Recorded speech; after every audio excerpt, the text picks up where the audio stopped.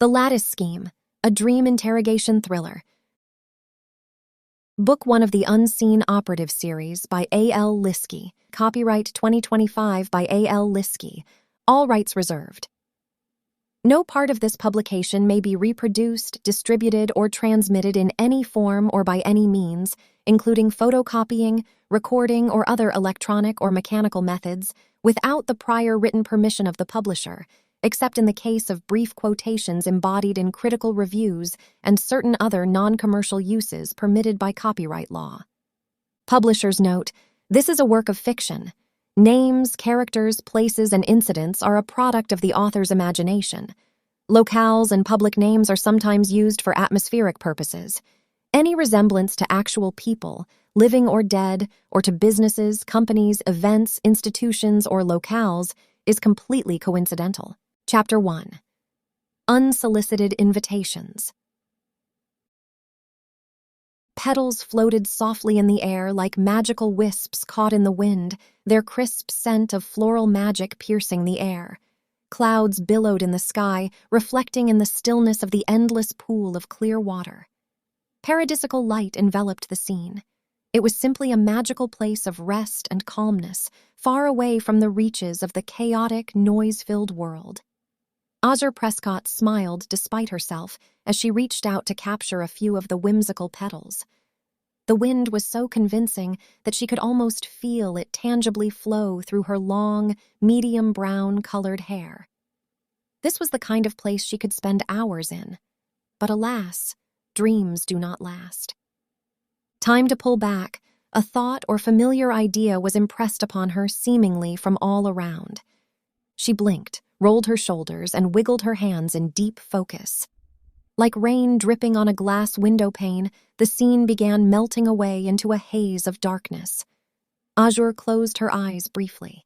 When they opened again, she found herself sitting in a cubicle-sized, petrifyingly white room in a medical chair. Next to her, a monitor buzzed, stirring her senses back to the stark reality of this environment. Pairs of black sticking pads clung to her skin at her temples, clavicles, and arms, all tethered by thin silver tendrils to a tall console beside her. The machine's dark screen flickered with lines of fluctuating neural data of impulse spikes, NREM activity, and waveform shifts rendered in luminous green and blue. Nearby, a transparent panel displayed a ghostly echo of the dreamscape she had just left, which faded from mind, overtaken by the electric hums of machinery. Not bad at all.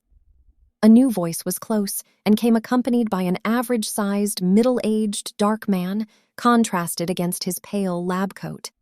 "Do you feel anything off? How difficult was the comeback?" Azure grimaced as she yanked padded cords from her forehead and arms. "Not too bad. Nearly effortless this time. An exotic scene, though. Whose creation was this?" "None of our team," the man chuckled, turning off a monitor behind her and pulling a small, portable table to the front. "They pulled that one off a pedestrian at the market. Some little old lady, I think." He leaned over the table to scribble some notes, then pushed it towards her with a pen. She picked it up, checked a few boxes, and then signed her signature. Standing abruptly, she started heading around towards the doorway the man had entered from. "I was unaware that we were past artificial production and testing with live dreams. How was it acquired from her?" "Not by brutal force or without consent," he replied, as Azure's eyes met his before opening the door. "She has had insomnia for over 20 years and was quite willing to undergo a free sample treatment that would give one a decent night's sleep. How about yourself? Feeling rested?" With a short affirmative reply, she gave a half-smile before finishing the brief assessments on her experience and taking her leave of the laboratory. Halfway down the hall, she reached a cubby holding her handbag and keys. Yes, she did feel well-rested, but the night, or rather early morning, was not over. There were still a few hours left before punching in for work, which time could be beneficial for matters. Grateful that there was a precious span left for her morning routine of study and exercise, she hoisted her bag on her shoulders, keys in hand, and exited the building without a second thought. Home for Azure Prescott was a quaint apartment suite nestled in a brown brick townhouse-style building, reminiscent of Chicago architecture. It had been her home for about a year and had become a place she truly cherished. The neighborhood suited her perfectly with its tranquility and prime location next to a park with an elementary school nearby. Additionally, the 35-minute walk to work provided an ideal opportunity to tally up her daily steps. Though she missed the sweeping Rocky Mountains, she relished having her own space in a place surrounded by a novel crowd. Ascending the front steps of the main entry, laughter floated through the air from inside. This came as a surprise to Azure, given the hour. The sound of it was familiar enough. Her landlady, Mrs. Finch. Normally, such chortling was produced while entertaining company from her bridge club in the main floor apartment. The sound never failed to bring a smile to Azure's face. She had joined them on occasion. Being around these sweet and sassy elders gave her a comforting sense of home. Back in Montana, she had been close to her grandparents. In some ways, the older crowd bridged that gap. Still, it was far too early for the bridge club. Ducking her head in for a quick hello in passing to appease her curiosity, Azure was surprised to find Mrs. Finch not only unalone, but that her visitor was a face she had a slight acquaintance with, if any. "Ah, Ms. Prescott, come in and meet the charming young man I met just outside on the street this very morning." Mrs. Finch, the short landlady, defied her age as she popped up and shuffled over to the door at lightning speed. Grabbed by the hand, Azure was pulled in without a moment to react and seated on a small love seat across from the visitor.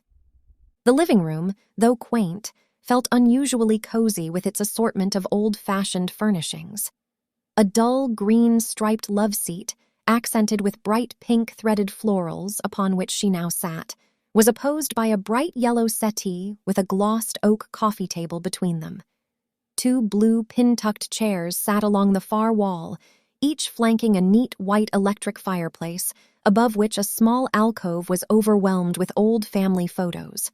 Altogether, the furniture formed a snug circle around the coffee table, being the central space where the three now sat. "Mr. Granger, this is Ms. Adeline Prescott, my upstairs tenant. She is such a delight, moved here to Pittsburgh from Montana, and she is a student of sorts for— Oh, wait, I cannot say that me. Well, she is a lovely person, is she not?" Jittering on, Mrs. Finch seemed to catch herself. Without a hint of embarrassment, she turned her head just so to wink at Azure. Unsure what to say, Azure looked up at the man, giving a slight smile as she took him in. Mr. Granger, or Detective Granger, as he was known professionally, was a tall, lean man with neatly kept dark hair, sharp yet approachable features, and an easy composure that made him both respectable and quietly confident. A colleague of sorts. While Azure worked in the Internal Division's Department of Reviews, he seemed to be an external division agent of sorts, new to her but not to the agency. Their paths seldom crossed since his sudden appearance the past month. She reasoned that he was a transfer from another bureau branch, perhaps the one in Philadelphia. "Yes, I am somewhat acquainted with Ms. Prescott. How do you do?" With an impeccably, almost dangerously smooth tone, his deep brown eyes met hers. Charming in appearance, as some might define him, he was yet unique compared to some of the other detectives. Rather than limiting himself to the usual business attire, he sported a blend of business casual with a touch of modern American charm, evident in his choice of a bright yellow bow tie and khakis. Unlike most individuals in his division, Mr. Granger must have been in his late 20s or early 30s. "Well, thank you," she foremost replied. Then, being one to speak her mind, Azure bluntly asked, "How is it that you came into the good graces of Mrs. Finch?" The man did not bat an eye, instead smiling and opening his mouth as if ready to answer before the ever-energetic Mrs. Finch jumped in. "Oh, it was so lovely. I was out watering the flowers in the window, as you know. They get so parched in this exhausting heat. Have to rise early to get them nourished before then, or they will wilt and all." The dear lady turned her wrinkled face in explanation of this mostly to the detective, before recalling to whom she was explaining his appearance and turning back that direction. I looked up and saw him strolling along so smartly. He reminded me of my dear Ernest with that bright bow tie. I simply had to ask how he had come by it, as I have not seen one of those in years, and the gentleman was so kind as to keep conversation with me longer than a minute." Looking quite pleased with herself, Mrs. Finch stood suddenly with a jerk towards the small kitchenette located near the farther end of the suite.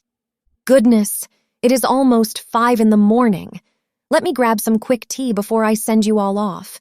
'Tisn't good of me to impede on your busy lives, especially my dear Ms. Prescott." With that, she hurried off, leaving Azure and Detective Granger rather awkwardly alone. "Casual walk for a break, then? Or is there a case I ought to be concerned about?" Azure began the conversation, well aware that such an early hour to stop and chat with sweet old women was highly unusual and likely not a coincidence in their line of work. "Mrs. Finch is hardly prime suspect material, although I cannot vouch entirely for those of the homes farther down." "Neither, I am afraid," he said, leaning forward, resting his arms on his legs. "I have been observing you, or rather awaiting an opportunity to speak with you, for a collaborative endeavor. Not a formal case of the branch, per se, but rather with an inquiry of an exceptional nature." "Inquiry of an exceptional nature? Informal on behalf of your division, or some other affair?" Cryptic and fanciful language aside, she could not quite assume the nature of the proposal if it were not related to her current reviews, which hardly called for external division intervention. "Neither entirely, yet both. I am acquainted with the studies for which you were commissioned for experimentation some months ago. The results have caught the interest of my division's directors. It has been proposed to utilize such in collaboration regarding systemic checks of peculiar interest." A bit taken aback, Azure furrowed her eyebrows in confusion. The sleep studies. She was unaware that the end of the experiment would collide with investigations. Presently, she had only just broken into borrowed dreams. "My participation is just in its infancy. I would hardly think myself able to assist in any matter, particularly in connection with active cases, or rather helping cases at all. It is not as if I can have the unnatural ability to simply jump into someone's head for information." Stopping herself abruptly, she tried to measure the chance that this might be some practical joke.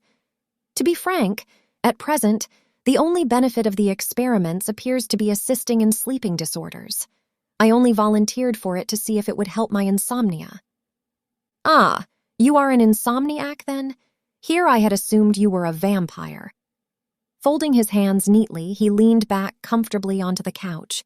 His touch of humor carried an air of overconfidence that, though she knew not why, pulled a rather strange sense of aggravation from her. "Detective, I hate to be rude, but it is getting late. If you do not wish to get to the point, I may as well be on my way." She leaned forward to stand, at which height she was abruptly met by the detective's presence. About 6 or 7 inches above her own stature, he seemed to corner her. "My apologies, Ms. Prescott. It seems a bit of humor does not suit you." Leaning over a bit, his eyes narrowed slightly in assessment of her own. "Are you always quite this serious? Are you always quite this strange, or is this conversation meant to be taken as a flirtatious overture?" she retorted. If there was one thing to know about Adeline Azure Prescott, it was that she had little appreciation for flirtation or being made an object of amusement. She had a solid track record of deflecting the advances of vain suitors back in her years of public education, and was not about to entertain any such behavior. His response was to curl up the side of his lips in a deliberately slow, impossibly charming smile, one that seemed practiced yet effortless, as if he knew exactly how disarming it was. It hovered between mischief and poise, supported by the gleam of confidence in his eyes. Devilish. That was the word that immediately came to her mind for this skill enchantment he seemed to possess. "I am afraid I will not be much of assistance to you, Mr. Granger, in your proposal or otherwise," she said flatly, most unamused. Unfortunately, right as she turned to leave, in came Mrs. Finch with a small tray holding 3 cups. Peppermint aroma steamed in the air. So much for a quick exit. But alas, it would have been rude to suddenly disappear. The sudden dismay that drooped over Mrs. Finch's lovely, wrinkled face spoke volumes. "Are you all leaving?" Her lips seemed to quiver. "Oh, not at all. A small stretch break for me," smiled Detective Granger graciously. I believe Ms. Prescott may be taking off, however." Reassured, the old lady calmed a bit, then proceeded to hand Azure a cup. Not one of the usual china, but one of takeaway thermal paper. "I know it is early, dear, and you probably have more studying to do before heading off to morning courses." Mrs. Finch gave a knowing look. Well was she accustomed to Azure's general routines, and in the assumption that Azure was still taking classes at one of the local universities. "I do not mind having a quick sip with the good detective while you get to it, but do drop by tomorrow morning before you go, will you? I have some canned peaches you might want to sample." "Absolutely, I would not miss them." Taking the cup with a warm smile for the sweet landlady, Azure turned to bid adieu to the visitor. "I suppose this conversation will be revisited another time." "Indeed." A slight grin curved at the corner of his lips as he silently took a slow sip of tea. With that, Azure nodded and left the room. When she returned to her suite, Azure felt a wave of relief wash over her as she closed the door behind her. Mostly, anyway. It was not long before Sunshine, her bright orange 3-month-old kitten, pounced out of seemingly thin air to playfully attack her feet. A little company never hurt, especially when it was as lively and loving as Sunshine. Setting her bag aside and placing the steaming cup of tea on her desk, Azure headed to her room to change for the day. The morning conversation had consumed the precious time she had hoped to reserve for relaxation and fitness. Alas, there was no reclaiming the lost hour. Rather than lament it, nothing could be done but to move forward. Still, as she prepared herself, selecting a change of business casual attire, black suit pants, a coffee brown blouse, and a complimentary beige suit jacket, the conversation continued to ebb through her mind. What could the detective have been hinting at? Several months ago, Azure had been approached at work about participating in unique clinical experiments conducted by the Bureau's medical research facility. Having struggled with insomnia most of her life, her department coordinator had noticed her extreme exhaustion and fatigue. For some reason, it was crucial to involve someone who faced sleep deprivation in the experiment. Through careful inquiry over time, Azure discovered the rationale for this was multifaceted. Chief among them was the fact that individuals with insomnia often possessed heightened awareness and sensitivity, making them adept at quickly transitioning out of dream states.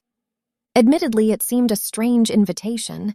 She knew little regarding sleep and, for the life of her, could hardly piece together how it related to internal investigations.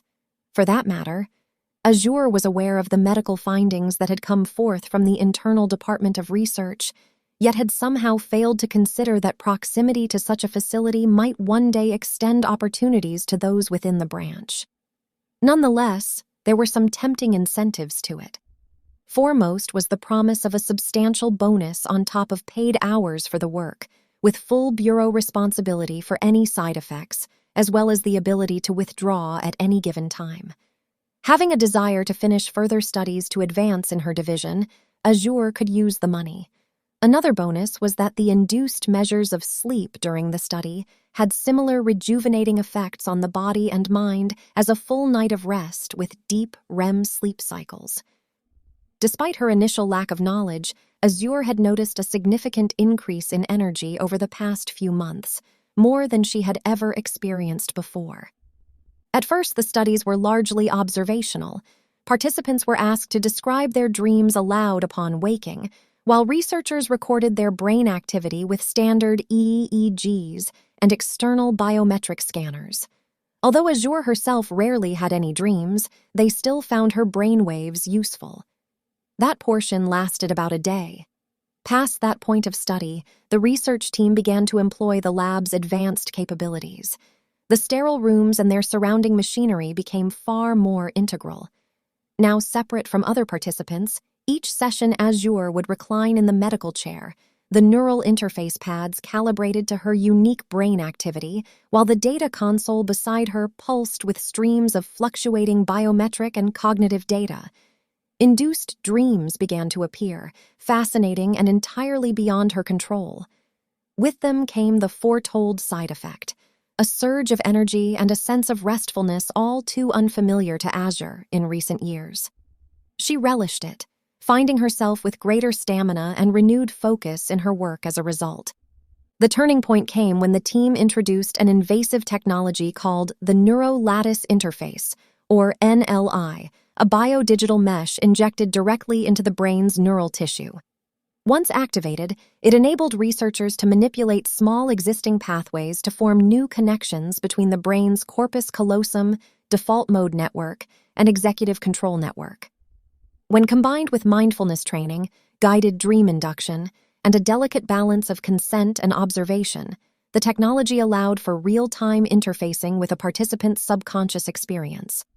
Though initially trialed in animal studies with minimal side effects, the ethics board had cleared human trials with caution. Several reports, brochures, and staff meetings were provided to offer further information. Much remained unknown, as was the nature of the study, yet Azure found that most of her questions were met with satisfactory responses and surprising clarity. It was as if the research team was not as unfamiliar with the subject as she had initially been led to believe. After deliberation, Azure agreed to proceed, even as others chose to opt out. Within weeks, the program transitioned from simple awareness techniques to full immersion sessions, where volunteers were guided into lucid states while the NLI and external monitors collected and subtly influenced their neural flow. Still, with each induced dream, Azure could not shake the sense that everything felt contrived, like a polished simulation rather than an authentic dream. This aligned with the researchers' findings. Though they had constructed the dreams to the best of their ability, no man-made simulation could compete with the real thing. Azure assumed this would be the end point of the studies. However, her assumptions were upended when she learned the experiment had ventured into uncharted territory, real dreams from living participants. This revelation fractured her understanding of the project's scope, introducing tantalizing possibilities and unnerving implications. Initially, the dream she entered belonged to another participant, still in the initial phases of the program. The dream's setting reflected an elementary school, but felt oddly disjointed, as if constructed from half-remembered fragments.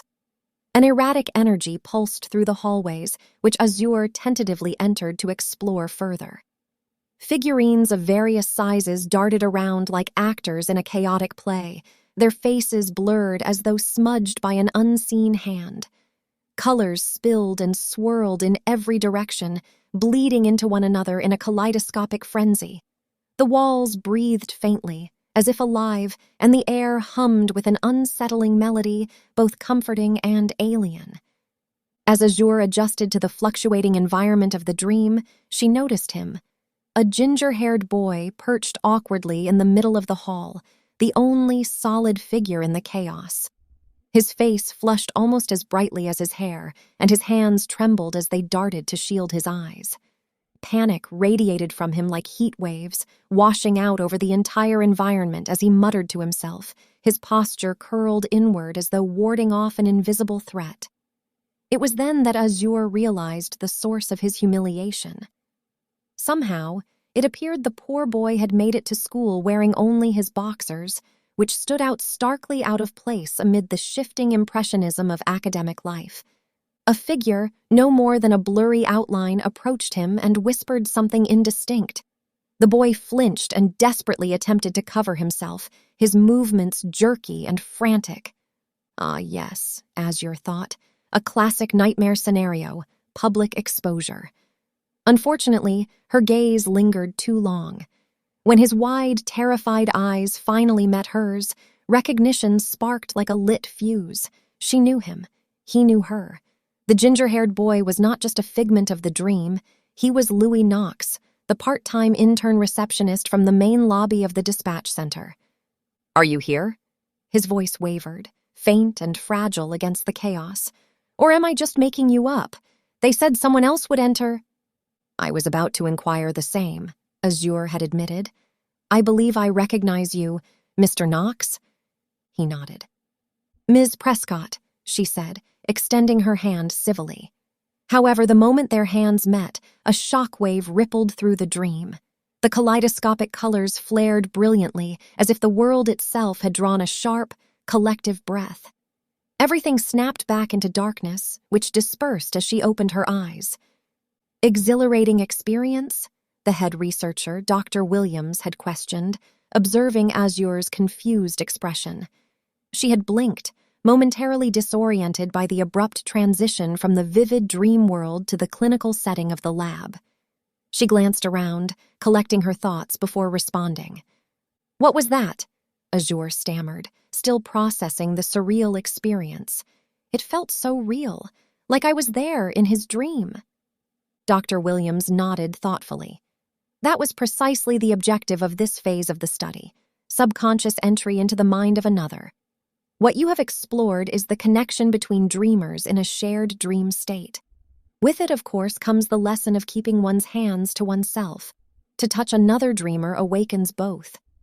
Azure rubbed her warm hand absent-mindedly, recalling the tangible sensation of touching the ginger-haired boy, the dream self of a man, Mr. Knox, in the dream. As she processed the implications of her experience, she could not help but feel a mix of awe and apprehension. The boundaries between reality and dreams seemed to blur in ways she had never anticipated. First-hand experience was beginning to open her eyes to possibilities she had never before considered. Since then, she had practiced entering other participants' dreams on multiple occasions, each time discovering new methods of interaction without being jolted awake. But as of now, it appeared the researchers had begun placing her into dreams recorded or borrowed from willing community donors, designed to expand her dream manipulation skills within a controlled environment. Azure had noticed, despite not mentioning it to the doctor, that unlike the dynamic, shifting quality of naturally occurring dreams, these borrowed ones were more static. Every detail was more realistically fixed, lacking the extremity of fluidity and haze typical of the subconscious experience. Whether that was an important detail or not was beyond her. Despite the research team's enthusiasm for these so-called captured dreams, they remained conspicuously vague about their ultimate purpose. Azure could not shake the feeling that there was more to the project than she was being told. It had previously been hinted that the next phase would involve creation within another person's dream. Perhaps this was the beginning of that. The idea of creating within a dream alongside its originator or manipulating remnants of earlier dream matter was undeniably compelling. Still, the controlled, clinical nature of it all left her questioning the true significance of these discoveries. Considering all this, her thoughts turned once more to Detective Granger. Did he know something about it? Why else would he have shown up at her residence? With a bit of repugnance, she shook away the thought. She was not the study's only participant, although according to Dr. Williams, she was the most progressed. Aside from that, she was neither the most experienced, though nonetheless a voracious overachiever in her job. Aside from those possibilities, it seemed more likely that she, a young woman, would be singled out for no reason other than being seen as a vulnerable and easily manipulated target. This was, after all, a trend still pervasive in society. No matter. Truth would be out, as they say. If Detective Granger truly had a matter of work business to discuss, she had no doubt it would be seen to on the morrow or sometime thereafter. Satisfied with this thought, she set the matter aside and gathered her materials for work. Even without a workout, at least she had the walk to the bureau. "Miss Prescott!" Startled by the sudden, sharp voice, Azure nearly spilled her herbal tea as she quickly swiveled around in her cubicle seat. Her supervisor seemed to be booking it rather excitedly down the aisles of aligned cubicles. Working as an internal division report auditor in the reviews department was far from glamorous. Long hours of careful reading for details, the occasional grammatical dispute, and checking with compliance standards hardly brought much excitement apart from the rare, exciting case. Unfortunately, this was the only open entry-level job at the Bureau Azure could secure after graduation. Perhaps she could have waited for further openings. She needed some stable income. Besides, getting one's foot in the door never hurt. "Sir?" She popped her head out a bit. Mr. Lawrence Hilt was quite the bumble of a man. Though not holding an actual chief's position, everyone around the office loved to address him as such. In resemblance, he could easily have been mistaken for Mr. J. Jonah Jameson from the timeless classic, Spider-Man. "That is quite the sprint." A bit out of breath, he broke into a big grin just under his small, graying mustache. "I guess that will get my steps in for the day and limit Tina's nagging at me." Tina, the chief's wife, the review department's bookkeeper, was always encouraging him to be more active and eat healthier. Despite the Jameson look, Mr. Hilt had developed a bit of a tummy and had recently been diagnosed with type 2 diabetes. "I have got some exciting news, and I simply could not wait to share it with you. Care to join me in my office?" He gestured briefly with his head toward the direction he had come from. "Of course." She popped herself out of her chair and marched down the street after him. Carrying on with the Jameson theme, his office was simple, with a brown desk strewn with several papers here and there. The lack of large windows was a pity, but it added to the office's cozy ambiance. Plopping down in the chair across from him, Azure noticed some of these papers were the contents of personnel files. "Is HR changing things up again, or are we under internal investigations of our own?" she joked. "Would that not be a day?" A hearty laugh was given. "No, fortunately. You are being transferred to a new position. It has higher pay, more responsibilities, and more along the lines of what I know you hoped for when you started." He gave her a knowing look with a bit of sadness.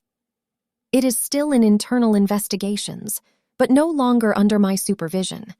You are graduating to the big league, Prescott, becoming a full agent." A full agent! The thought elated her. Still, truly, this news came bittersweet. Over her tenure at the Bureau, Azure had developed a deep fondness for Mr. Hilt, who had likewise become quite fond of her. Hilt was a big, tough teddy bear, always ready with a smile and encouragement. The thought of not seeing him daily was rather a personal loss to her. Nevertheless, as he well knew, Azure harbored aspirations beyond case reviewing. She hoped to transition into a more active role in the internal division as a working agent. "You will be transferring to training as a junior or understudy internal investigator. Your mentor will be Ms. Alma Morales, I believe. She is a very reputable agent and a well-versed trainer. I believe that you will get along with her quite well." With a reassuring smile, he handed her some papers detailing her new position, orientation start date, and a schedule of preliminary meetings. Azure scanned over the papers with great interest. She immediately noticed that several orientation meetings involved individuals known for their roles in external investigations. Why would they be involved in an internal affairs position? It was rather odd. Additionally, there was a scheduled debriefing meeting with Dr. Williams. Could this transfer have anything to do with Detective Granger's peculiar encounter? It had been an unusually quiet and uneventful 3 weeks since she last saw him. Since then, she had concluded his inquiries were some sort of conversational joke. Now she was beginning to doubt her initial judgment. "Are you all right, Ms. Prescott? You look worried." Mr. Hilt's brow was furrowed with concern when she looked up from her scanning. Putting a brave smile on her face, she reassured him, "I am just going to miss you, that is all. Changes like this alter the flow of things." Indeed, they would. As Azure returned to pack up her desk area, she recognized there was a piece of the puzzle she had failed to obtain. Popping her head in Hilt's office a short while later, she found him glazing over the personnel files. "Sorry to interrupt, sir, but who ordered the transfer?" "Oh?" He stumbled a bit over some papers as he glanced over to his monitor. "I cannot quite recall. Yes, the orders only list the Bureau HR. Perhaps it is a generalized thing. I believe there were 10 other transfers made today as well, from HR to various divisions. It might be a routine shuffle." "I see. Thank you, sir." "Anytime." "Oh, Azure," he called out her name just as she turned to leave. "Chief? Do pop in to say hey occasionally, won't you? An old man could use a ray of sunshine amidst all these quiet storm clouds." They both chuckled at the reference to their colleagues. Of a truth, the only real storm cloud often was Azure.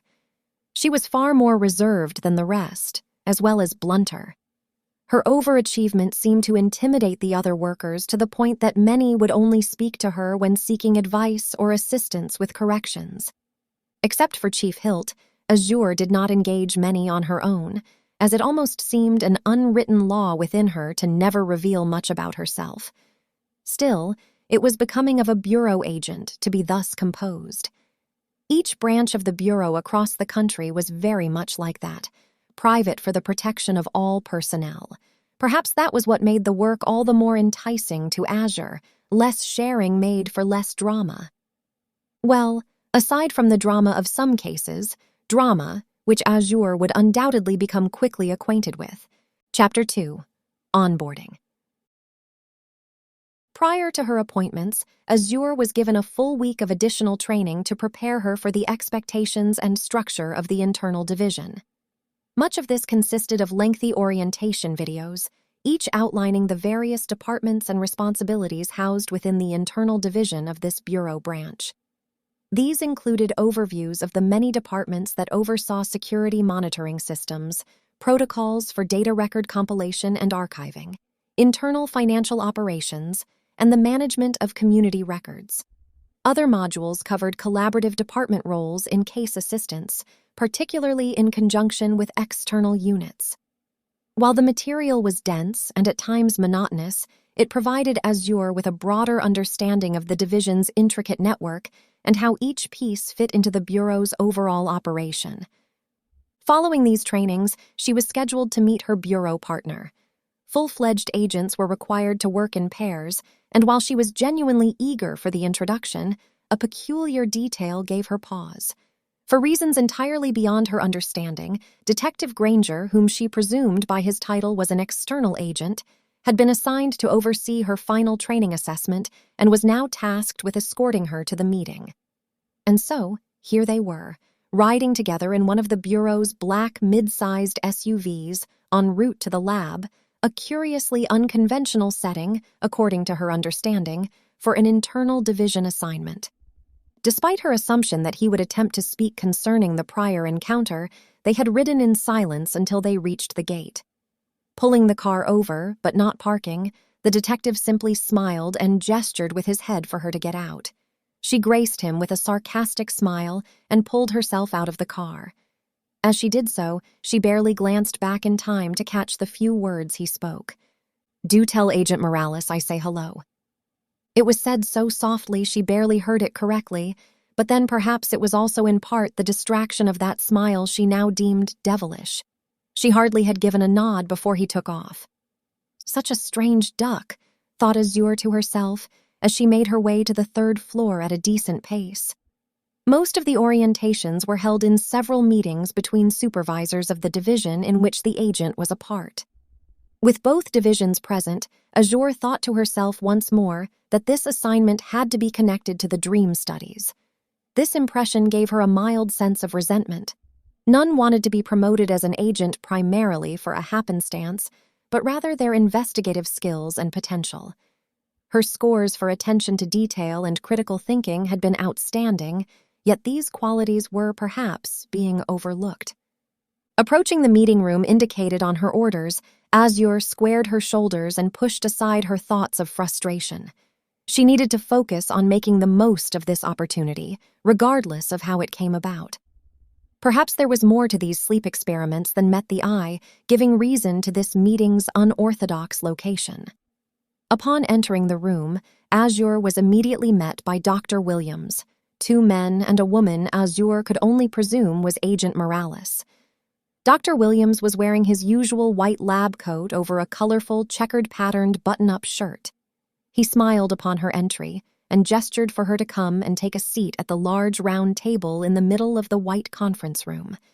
"Ms. Prescott," Dr. Williams cleared his throat before proceeding with formal introductions. "These are Chief Officer Haynes, head of the Division of External Affairs, and Mr. Stanley Lucas, our branch lead compliance officer. Over there is Agent Alma Morales, your trainer and bureau partner. We are also expecting Miss Kinley from HR to join us shortly. She will be acting on behalf of Chief Officer Habernacki, the internal division's head." As Dr. Williams introduced their names, each man stood forth to shake Azure's hand. "Glad to have you joining us, Ms. Prescott," Chief Officer Haynes greeted with some dignified warmth. He was a fairly tall man with an average build, characterized by a tall forehead or receding hairline and a square-shaped face. His light brown, almost blonde hair complemented his pale complexion, and he exuded professionalism in his slick black suit. In contrast, Stanley Lucas was dressed in a pinstriped gray suit, projecting a more austere appearance. Tall and slender, he had gray hair and a slight square mustache above his upper lip. His quick, stiff handshake and lack of comment conveyed a serious, no-nonsense demeanor. Alma Morales, the esteemed trainer for Azure's new role, seemed to fit more in with the likes of Dr. Williams. Like him, she remained seated with her hands casually resting on her swivel office chair. Her dark Hispanic skin shone radiantly against a bright pink blouse, which complemented her appearance. She offered a warm smile and nodded in Azure's direction. Azure immediately felt comfortable as she slid into the chair adjacent to Agent Morales. Without delay, the external division head began the business in an orderly manner. I am sure you have quite a few questions regarding this assignment. We will do our best to answer those, but we ask that you refrain from questions and commentary until we have covered the basic objectives of your new position, he stated as he sat down. Following suit to be seated, Compliance Officer Lucas reached over and placed a thick packet of papers in front of Azure. Simultaneously, Dr. Williams clicked a pen from out of his front pocket and stretched it out to her. Azure accepted it gratefully. As you may not be aware, Ms. Prescott, the internal division's experimenting with subconscious states did not begin several months ago but was rather reinstated. What you may not fully understand is the intended purpose behind these experiments. I assume you have some familiarity with polygraph tests, which are still used by some agencies to assess the credibility of a person's testimony. Azure nodded in acknowledgement. Naturally, polygraph tests were originally developed to aid investigators in determining the direction of their investigations by identifying inconsistencies in statements and assessing their credibility.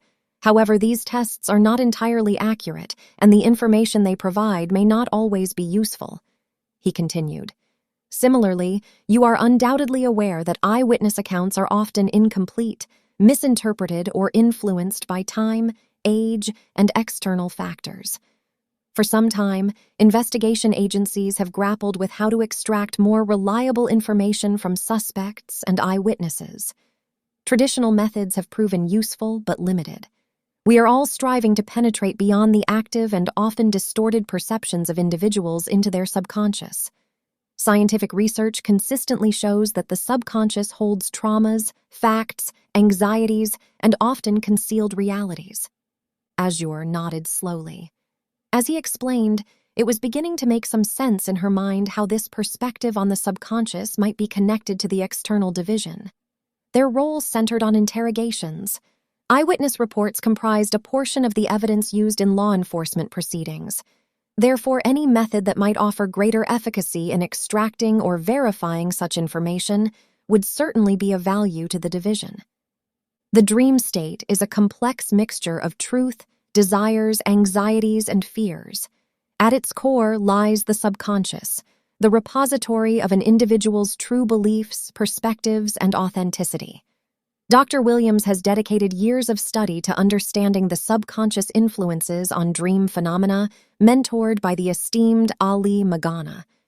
His field training included conducting numerous experiments aimed at uncovering methods to access the subconscious through dreams to unveil unspoken, unshared, or unrealized truth. With a deliberate pause, Haynes withdrew his own pen from his lapel and, tapping it twice, began drawing a large circle on the back of one of the papers in front of Azure. Inside the circle, a V-shaped division split it into two parts. Pointing to the right side of the V within the circle, he began his explanation.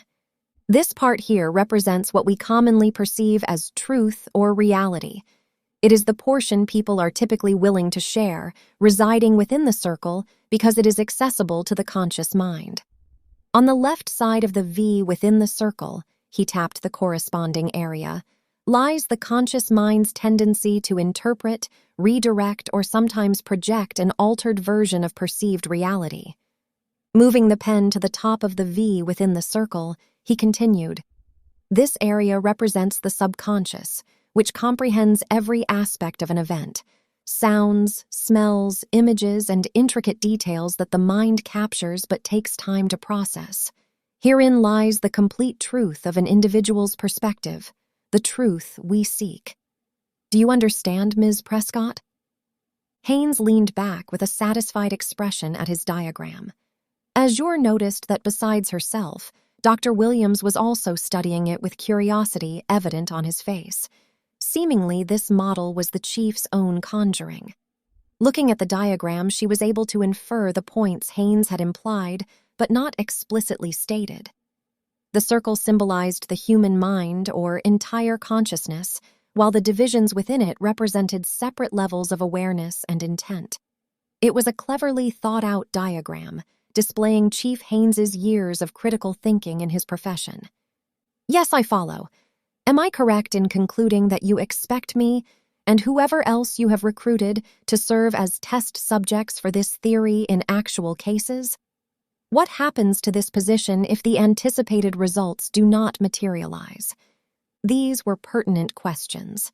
The theory sounded plausible and resonated with Azure's experiences in the dream experiments, but that did not guarantee its reliability or effectiveness. They had yet to explore how to extract information or clues from dreams, did they not?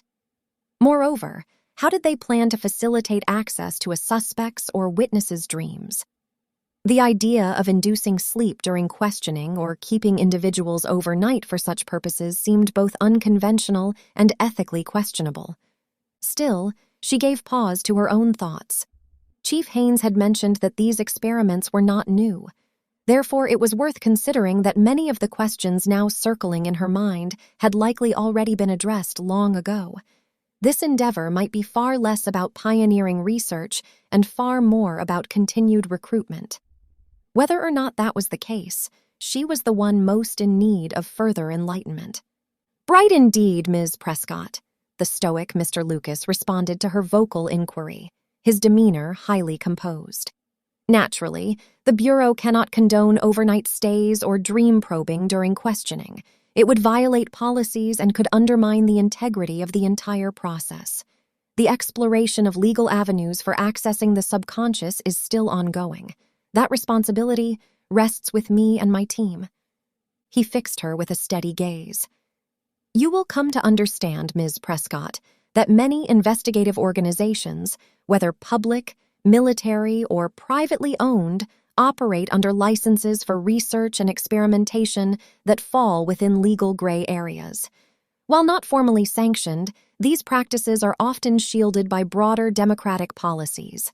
The prevailing argument is that the benefits of such practices outweigh the costs to personal privacy. Perhaps you might agree," he continued, his eyes substantive, "that nobody has the right to deceive, infringe upon the freedoms of others, or withhold crucial information that could determine innocence or guilt. In such matters, measures as this ensure justice is served and prevent further harm to society." Azure nodded slowly. Well, was she acquainted with the abuses found throughout society, particularly in the foster care system in which she had been raised? Many of her peers and circumstantial siblings had informed her of the cruelties of abuses kept all too quiet to provide stability and keep a family afloat. Too frequently, it seemed that justice had to be put on hold via silence for survival. Then, on the next level, came ethics. Ethics indeed spoke as the warnings on medicine labels. You have been prescribed this medication because your doctor believes the benefits outweigh the potential side effects. Use as directed. No one had a right to obscure truth from justice, and yet society perpetuated the very offense. This reflection weighed heavily on Azure as she contemplated Mr. Lucas's question about moral liberties and the greater good of society. "Justice stands as the guiding principle of federal jurisdiction," Azure began, her voice carrying a subtle depth, reflective of her feelings. "No one has the right to withhold the truth that could harm others if left unspoken. Society ultimately benefits when all crimes are brought to light, regardless of the immediate consequences for those involved. The sooner the truth is revealed, the sooner healing can begin." This was why she worked so hard to join the Bureau, to bring hidden pain to light and to promote healing. Indeed, justice often came with a bittersweet taste. Acting rightly often did bring temporary suffering, even to the innocent. Nonetheless, despite the short-term challenges it may pose, doing what is right remained unequivocally necessary for securing the long-term welfare of all parties involved. Perhaps in consideration of this, one could say that the law represented justice, while public policy aimed to bring about mercy. Nonprofits and social support societies certainly played their part in facilitating such processes. Azure snapped out of her digressing thoughts to realize Chief Haynes was speaking once again. As he confirmed her statement and proceeded to discussing the organization of the case, Azure learned that her role in discerning the truth from those interviewed was still unfolding. The objective was to begin with smaller cases requiring subconscious insight and gradually progress to more complex scenarios. Chief Haynes emphasized the importance of her meticulous approach in unraveling the truth and ensuring justice prevailed in every investigation. "No case is too small, not at all," he reinforced. "In these lesser cases, we will learn much about how honesty and deception manifest, how to effectively uncover these truths, and the variety of methods required to access them.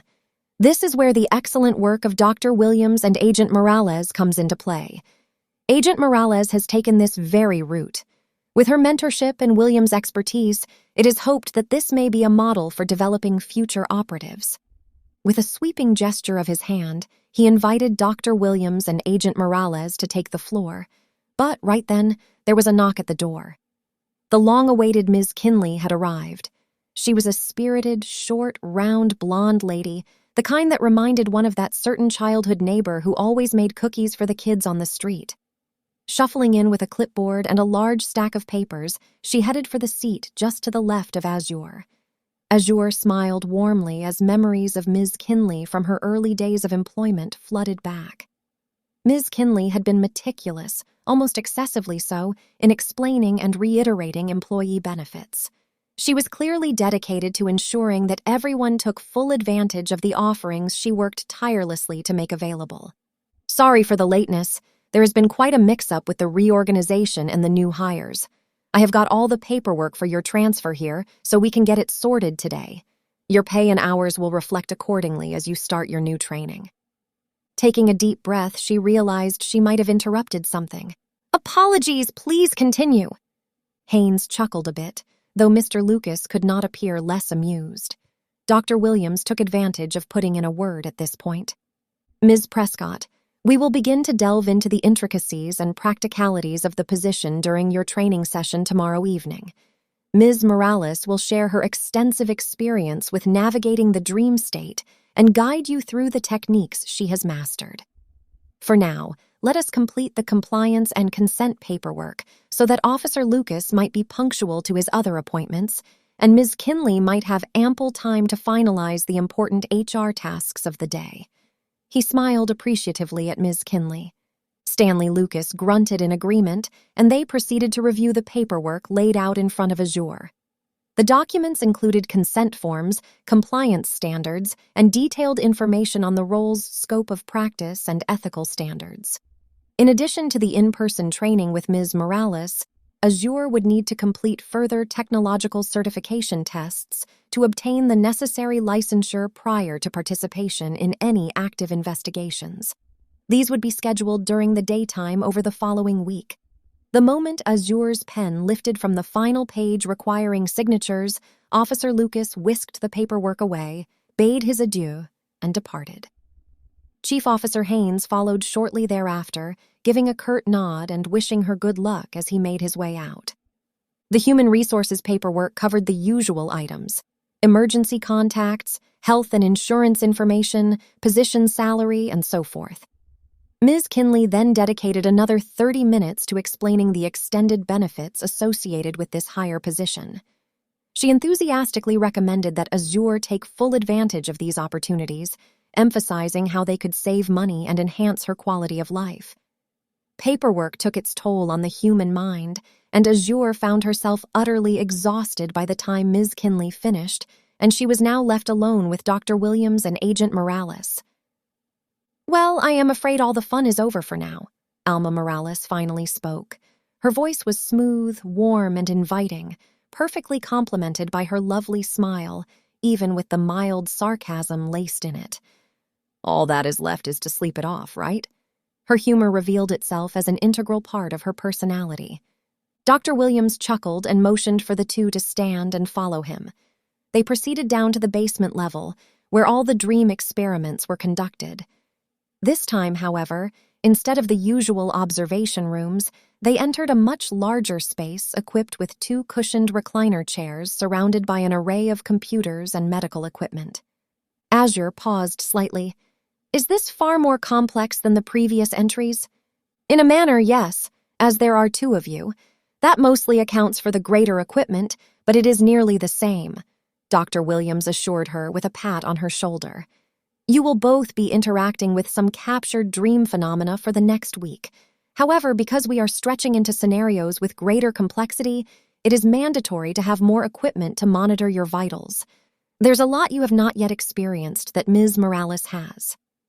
So far, the dreams you have entered have been quite controlled and brief." Alma took over the conversation. "However, when you are in a dream created by someone with a regular sleep cycle, it is another ballgame. Scenes and environments can shift rapidly, things can collide unexpectedly, and you might find yourself experiencing sensations similar to those in dreams where you are thirsty and cannot find any relief. You might wake up feeling the same discomfort in your own body." Alma plopped herself down into one of the chairs and looked up to meet Azure's eyes. "Please understand that although most dreams are harmless and can hardly inflict any lasting phenomena upon you in the physical state, there will be some in which you still experience the same sensations as the dreamer or that which they cause. For example, if you find yourself in a desert, you will feel the heat just as they do. I was in one of those the other week, and it got unbearably hot. There was no shade at all, and I felt like I had a 3rd-degree sunburn for the rest of the day." "Really?" Azure was taken aback. "No, that is an exaggeration." Alma flashed an impish grin, breaking through her momentary seriousness. "However," her tone turned once more to the former, "you are undoubtedly aware of how emotional some dreams can be and the psychological impact they have. These scary dreams can be so intense that you wake up with your heart racing.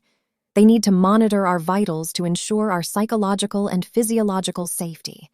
Heart failure would not be ideal, and neither would PTSD if you catch my drift.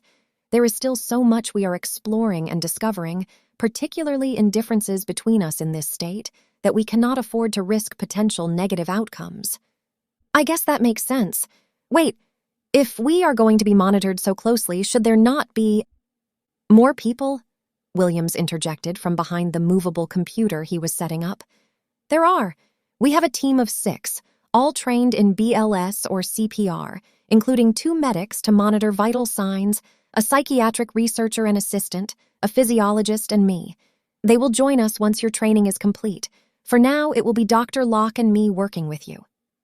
Dr. Locke, Williams's partner in the experiments, was typically paired with either him or another Dr. Johnson. She always seemed friendly, but came off more formal compared to Dr. Williams. "All right," Azure said as she sat down and began putting on the standard gear, pads with wires on her forehead, chest, and arms, and a wrap around her head that covered her eyes. As she settled in, one more question surfaced in her mind. "Dr. Williams?" "Yes. Detective Granger visited me a few weeks ago with a proposal, one in some relation to the dream state experiments. Do you know anything about that?" The doctor halted suddenly, almost as if surprised by the name. "Who?" "Granger, External Division, I believe." "Oh," he flustered some. "Someone is probably trying to jump the gun. Do not worry about it, Ms. Prescott. Focus on your training for now. We will address those details later." She heard him shuffling around the computer as she and Alma relaxed and began their mindfulness practices to help them drift off. As things grew darker, she realized she had almost missed the last thing an assistant whispered to Williams before she fell asleep. "Sir, he already has her name." How do you like the look of this one?" Agent Alma Morales twirled in the light rain, which was dampening the cobblestone streets. Azure glanced around and saw they were in a quaint, old European village perched on a hillside. Thick, Christmas-like pine trees surrounded them, stretching as far as she could see. The darkness of the night shrouded anything more than 5 meters away, limiting her visibility. "It is quaint, a bit mysterious. Do you think it is manufactured?" Azure observed a thin layer of fog or steam rising from the rain as it met the ground. "No, ma'am. This is one of mine that was recorded. It is my subconscious interpretation of a small village I once visited in the Alps during my service. A very memorable experience. You will find this place full of strange complexities. My only advice is not to look too closely at the locals, at least not in my dreams." "Why not?" Curiosity piqued. Azure glanced around, trying to spot any of these locals. "Well, they can get rather strange. Sometimes in dreams, people do not always accurately resemble existing or simulated individuals, particularly for those who indulge in any media they can afford or have access to. Most adults without such tend to have fairly accurate depictions in their dreams, but not always at their proper age. But now and then, someone with a more vivid imagination or a greater investment in fantasy might blend together too many characters. Hyperfixating on such wastes time. It is better to identify and focus on the dreamer." Morales gestured for Azure to follow as she began walking up the street, which curved around the mountain in a gradual incline. There were larger homes and buildings located in an elevated range. Characters aside, Azure found herself intrigued by the bizarre architecture. Shards and angles of vibrant color jutted out in peculiar ways, forming walls and decorative edges that were unlike anything she had ever seen. Naturally, she had to ask, "Are you the sort of individual with such indulgences?" Alma responded with a curious shake of her head, but fell silent as they approached an opening. Ahead, 2 paths diverged. One led toward the cluster of buildings they had been observing, while the other ascended to the next set of structures. At that moment, 2 figures burst out of the nearest building, engaged in what appeared to be quite a spirited wrestle. They were a vivid swirl of colors, blue, green, and orange, reminiscent of the trails left by a glowing stick in motion as they tumbled across the street. "Remember what I said about figures," Alma cautioned. Azure reluctantly peeled her eyes from the bizarre scene enough to realize the rain had turned into snowflakes. Truly, this was a dream. What was the purpose of this training, though? Almost as if answering, Alma took off in a run, which Azure immediately followed. It was no ordinary jog down the street. They sprinted straight up the mountain, past several buildings and through some trees, until they reached a narrow peak barely 2 feet wide, just enough space for each to stand. There, they balanced effortlessly, with no need to catch their breath. From their precarious perch, they could see down at the buildings below. Well, some of them, but little else. The rest of the landscape was shrouded in a hazy, dark blur. "That was just for Dr. Williams to see if running in heights in dreams elevated your heart rate any. I am sure he has had you climb some mountains and such, but it is a bit different in the dark and with balance testing," said Alma, shuffling a step sideways, to now stand at an unrealistic angle off the side of the mountain. "No fear of heights?" "Not in dreams." Azure shook her head, still taking in the distance but with curiosity rather than dread or anxiety. "When I used to have them, I would sometimes fly. I suppose years of insomnia have made me less reactive or surprised by what dreams can bring. My memories of nightmares or panic from my youth are pretty vague now." "Fabulous. This is going to save some significant time in your training. Walk with me." It took a moment of mental adjustment for Azure to align herself with Morales, but she managed, and they began their descent towards the treetops below. "Your training will be quite unique. Unlike most internal investigation agents who are desk-bound, poring over records, audits, and so forth, you will operate more like an external agent. While you are navigating others' dreams, you will actively engage with the dreamer, gathering insights and clues that can illuminate the case. What you discover in dreams will complement the internal investigations you conduct during the day. Are you following? Azure nodded, receiving a look of approval from Alma. Therefore, my task is to train you in several skills that an external division agent utilizes but applied within dreams. Dream environments are more complex and ever-changing. Despite what I know, there is still much to uncover, adding layers of complexity to your role that go beyond what external officers face. As they continued their walk, they arrived at the door of the same building from which the stumbling figures had emerged. Morales pushed it open, revealing a theatrical, pub-like setting. The space featured round wooden tables scattered around, bar stools for sitting or standing, and a bar area set up against the far wall where a shady-looking figure loomed. A jukebox stood nearby, softly humming in the background. Morales motioned to a table near the door, which hosted a chessboard. There they took a seat. During our daytime training, you will learn about ethics, record-keeping, and research skills, just like a regular internal agent would, while also expanding your analytical abilities, she continued.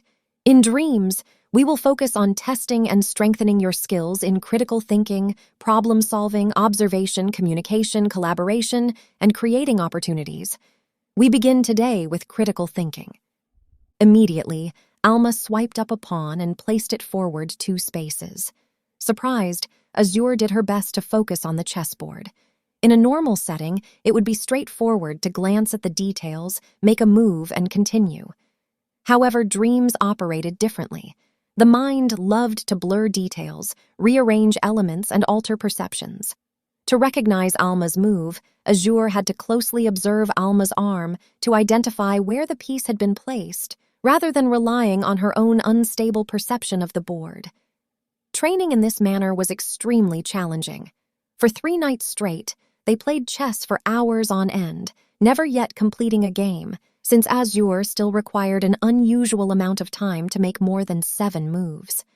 You know, Alma teased one evening, lounging back in her chair. At this rate, the board might expire before you do. Azure gave her a strained look, fingers hovering over a pawn. That is a real possibility. In truth, the sheer amount of concentration required and the energy expended to move and manipulate within dreams seemed to undo much of the restorative effect she had previously enjoyed from the studies. Instead of waking fully refreshed, she often woke only partially rested and accompanied by a dull headache. Still, over time, her body began to adapt to the strain, and the headaches became less frequent. Despite the slow progress, Azure was improving. She was learning to navigate and adapt to the ever-shifting reality of dreams, becoming increasingly skilled at counteracting moves with greater mindfulness. In addition to chess, her nighttime training included some elaborately simulated dream escape rooms and spot-the-difference exercises. The latter activity involved revisiting previously entered dreams and identifying discrepancies between them and the original entries. This practice was crucial for several reasons. New truths and buried guilt often resurface in repeated dreams, influencing their accuracy. Neurologically, each recall of a memory introduced slight deviations. Therefore, it was essential for Azure to learn to detect these deviations and understand their implications, whether they revealed additional information or were tied to a person's deep-seated fears. One detail off, Alma said one night, as Azure scanned flashes of scenes between bouts of darkness. That is all it takes to miss the truth entirely. Identifying subtle changes in the scene between flashes subjected her to some disorientation. But like before, with practice, this side effect too began to lessen. I saw it, Azure muttered, eyes narrowing on a dreamscape of a modern suburban house. There are shutters, now open instead of closed. Escape rooms were designed to enhance both creative problem-solving skills and the ability to manipulate matter within a dream, a technique Alma referred to as interposing. According to Alma, this method would enable Azure to overtake some ownership of the dream, which could prove most useful for conducting interrogations within it. To illustrate, Agent Morales transformed a tall chair in the escape room into a pair of stilts. Interposing could be done with greater extremities, but that would take time and practice. For now, they would interpose the elements of the dream into similar but more useful objects. Upon demonstration, Morales elaborated on the deeper benefits of such feats. People are often more willing to confess or reveal things they are guilty about, have forgotten, or desperately wish to share within a dream compared to real life. When you interpose, it subtly shifts their awareness, making them realize they are not in control. This awareness often instills a form of submissive humility in those with weaker minds. I see. Azure pieced together this information with what Chief Haynes had implied the external division could benefit from this. Then that contributes to their willing participation in revealing information? Affirmative, Morales grinned. You catch on fast. There were further unique terms for abilities within the dreamscape. Dreamwalker referred to those with the ability to enter the dreams and subconscious minds of others. As far as Azure knew and Alma would reveal, that title was currently limited to the two of them. Transporting between locations within a dream or into another person's dream entirely was known as a break or breaking. Seeing oneself from a different angle within the dream, as if experiencing an out-of-body rotation, was called mirroring. And the one you would only ever need to use with me, Alma added with a faint smile, is tracking. That is the act of following another dreamwalker's presence into a different dream. On the flip side, during the day, Azure's training regimen was equally demanding. It involved a blend of tasks, practicing the filing of reports and case notes, analyzing historical cases, reviewing ethics paperwork provided by Mr. Lucas, and conducting street observations. Filing reports and case notes, though relatively straightforward, proved valuable in uncovering deeper insights from observations by tapping into the subconscious. Analyzing historical and ongoing cases taught Azure to discern people's motivations, identify clues, connect dots, and interpret body language. Watching videos of former interrogations also proved immensely beneficial, offering practical insights into the nuances of questioning and behavioral analysis. Ethics, hardly a new topic, was always approached by Azure with deep regard for the seriousness it deserved. Her extensive academic coursework had involved considerable observation and debate on ethical issues, leading to a well-developed appreciation for their foundational principles. In fact, she found that many aspects of her studies, particularly those centered on research, complemented her current training remarkably well. Even so, she occasionally found herself lamenting how the topic had begun to feel like an overbeaten horse. Alma had only chuckled. Compliance agents' main goals are to get ethics imprinted in our souls. The brain strain is a sign it is working. But between the lingering headaches from the night training and the relentless screen time of the day sessions, Azure felt the brain strain had long surpassed the point of merely signaling progress. Chapter 3. A Proposal of Curious Nature. In some ways, Azure found she had an edge in her training as a bureau agent. Through her work in the review department, she was already familiar with numerous terms and procedures, and found it rather exhilarating to piece together the new information in connection with her existing knowledge. Her relative lack of experience also served her well, keeping her humble and adaptable throughout the rigorous day and night regimen. Even so, breaks had never seemed so precious to her as they did now. Makes the academy feel like recreation, she mused during a brief lunch break as she sat on a small park bench a few blocks from the Bureau's main facility. As she opened her homemade lunch, she began with her zucchini fries before moving on to the grilled chicken nuggets, saving her indulgence of a muffin for last. To manage her hectic schedule, she had been relying on mass meal prep sessions on Sunday afternoons after church. However, there were times she skipped church altogether, using that time instead to get to the library early and video call her foster sister, Nikki. Nikki was a great deal younger than Azure. They were about 10 years apart and had only spent a year together in the system before Azure came of age. Now 16, Nikki was thick in the midst of secondary school drama and always in need of someone to vent to. Azure found great purpose in being there for the girl, as they had grown very attached despite the limited time together and the age difference. Still, time-wise, It was not always the most balanced trade-off, especially considering that she had not been able to reach her biological grandparents for some time. Given how close they were, their advancing years and growing frailty, this only added to her Sabbath day guilt. Azure glanced at her wristwatch, gauging if there might be time perhaps to make a call at the nearest phone booth. There was no time like the present to make amends. Just as she was about to search for one, a sound behind her, like someone clearing their throat, caught her. Whirling around, she came face to face, or rather face to leg, with Detective Granger, who was standing on the raised park alcove right behind her. A walking path ran through that area, set a few feet back from the street-side edge. He must have spotted her head from his vantage point while walking and had come over with the intent to interrupt her. Slightly irritated at his untimely appearance, she graced him with a mild glare. "Well, hello to you too, Ms. Prescott," Detective Granger greeted with a nonchalant smile. "It seems the heat of the day pales in comparison to the flame of your contempt. Are you quite all right?" His casual demeanor suggested he was completely unfazed by her visible irritation. It was as if he were immune to social cues or simply indifferent to them. As an external division detective, Granger's job was to read people, yet he appeared to be entirely unconcerned with how his presence might affect others.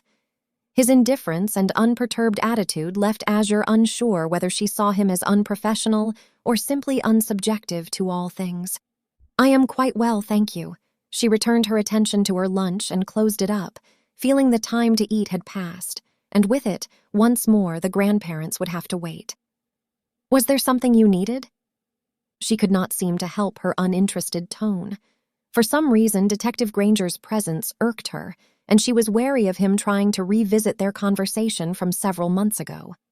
Maybe it was her observation of sour experiences that made her cynical of men who appeared so whimsical and somewhat flirty. Admittedly, however, she was intrigued to discover whether he would try to give some odd explanation for the past visit. With that, she turned back around to give him her undivided attention. He seemed to take note of the sudden reciprocation of his entry because his nonchalant expression gave way to a rather wicked-looking grin. "Care to take a walk with me, Ms. Prescott?" Sighing, she slipped the lunchware into her bag and stood up from the bench. "Not particularly, but to avoid future pestering, I suppose I will." With one final reluctant glance at the sunny bench, she rounded the corner of the sidewalk and ascended the small set of stairs leading up to the raised parkway. "Splendid," he said, nodding as she joined him to continue their walk. Frequently, the passage of time can lead to healing, but it can also surprisingly amplify existing distress and unresolved pains, wouldn't you agree? "Time is just one factor in healing and dealing with distress," she replied. "What really matters is where we direct our energy during that time. Our actions and focus shape our outcomes, not merely the ticking of a clock." "Well said." He slowed his gait to match hers. Naturally tall, it was easy for him to walk faster. Azure, however, despite being pressured into his company, was not going to further her discomfort in an attempt to match his pace.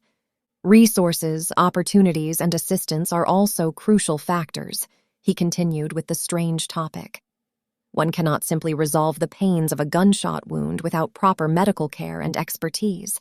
It is the guidance and support that direct decisions and actions toward recovery." "All fairly true points, although frankly, I have not the slightest clue as to what you are attempting to get at with all this," she responded, her impression of him wavering somewhere between eccentric and deliberately evasive. As they rounded a bend near a cluster of large trees, the area offered them both welcome shade from the sun and a degree of privacy from the street and nearby passers-by. The detective suddenly came to a halt and turned to face her directly. Looking her squarely in the eye, he opted for candor. "To be blunt, Ms. Prescott, you possess a unique set of skills that may be crucial in resolving a matter of serious importance. Since we both agree that time alone is not enough to address issues, that what we choose to do with that time and the resources we utilize are key, I hope you will consider a proposition to use your skills for this cause." Was this some kind of joke? Azure was not sure what to make of him. His serious expression indicated a genuine interest in something beyond his own personal stakes, and his body language seemed to align with his words. However, she lacked crucial information about both the proposition and him. This made the offer feel less trustworthy for the time being, regardless of any slight curiosity she might hold. Furthermore, the biggest red flag blared in her mind. Ethics! What makes you presume my skills can help you at all? She retorted coolly. You are quite presumptuous to assume whatever you have in mind is ethical enough for me to agree to, and you seem overly confident in abilities that you do not even know whether I truly or fully possess. Indeed, Ms. Prescott, he said, stepping closer and looming slightly over her.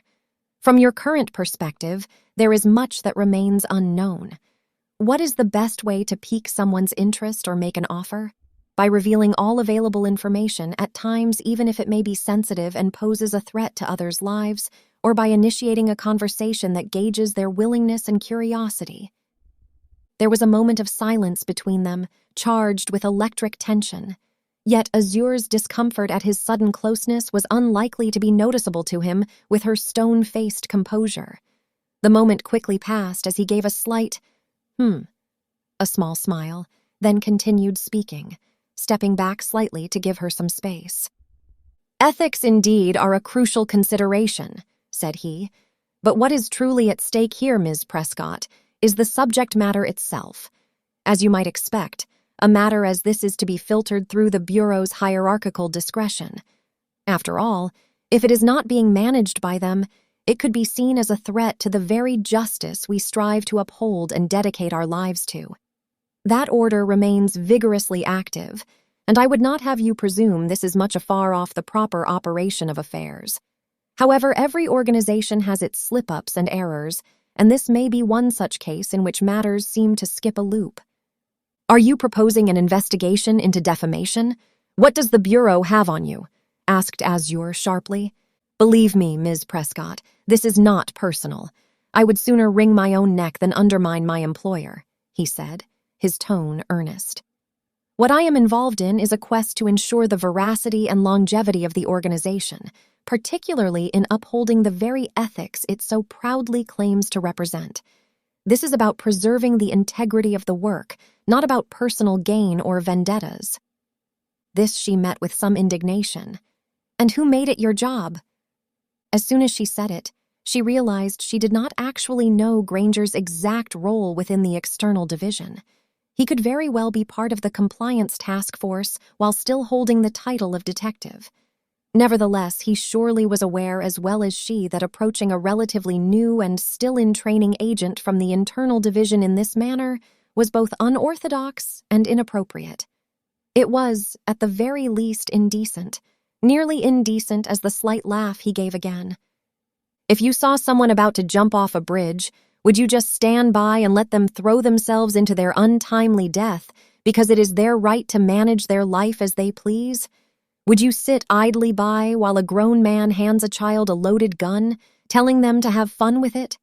He gestured animatedly, emphasizing his point. Sometimes, Ms. Prescott, pursuing justice for the sake of what is morally right is far more important than adhering to man-made codes of ethics. It was a valid point. Moral ethics versus institutional ethics were frequently a complex dilemma. It reminded Azure of a classic debate often discussed at the collegiate level.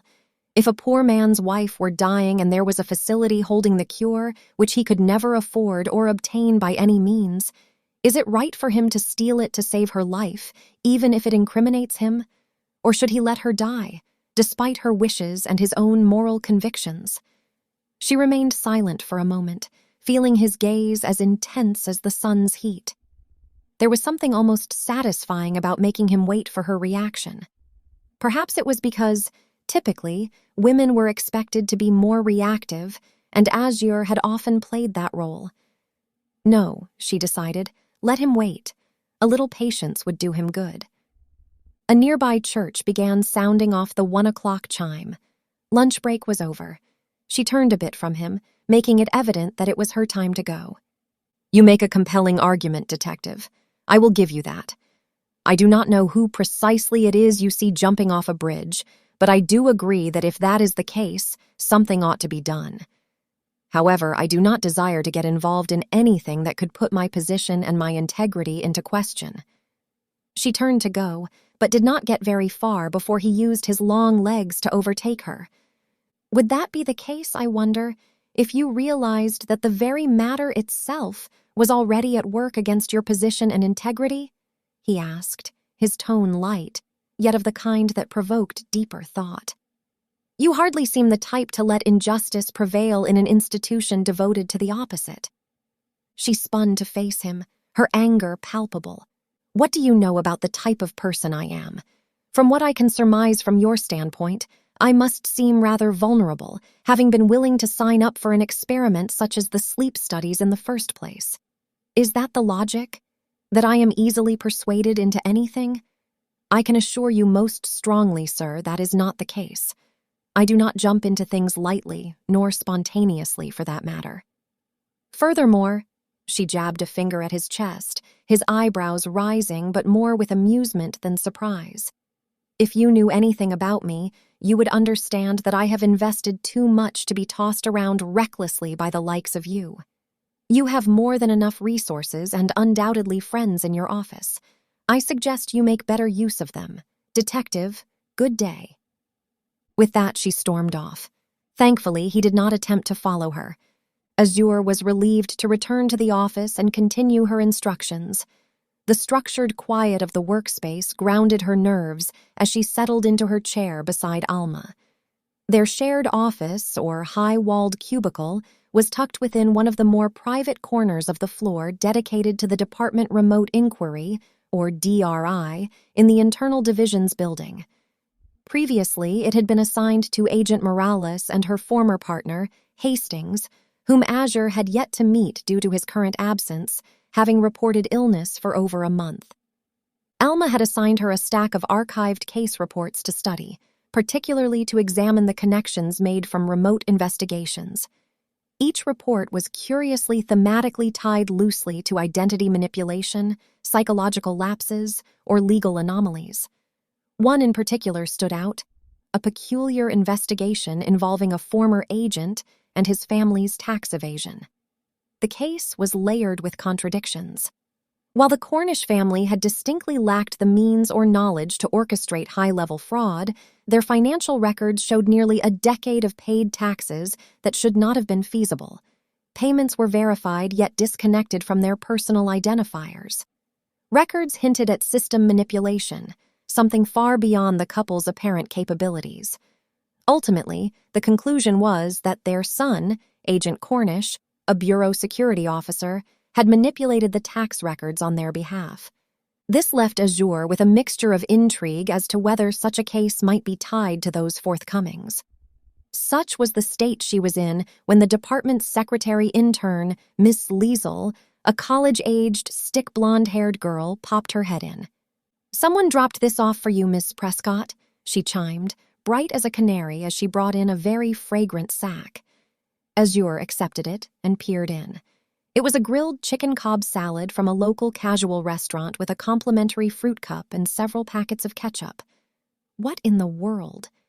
Nestled inside among the food items was a folded paper that appeared to be a handwritten note. Tentatively, Azure pulled the note from the sack, her curiosity growing with each moment. The note read, "Miss Prescott, I must greatly apologize for interrupting your lunch break. It can be challenging to work through rigorous training on an empty stomach. As such, I hope this meal will help make up for any inconvenience I may have caused."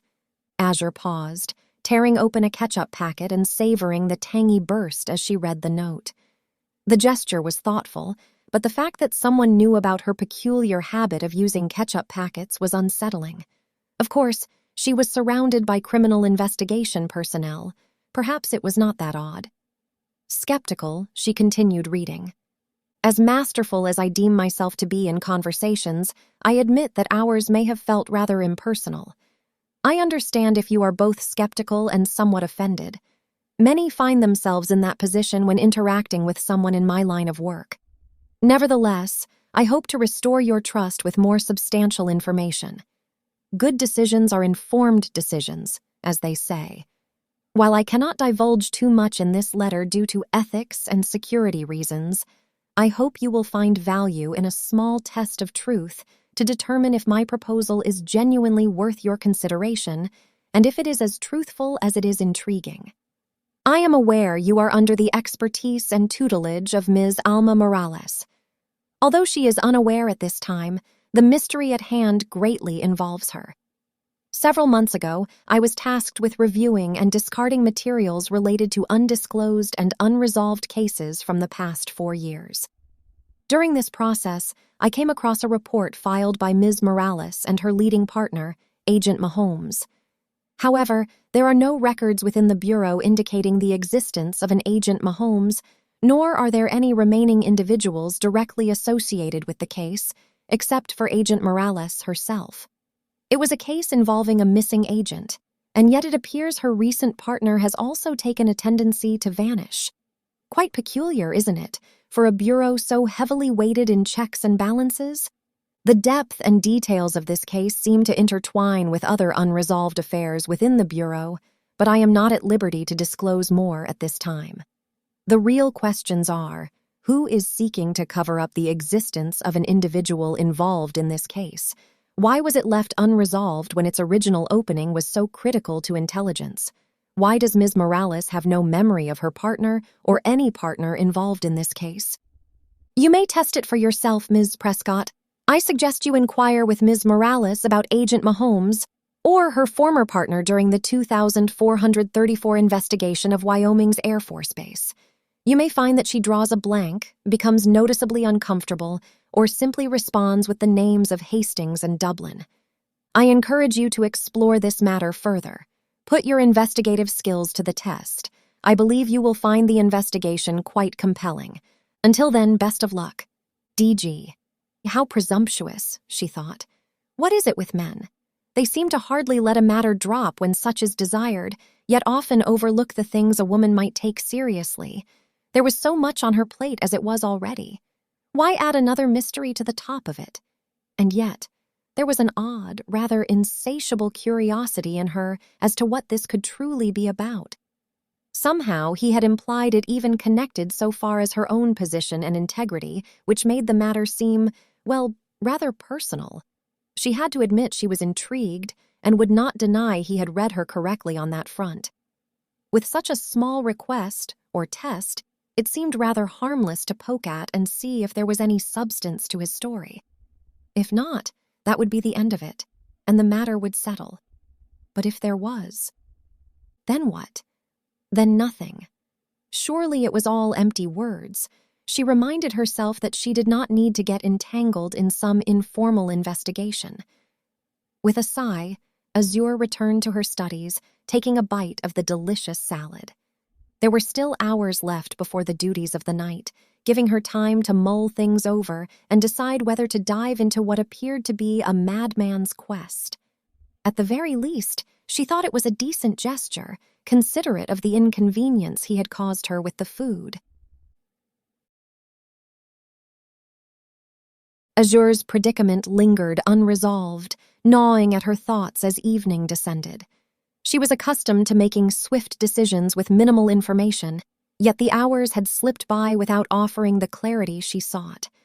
Frustration simmered beneath her calm exterior, amplified by the persistent memory of Detective Granger and his cryptic insinuations. Still, she pushed those distractions aside as Alma guided her into the night's new drills. Today marked a milestone. Azure had just completed her first full game of chess in the dreamscape. This was Alma's favored simplistic term for what was more formally referenced as the dream state in the lab, and one that Azure found herself readily adopting. But there was no time to rest and celebrate. They were moving on to a more complex challenge, practicing location and perspective manipulation within a dream. The concept was simultaneously fascinating and disorienting. Azure learned to view herself and her surroundings from multiple vantage points, like a hovering security camera that could rotate above, below, or even behind her. This omniscient perspective, mirroring, felt surreal, like watching herself in a film while still controlling her actions. The sensation pushed the boundaries of her perception, exhilarating yet deeply unsettling. For an untrained mind, such detachment might have been overwhelming, akin to an out-of-body experience, but Azure found herself adapting quickly. Mastery of this skill came surprisingly easily, paving the way for the next stage, location transfers or breaking. This required more than just spatial awareness. It demanded a keen eye for detail and an ability to anchor herself in a shifting environment. Navigating her own dreams was straightforward, but working within someone else's, rife with foreign intricacies, posed an entirely new challenge. Tonight, the dreamscape was one such labyrinthine puzzle. The environment was a maze of towering walls constructed from tightly packed bales of hay. Straw shimmered faintly in the dim, ambient light, casting shadows that seemed to dance with a life of their own. Each pathway was eerily similar, a confounding loop of narrow corridors with only the subtlest variations to distinguish one from another. Though she could not smell, Azure easily imagined an aroma of earth and dry grass, tinged with an unnatural coolness from the scene. Alma had devised another game of capture the flag, and this one was proving especially difficult. Azure's task was to locate Alma's flag while protecting her own blue triangular cloth mounted on a stick she had conjured earlier. She had hidden it at a dead end marked by a single orange piece of straw protruding from one of the bales. It was her most deliberate choice yet, but now the real challenge lay in finding Alma's. Azure paused, her eyes narrowing as she scanned her surroundings. Was Alma the type to stay near her flag, or would she intentionally mislead? Alma could be both, a trickster when it suited her, and fiercely competitive when it did not. Tonight, however, Alma had made it clear, no more taking it easy. The stakes were higher now, with the promise of real-world cases looming on the horizon. Ops! The sound echoed faintly, startling Azure. She spun around, her senses sharp, but Alma had already vanished. Activating the omniscient view she had practiced, Azure caught a fleeting glimpse of Alma's form darting through a corridor in the distance. Her movements were impossibly fast, her agility a testament to her expertise in this realm. She is close, Azure realized. Too close. If Alma had been playing it safe before, that strategy had shifted. Azure could not afford to be careless now if she meant to win. Steeling herself, she advanced cautiously, her gaze sweeping the walls for subtle differences. In the dreamscape, rules were fluid, and Alma thrived on exploiting that fluidity. Azure considered the possibilities. Hiding the flag high above might seem clever, but Alma was short, making such placements impractical. A low, inconspicuous position seemed more her style. Still, with Alma's ability to manipulate the environment, nothing was truly predictable. Azure reached a secluded dead end she recognized from her earlier search. Something was off. The details here, subtle as they were, did not match her memory. Where she had once seen 3 small stones and a red flower, there was now only 1 stone and a single wilted bloom. Her pulse quickened. This is it. She stepped forward, her hand sweeping through the air. For a moment it meant nothing, but then she felt it. Alma's flag, hidden behind the veil of dream logic. As her fingers closed around it, the flag emerged from its concealment, far larger than she expected. It stretched nearly 7 feet long, its vibrant green material glowing faintly as though charged with energy. Triumphant, Azure clutched the flag and initiated a location transfer, reappearing at the maze's starting point. She planted herself there, flag in hand, waiting for Alma's arrival. It was not long before Alma appeared, Azure's little blue flag in her grasp. Her grin was wide and infectious, laughter spilling from her as she approached. "My, you are getting quite good at this," Alma exclaimed, her tone a mix of pride and excitement. "I almost wish we could keep training longer, but—" She trailed off, her gesture sweeping theatrically toward the dreamscape's shimmering horizon. "There are some exciting new things we need to move on to." With a shared look of mutual respect, the dream around them began to dissolve. The walls of the maze shimmered and melted into a golden haze, the ground beneath their feet vanishing into nothingness. Moments later, they were back in the lab, comfortably seated in their recliners. As Azure removed the sensory gear, the faint hum of the equipment around her felt grounding. Alma was already chatting animatedly with Dr. Williams, but Azure's thoughts lingered on the dreamscape. The thrill of the challenge, the surreal beauty of the maze, and the fleeting sense of mastery she had felt, all of it left her yearning for more. "Great work, ladies," Dr. Williams said as he strolled into the room, white lab coat waving after him. "How would you assess the progress, Morales?" Alma's face lit up with pride as she looked at Azure. "I think we are more than ready to put this all into practice," she replied. It was remarkable how quickly Azure had grasped the techniques, a skill for which she was frequently praised. "Excellent. I will inform Chief Habernacki and update Chief Haynes, who has some cases of interest for this. Be prepared for a debriefing sometime. Wednesday morning, I believe." Wednesday, just 2 days away. The prospect of a real case was thrilling. "This one is going to be unique in some ways. You might feel like we are jumping the gun a bit, Ms. Morales, when the matter is fully presented, but I assure you it is all in good faith." Dr. Williams said no more on the topic as he escorted them out. Wednesday. Azure felt excitement bubbling up inside her. This was it, the chance to put her dream entry skills to the test in a real case. Never had Azure imagined advancing this quickly in the Bureau, particularly based on dreams. It seemed sickly ironic considering her lack of having dreams of her own, but even so, she was delighted her disparity had somehow proven useful. Yet another thought flashed through her mind. Alma, Agent Mahomes, Detective Granger. In the excitement, she had put off looking into these matters. Surely there would be time for that later. However, as she left the lab with her belongings, she noticed that Alma was heading in her same direction down the street. The opportunity presented itself richly enough to pursue the matter now. Clutching her open jacket, Azure hastened after Alma. "Alma, do you really think I am ready?" Azure asked, stirring up a modest conversation. Morales slowed her pace and turned to Azure with a warm smile. "Yes, I do, and I think you might be ready for more than you realize." "You have greater experience than do I," Azure replied. "Honestly, I still feel as if I am barely a bike needing training wheels." "It is rarer for someone not to feel such at the start of things," Morales said, her tone reassuring. "Help and support are essential. Embracing them and growing from them is a strength, not a weakness." That was certainly true. Azure did feel it was a privilege to experience so much in life. The darkness of the night was beginning to yield to the first light of dawn. They had stayed quite late this time. It was probably around 4:30 or 5 in the morning. Emerging light of the dawning sun lent a serene quality to the moment. As they walked, Azure noticed things she had not before. For one, Alma appeared unusually fatigued, stretching her right arm repeatedly as if it were in discomfort. "Are you all right?" Azure gestured to Alma's arm. "Oh!" Alma looked a bit startled but quickly brushed it off. "This old thing? Just an injury from a case from some years back. Quite a doozy it was. I am fortunate that it was just a scratch." "Forgive me. I had not realized you were involved in more dangerous assignments."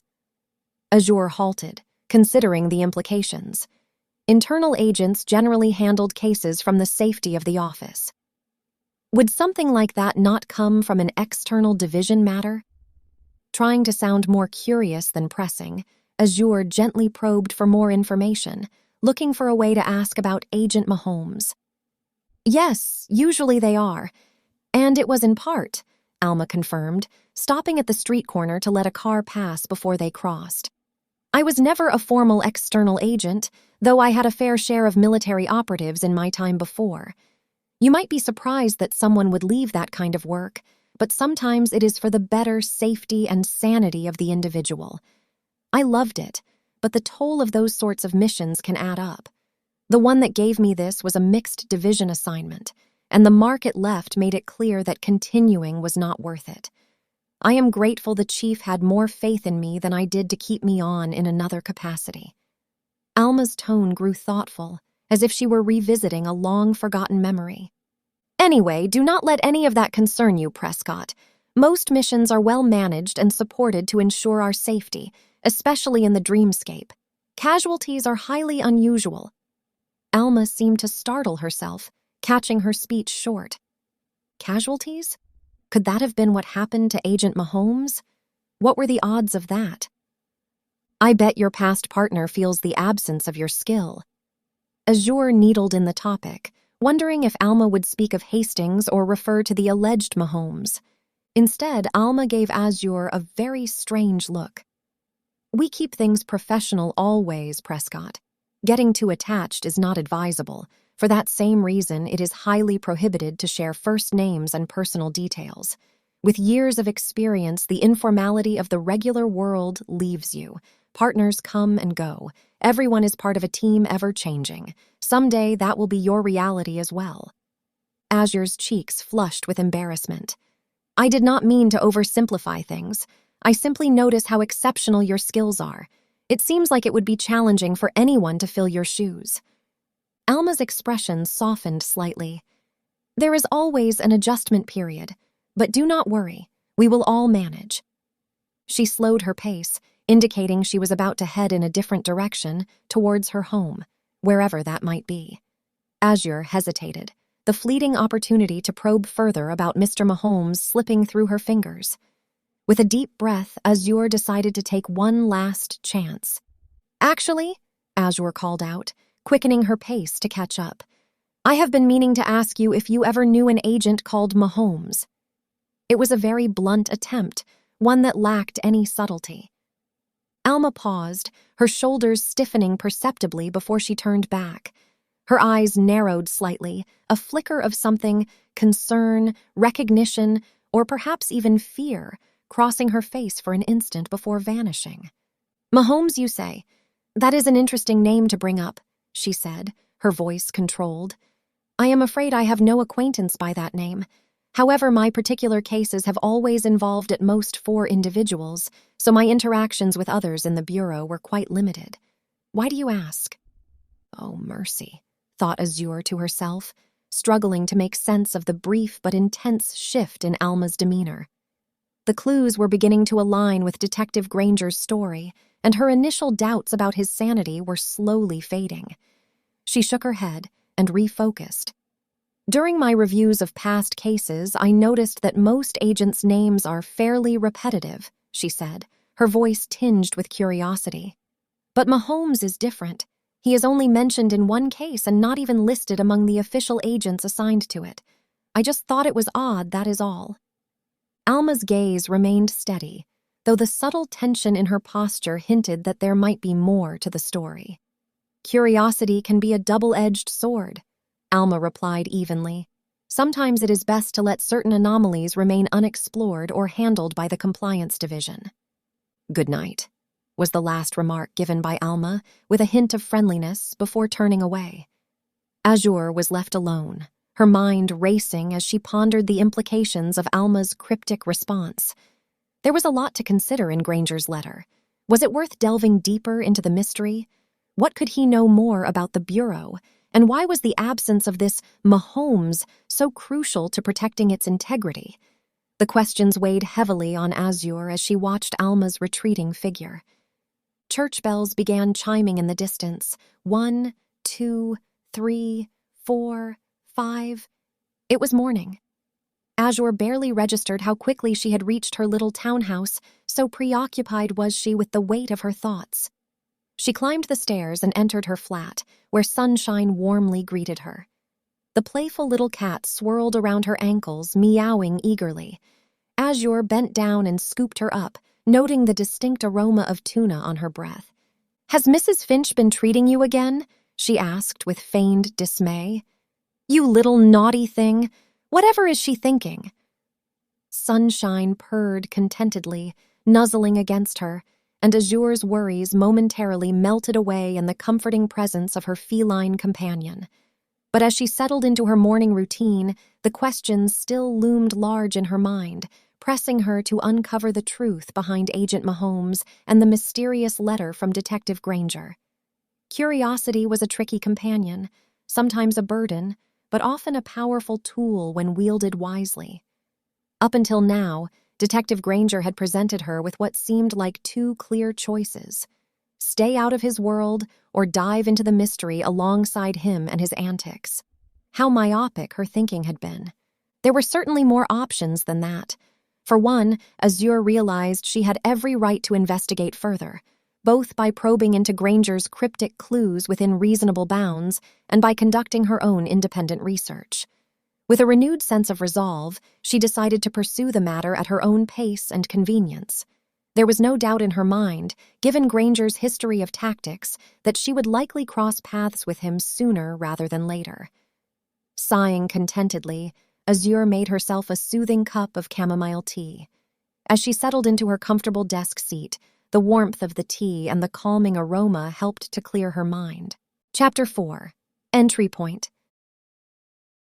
Thematic with the turns of the week, Tuesday afternoon introduced a twist of its own.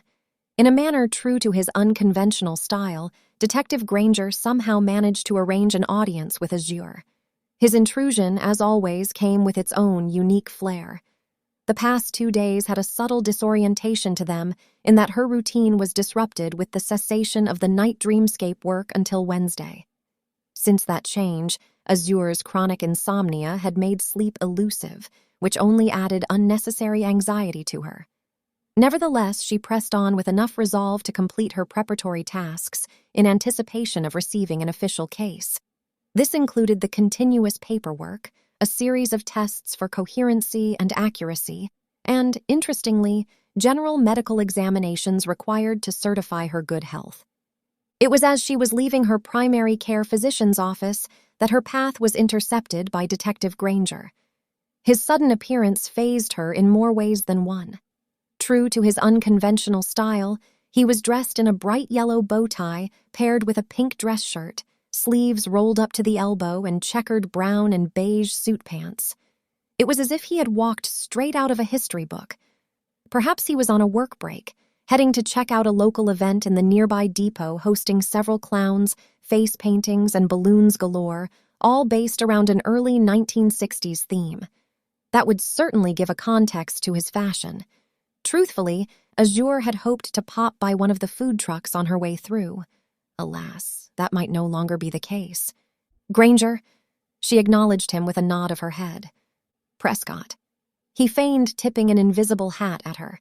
May I have your audience on your way past the festivities? The depot was a mere 3 blocks away. What makes you presume I was heading that direction? The slight pause and the hurried slide of your gaze when you saw me. Your step was angled toward the festival until you adjusted to avoid me. It is clear you intended to go that way, but my presence seems to have disrupted your plans. With a dramatic flourish, he took her arm and looped it through his own in an old-fashioned, gentlemanly manner, guiding her away from the street festival. Why should it? He asked with a smile. Good mercy, muttered Azure under her breath. The last place she wanted to be seen with any man in general, much less a colorfully clad one, was in public. Fortunately for him, her desire to see if they had any Japanese street pancakes or other interesting cultural foods outweighed the downside of his company. She did take her arm away from his quickly, though, to indicate that although she consented to the direction, she was not going to be mistaken as his lady friend. Are you stalking me, or did you just happen to be here and see me? She asked aloud, both curious and accusing as they strolled down the sun-ridden sidewalk. What is your deduction, Ms. Prescott? You have had enough training to form a well-supported opinion, haven't you? He was nonchalant. Both and neither, she replied coolly. I can deduce that particulars hardly escape your notice, given your line of work. My theory is that you were aware that a doctor's exam would be required for the next assignment, which would likely be one of the 3 nearby locations. Likewise, you are aware that I prefer walking over driving, so the location closest to my residence was the most logical choice. Women do value convenience, after all. You are also astutely aware of my food preferences, though I have not the faintest clue how, so the festival here must have caught my attention. Azure gave a slight pause before adding, Given my slight Western diction, it is obvious I am a transplant to the area, which would naturally pique my interest. During your stroll between the first and second office, you simply happened to cross paths with me. Furthermore, you anticipated it would be a morning appointment because of my general work schedule. After all, people rarely deviate from their usual patterns, do they? In their jaunt, they had now reached the edge of the festival, where the food trucks of greatest interest to her were aligned, along with a handful of vendors offering everything from crafts to treats. Azure paused to survey the options: tacos, snow cones, hot dogs, popcorn, fish and chips, and some roasted nuts. No pancakes. Darn. Did I miss anything? She glanced up at him. His expression was rather impressed. Right on the mark, he conceded. But you missed one detail. How would I know you were being assigned to a new task requiring this whole operation of checkups? You are, after all, an internal division agent. Colorful balloons floated in the air, tied to small strings with numbers allotting each vendor to their space. It was an impressive collection compared to what she had seen at home. Nonetheless, it seemed best to remain at the outskirts. There were a plethora of people scanning the goods, and she did not want them to catch much wind of their conversation. Honestly, I do not know, she admitted. That will likely be disclosed to me along with the matter properly later. I do not know much about you, detective, beyond your division, your style, and the odd conversations you have had with me. Before your untimely entry on my landlady, I had only seen you in passing. I am at a loss about what you know about me, how you know it, and even what your exact role is. She started toward the outlying vendors, with him trailing behind. My only guess is that my next assignment has some sort of involvement with your division, and you are aware of it. Anything beyond that about you, well, is another mystery. Having said this, Azure betook herself to one of the closest vendors, one dealing a variety of toasted nuts. She examined the selection, choosing a mix of cashews and almonds. As she reached for her wallet, the detective stepped in, tapping his debit card. "A gentleman never lets a lady pay for her own food," he said with a smile, as she gave him a questioning look. The vendor chuckled at their interaction. "What a fun couple you are," the older gentleman remarked. Azure felt a flush rise to her cheeks, but she managed to keep her composure, offering the vendor a polite smile.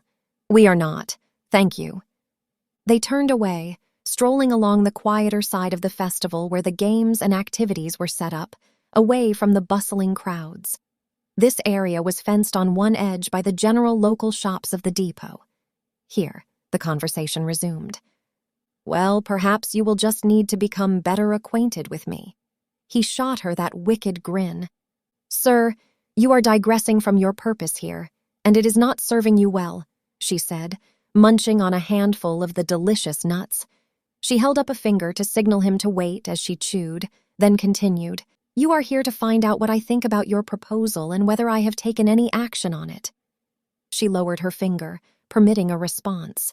His expression shifted from amusement to a more professional demeanor.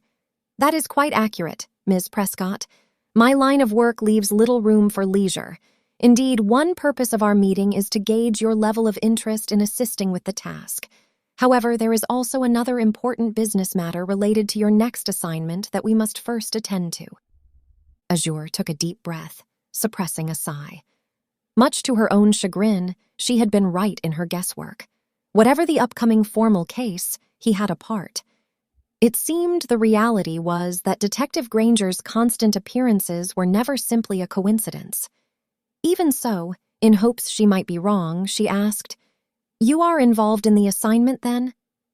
The detective offered a slight smile and gestured toward a nearby tea house. "Shall we discuss it over tea?"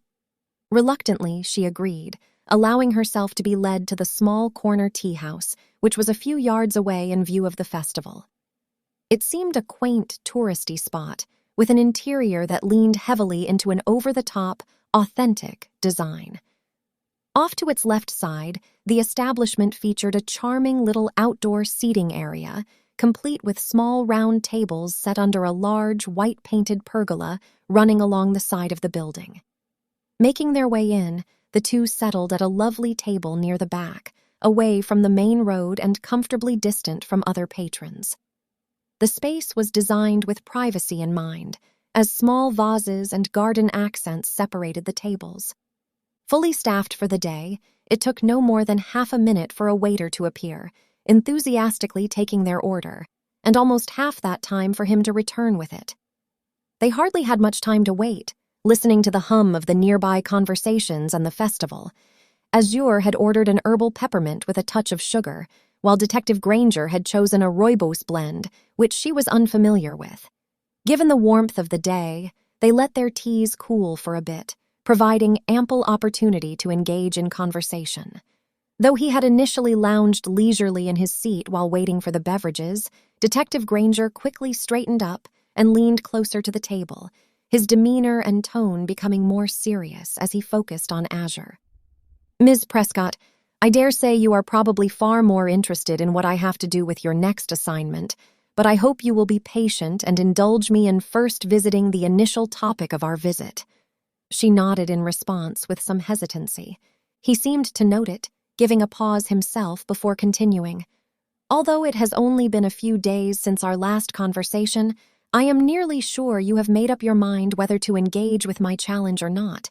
You seem to be a woman of prompt decision. The question is, did you, and if so, what did you learn from it?" Azure bit back the urge to say something snappy. She was immensely tired of his constant correctness about her. It was rather irritating. He was right, of course, but bickering on it might just get to his head, which Azure believed was puffed up enough. "Not much, if that is what you were hoping for." She decided whether it was hot or not. She needed that tea and took a small sip. Thankfully, it was warm, not scolding. Morales claims to have never heard the name of Mahomes by word, but her eyes and body language read very differently. She maintains a grateful perspective to be reassigned by the Bureau rather than let go. For what reason I could not guess aside from perhaps previous cases gone sour. There was a mistaken implication of one or more casualties in a past mission, and I noticed she seemed to have an irritation with her arm. Azure laid her cards on the table. She also made mention of a reassignment by the chief.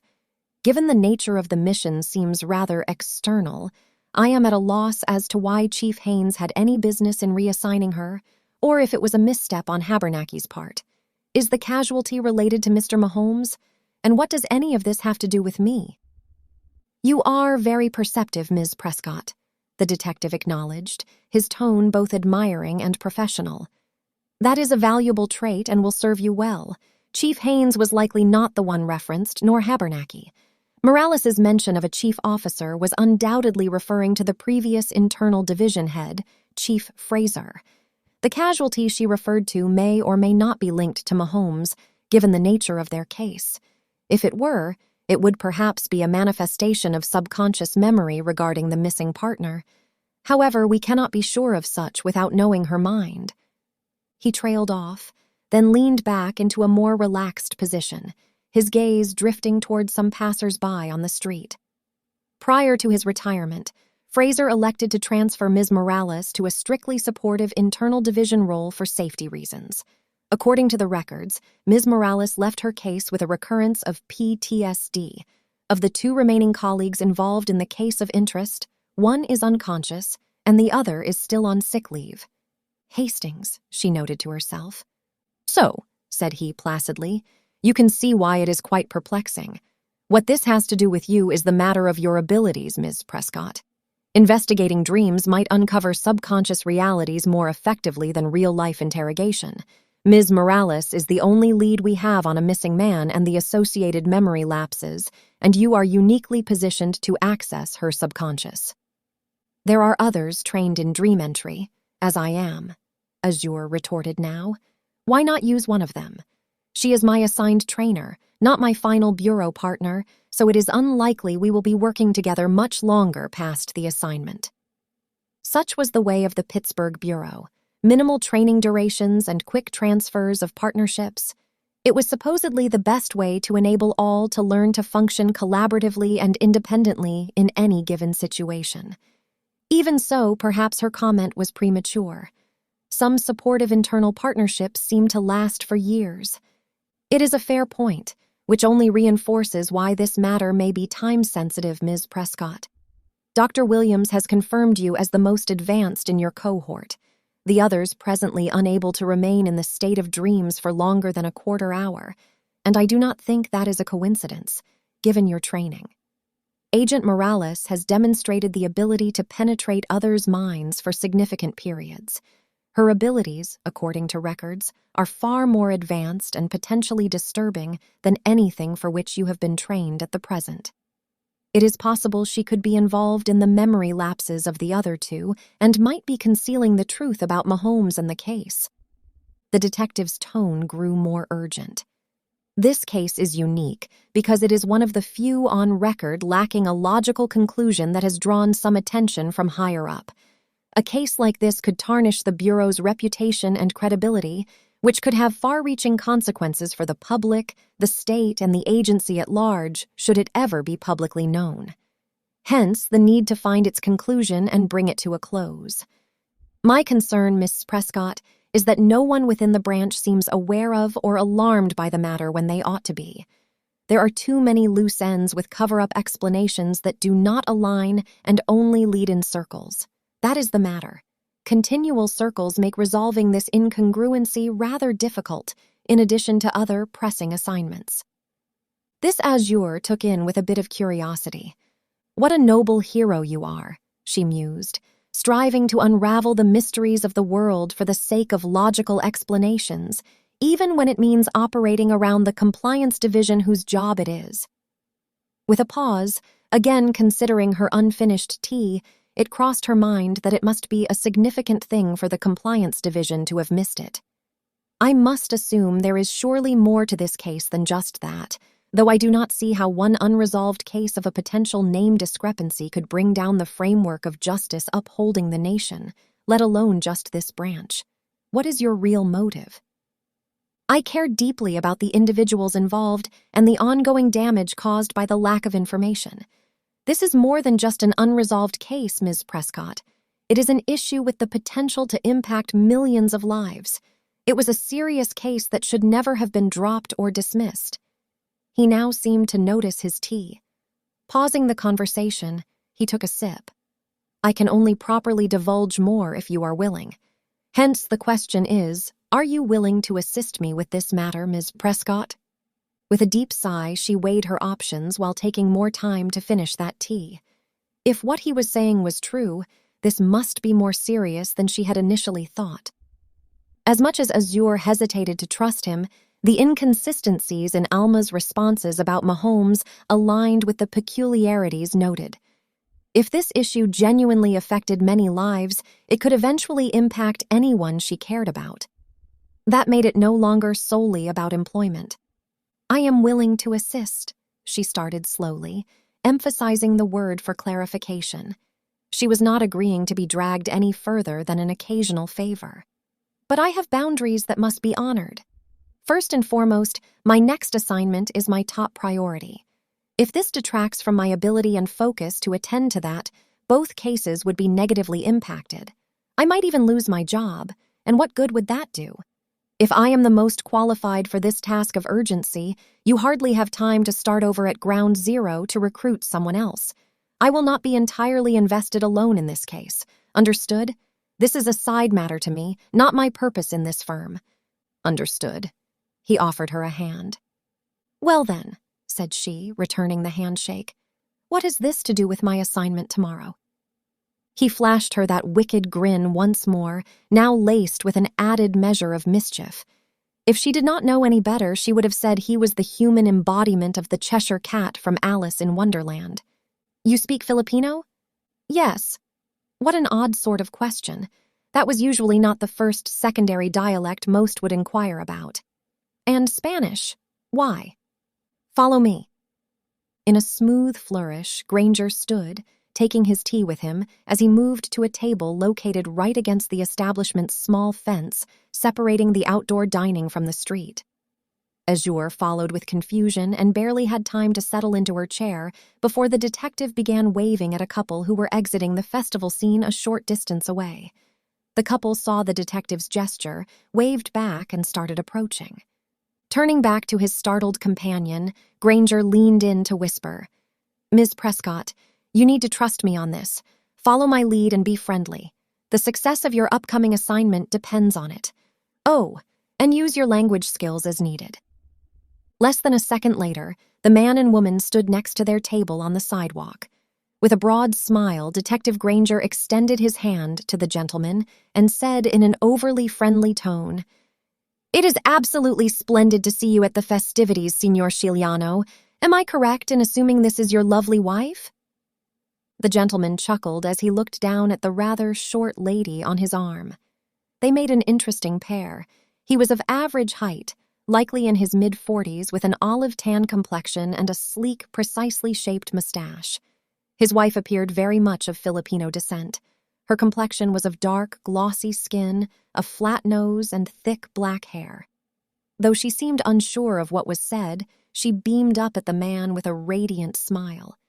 "This is my wife, Isabel. Is this yours, Mr. Olson?" Signor Sciliano had a very thick accent. It sounded Italian. "Yes." Detective Granger suddenly placed his hand over Azure's on the table. She was momentarily frozen in shock. It took all her effort not to slap him for pretending they were married. "I hate to be rude, but could you remind me how you both met?" Granger asked, now addressing the woman. Isabel blinked, her smile unwavering, and glanced up at her husband with a questioning look. "I am afraid she does not speak or understand English very well," the man explained. "We met while I was on a business trip to Manila. She helped out at a boutique there that I happened to pass." He directed a warm smile at Isabel, who immediately returned it. "You do not need to speak the language to recognize love." "Right you are. Manila, did you say? Isn't that in the Philippines, darling?" Granger turned to Azure, his expression almost daring her to keep up with the charade. Acting was not in her ballpark of operatives. Such was the role of an external agent, which field she had not intended to go into. However, it was clear that at present, the standards of division scope needed to be set aside for the moment. Besides, how hard could it be to fool total strangers? "Yes, that is correct. Many people from the surrounding rural areas find employment at hotels and large chain service markets to support their families." "Is she from the north or south?" Azure asked. "I could not say. I am afraid that I do not speak a word of the language except kumusta and salamat." The woman's eyes brightened at the familiar words for hello and thank you. "Oh, good. Tagalog, then. Shall I give it a try?" Azure was relieved it was the general dialect and not that of the southern regions. She knew no other dialect of the Philippines aside from the general. She turned to the woman and said, "Kumusta po kayo? Mabait po ang asawa ninyo. Sayang, hindi siya marunong magtagalog." By translation, it was a simple greeting of, "Hello, how are you? Your husband is kind. It is a pity he does not speak the language." Immediately, the small lady came to life. "Marunong ka ng Tagalog, magaling! Walang akong pag-intindi buong panahon na nasa Amerika kami. Paano ka natuto ng Tagalog?" "You speak my language. I have not met anyone who understood while in America. How did you learn?" The reaction was endearing, in Azure's mind, though perhaps exaggerated. There were locals down in areas of the city with open-air markets who spoke Tagalog. Even so, she continued the game. "Filipina ang lola ko," Azure replied. "My grandmother is Filipino." It was not true, but close enough. "Ang galing naman," Isabel twittered, complimenting Azure's ability, and then excitedly invited her to come to dinner at a future date. Azure was a bit taken aback, but calmly turned to the detective, who was smiling at her with amusement. "She wants to know if we would join them for dinner sometime." "Sarebbe fantastico," the Italian man interjected. "Yes, please, but moreover, we would be thrilled if you might consider teaching her English. Your husband has mentioned he would speak to you of this." Now that was a surprise, yet keeping up to beat, Azure simply said yes and, with an encouraging nod from Granger, that she would be delighted. "If she could learn English, we could communicate, and maybe someday move on to my mother tongue," said the Italian with great emotion. "Oh, but you are only here temporarily, are you not?" "We are until we find stable housing. replied Detective Granger. "Given the current market, it is more likely that I will need to complete my residency by commuting here. Everything in our price range is located out west, and my wife has not found employment yet." "È un peccato." "Ma aspetta," the man said, as if a light bulb had gone off. "We have a guest suite in our home, quite spacious. Would it not be more reasonable for you to stay with us until the market improves? She could teach Isabel English in exchange, and perhaps you could help our housekeeper. He has some recent severe ailments which I would like to keep out of the public eye. But alas, I have not had the time to find a proper in-home physician. Maybe during your stay you could—" "That is quite a proposition," Azure spoke up quickly. She was uncomfortable with where this was heading and uncertain whether it was ethical or legal in this state. "Quite a proposition that we cannot afford to pass up, my peach." Detective Granger squeezed her hand sharply, still holding it. Somehow it seemed this invitation was sought for. The dark-haired detective turned his remarks to the eager Italian. "Italians are known for their hospitality. I do not think we could find a better offer or better company. Are you sure it would not impose too much on your privacy? We would hate to be a burden." "No burden at all," Sciliano replied with enthusiasm. "It is, as you Americans say, a win-win. Give and take, that is the way of a businessman's life. I see no disadvantage. If you provide some references vouching for your character, that is good enough for me." "Well, it is a smashing deal then." Granger smiled pleasantly. "Would you like us to mail, fax, or email our references?" "I am old-fashioned. In person it is fine. Bring your references to 4506 Green Manor Avenue and we will settle everything there." The man, Sciliano, reached into his front pocket and pulled out a business card. "Here is my number of office at the bottom for contact. Please call only. Will Tuesday be sufficient time for the references, or might you have them sooner?" "I believe we can get them sooner, but we'll call you when we are certain." Granger smiled and finally released Azure's hand, which had grown a bit numb from his grip. "Excellent. I look forward to your call." Sciliano leaned toward his wife and smiled adoringly. He gestured with his head to indicate, "Let us go." Isabel remained stationary, looking perplexed. "Oh, pardon," Azure quickly explained to Isabel in Tagalog all that had been discussed. Once Isabel looked satisfied and somewhat excited, the couple bid their farewells and departed.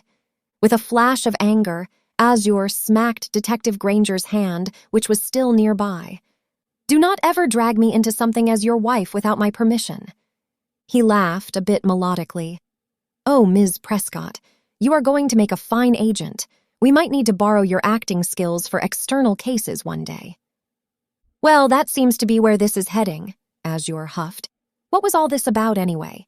Teaching English and moving in with them? Are you quite mad? Is this some sort of test or a joke?"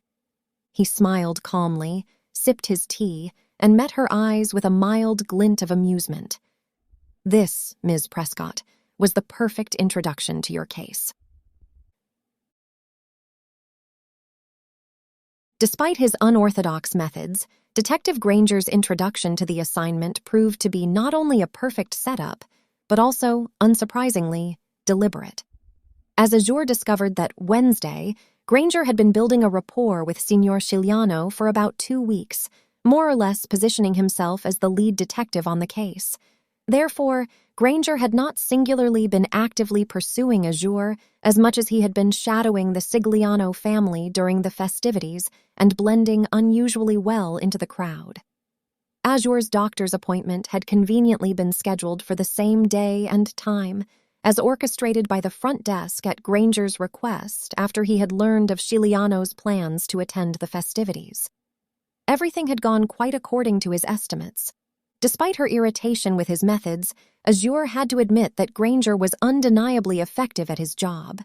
Still, the prospect of working with him, both on the side case involving Mr. Mahomes and her primary assignment, left her uneasy. He was simply so odd to her, a strange blend of amusement and irritation all at once. Even so, that stress had to be set aside. There were a handful of formal meetings scheduled this day that yet demanded her full attention.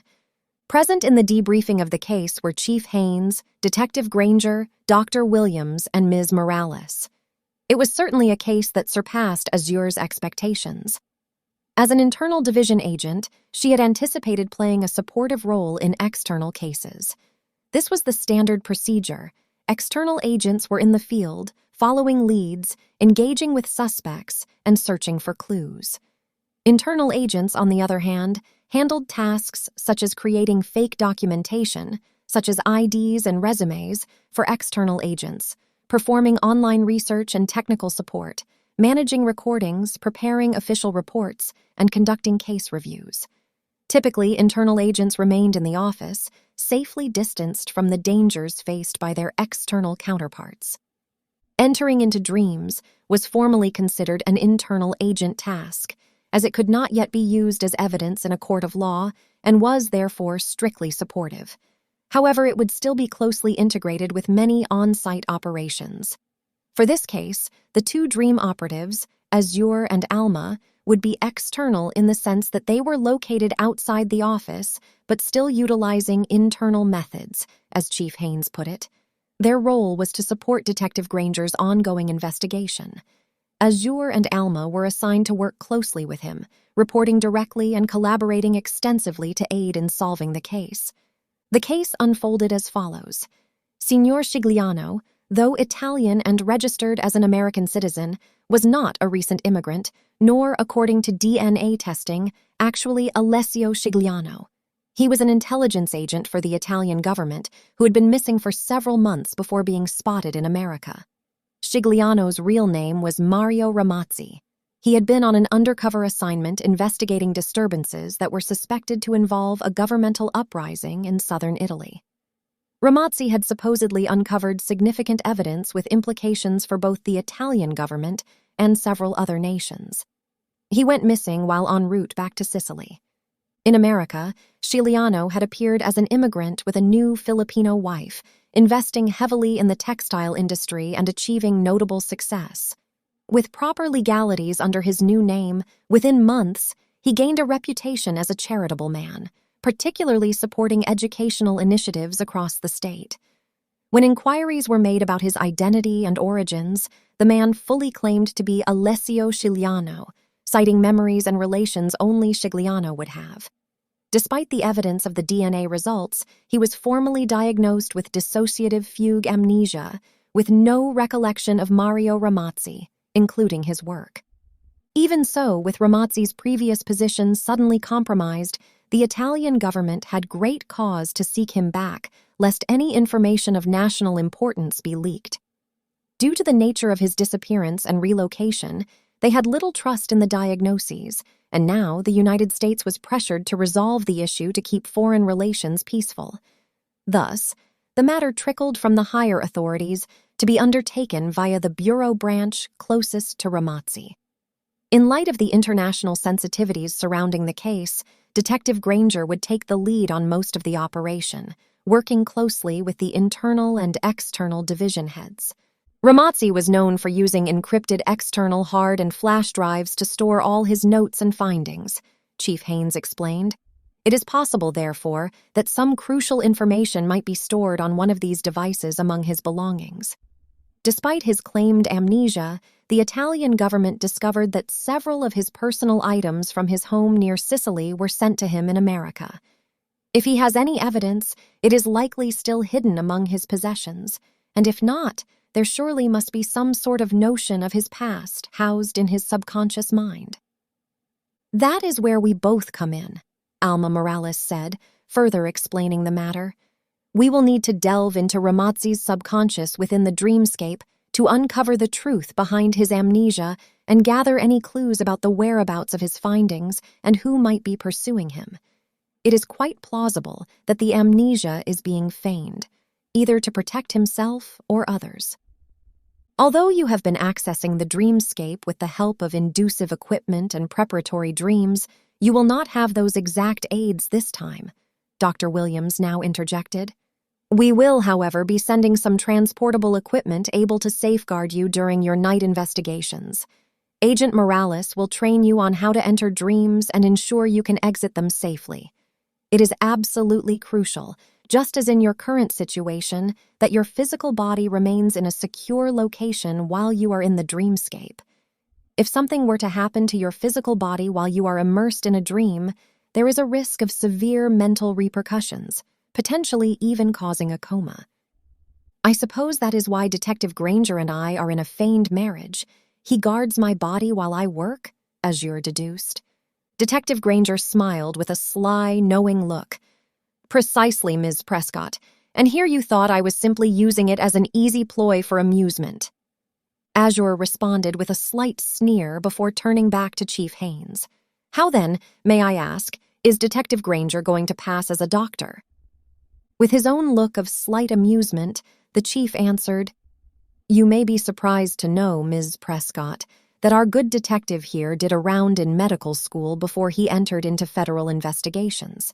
He is well equipped to deal with the injuries of Scigliano's housekeeper, as well as monitor your dream state investigations. Dr. Williams has already seen to debriefing him on it. Otherwise, I can assure you Detective Granger is quite versed in playing myriad undercover roles. Well, that was an unexpected twist. Azure certainly would never have envisioned the man in any medical position. Yet, the more she thought about it, his high-colored fashion would make sense under a white lab coat for a pediatrician. Not to get distracted with that thought, Azure returned her attention to Chief Haynes. During the day, Detective Granger will divide his time between caring for the patient, investigating the premises, and carrying out tasks under the pretense of completing his residency at a local clinic. Naturally, this cover will allow him to scope out the Carnegie Museum of Art and Antiquities, where the Italian is currently employed. Meanwhile, you will be teaching English to Mrs. Scigliano and probing for any useful information. This plan seems very well thought out, Azure said, though suddenly questioning why she could not have been somehow set up with her mentor. Where does Alma come into all of this? Glad you asked, Alma chimed in with a cheerful smile. The Sciglianos have posted a job for a temporary house assistant, undoubtedly to pick up the slack of their ailing housekeeper. It should hardly be that difficult for me to pick up on the domestic duties of a larger home whilst poking around for encrypted files. You are their new housekeeper? Azure asked, surprised. Temporarily, Alma confirmed. This will also enable us more time to work on additional training you will need for the case before their current housekeeper recovers. It is quite curious, is it not, that they have not let him go in the meantime. Curious indeed, Detective Granger remarked thoughtfully.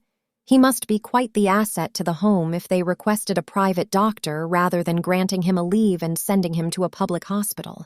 Even so, I expect that may be the quickest end of the matter to tie up. Chief Haynes gave a mild grunt of agreement to that. Then Dr. Williams spoke again. One remaining matter, he said. Although Morales has demonstrated that this can be superseded with advanced practice, for the present, it is best that we establish a reliable point of entry for Ms. Prescott. The subconscious mind must be relatively open to influence for her to gain access. In this case, the household members are likely to be highly guarded and skilled at concealing information, which makes their minds more difficult to penetrate. Therefore, we have provided measures to help calm their minds and enable that ease of entry. Dr. Williams continued, We will use a substance that naturally calms the subconscious mind. I have prepared an extract combining valerian root, melatonin, and CBD. Agent Morales, while performing her duties as the housekeeper, will discreetly add this to the dinner or drinks of the household members. This will become your responsibility, along with the detective, should the housekeeper resume his duties and Morales be dismissed. Understood, Azure nodded. Good. That covers the most important details, Chief Haynes said, handing a manila case file to the detective, who in turn passed it to Azure and Morales. These files contain basic information on Agent Ramazzi and his work. Chief Habernacki has internal agents continuing to search for additional details online and through electronic databases. They will keep you updated on any new findings via your issued devices, with Detective Granger receiving them first. Azure and Alma glanced through the files before closing them to review further later, and listened while Chief Haynes continued his final thoughts. The cell phones you will be given have us listed under code names in your contacts. In the event you are within earshot of civilians or otherwise, Dad will connect you with the internal agents assigned to this case. Mom will be your contact for Dr. Williams, and you can reach me directly under the contact name Charlie. If anyone asks, I am Detective Granger's rich uncle. That seemed to suit their ages and mannerisms just right. After a small laugh, the meeting adjourned and everyone filed out. Azure, Morales, and Granger headed to the dispatch room in the main bureau building.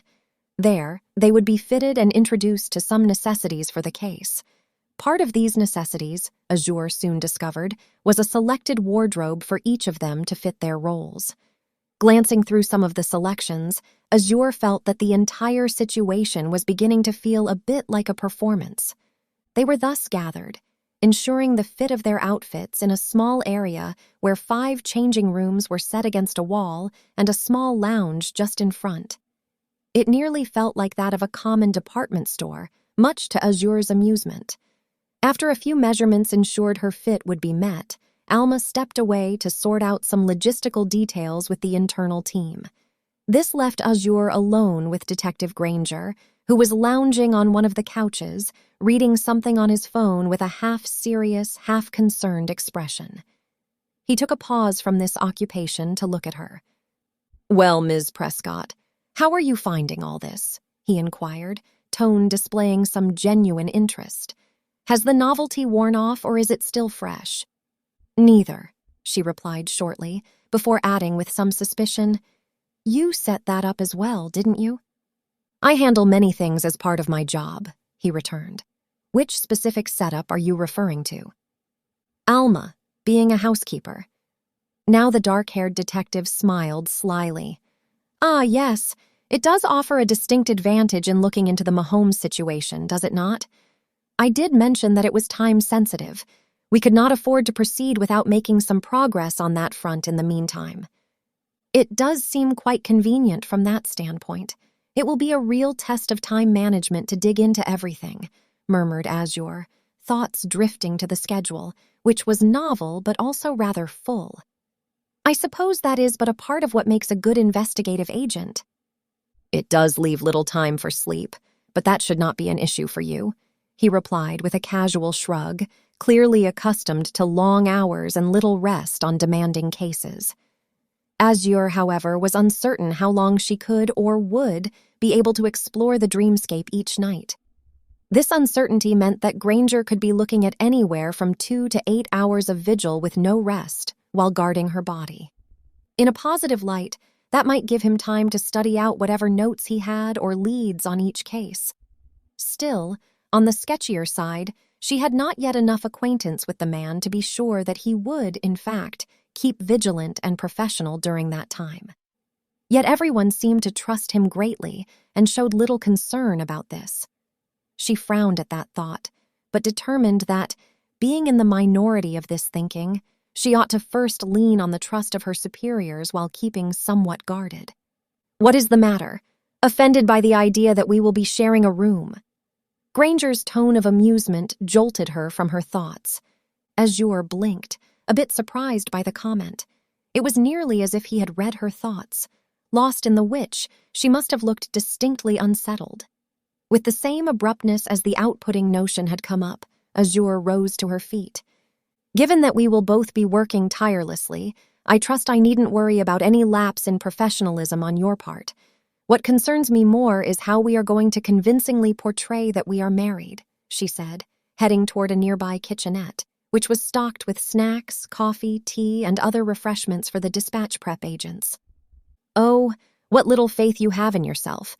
Here I thought you already proved to be the most convincing actor," he called after her, undoubtedly with some sarcasm. Without displaying any visible reaction, she headed towards the snacks. "You should be more concerned about your own acting, old man." "Oof," he feigned being hit in the chest. "As concerned as you might be about maintaining a healthy diet?" For mercy's sake. It seemed that many men thought women who ate healthily were motivated by image or weight concerns. They often overlooked that many women who grew up on a nutritious diet simply enjoyed it. But just to make a point, she picked up a large, delicious-looking blueberry muffin. She had, after all, once been deprived of eating one on his behalf. "You are what you eat," she said, catching his smirk. "And since you never seem to eat, Detective, it is clear you must be a person of no substance at all." He chuckled. "So you do have a sense of humor." "Surprise," she said unenthusiastically. "I am still a stranger in the greater sense to you, Detective." "That is quite true, Ms. Prescott. Among the things I do not know is a small detail I need to learn before we start this assignment." "Oh, your ring size." Chapter 5, Welcome Home. Tuesday arrived far too quickly for Azure's liking. She had left Sunshine in the capable and overly generous care of Mrs. Finch while she was away, visiting family. With Mrs. Finch's penchant for spoiling Sunshine with treats and the unpredictable length of the case, Azure was bracing herself to come home to a cat who might weigh 12 pounds instead of her usual trim self. That, however, was the least of her worries. More of her mind was preoccupied with mentally prepping to pretend to be married, particularly to a man as unknown to her as Detective Granger. Despite her asking around for more details about him, the most she gathered was that he had started as an internal division agent some 4 years ago, quickly transitioned to external operations, and steadily worked his way up. To some, he was a remarkably adept man for many operations in both divisions, a jack of all trades. Others defined him as friendly but knew little about him. Had there been more time between Alma's final dream interrogation training sessions and daytime investigation training, she would have searched more about the man in the database. Around noon that day, the detective picked her up in a moving van, supposedly packed with their few belongings, all of which had been meticulously planned by the external division dispatch unit. They drove through the city northwest, past the suburbs, and out into the surrounding countryside. The small houses gave way to larger ones farther spaced apart steadily. Signor Scigliano had indeed made a notable success for himself in a relatively short time and acquired one of the smaller homes in the area. The countryside parish of properties was impressive, with sprawling estates, some grand mansions, and a mix of multifamily homes, all spread out over several acres. The estate they arrived at was a blend of modern, contemporary, and traditional brick features. Its color palette was understated, gray stone against white stucco with black accents. Large white columns held up a front gable to the entrance, where they pulled up in the curved driveway past the front gate. Despite this, the lush, verdant landscape, with its mature trees and carefully arranged shrubs, lent the property a welcoming feel. Although Azure had never stayed in a home this large, her curiosity about its interior provided a small thrill, even amidst the otherwise less than ideal circumstances. Signor Scigliano greeted them at the front door, his wife by his side. She was wearing a brightly patterned dress reminiscent of those Azure had seen worn by those in the Philippines. "You must be newlyweds," the Italian said with a laugh, eyeing their vehicle as they stepped out. "Yes," Detective Granger replied. "We have been married for 9 months." "Ah, and no baby yet? In my country that is more than enough time." Azure, slightly irritated at the thought of it, spoke up in a reasonable response. "We did not think it was wise to start a family with the costs of medical school hanging over us." As Granger opened the U-Haul, Azure glanced inside and saw that it was mostly filled with boxes, aside from a small desk, a narrow twin bed, and 2 tiny dressers. "We could not even afford a kitchen table. We have been using cardboard boxes and eating on the floor," the detective explained, supporting her story. "Ah, resourceful," Scigliano commended them. "A style quite reminiscent of the Asians, no?" "Yes, I suppose so." Detective Granger chuckled, his laughter carrying a warmth that seemed almost practiced. It was clear that his strategy involved forging connections through humor. Azure observed not just his words, but also his mannerisms. His laugh, his gait, and his posture each echoed Scigliano's style in a curious way. It reminded her of a passage she had once read in a mystery novel. If you mimic someone, you might uncover insights about them that they themselves are unaware of. Perhaps this technique could be useful to her in this context. Isabel was quieter and withdrawn, and following suit could enable Azure to make greater observations. With the four of them working efficiently, the furniture and boxes were swiftly transported, some into the house and neatly arranged in a guest suite on the first floor, and the remaining in a large shed off to the home's side. In the guest quarters was featured a queen-sized bed, complemented by a charming love seat at its foot. Azure surveyed the room, assessing their new accommodations. The love seat, with its resemblance to the lab's comfortable chairs, promised a touch of familiarity and relaxation for her work at night. To the left, the bathroom was a standout with its impressive shower and separate tub, both adorned with elegant, modern touches and a trendy color scheme that carried to the dual vanities. It was as if the room had been plucked straight from the pages of a home decor magazine. "This is absolutely lovely," Azure said sincerely, offering a genuine compliment to their hosts. "Grazie, Signora Olsen," the host warmly smiled. "Isabel brought me a page from a magazine, so I made sure to bring it to life." Aha, it was indeed magazine-inspired. "Please take your time to settle in. You are, of course, most welcome to join us for dinner each evening.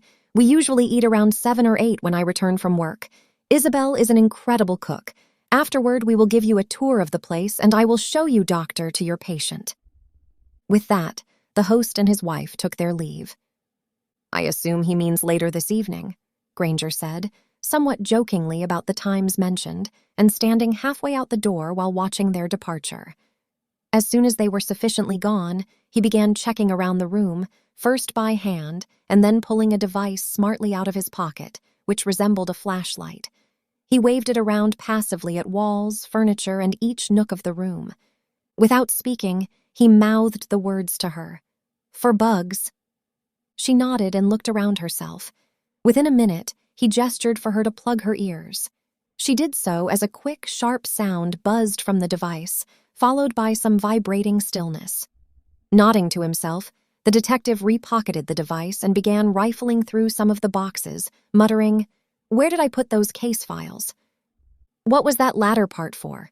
she inquired, interrupting his search. "Ah, yes, it disables auditory recording devices that are active. It can sometimes be quite alarming to the ears, but our hosts are likely distant enough to have not noticed anything unusual," he explained without turning around.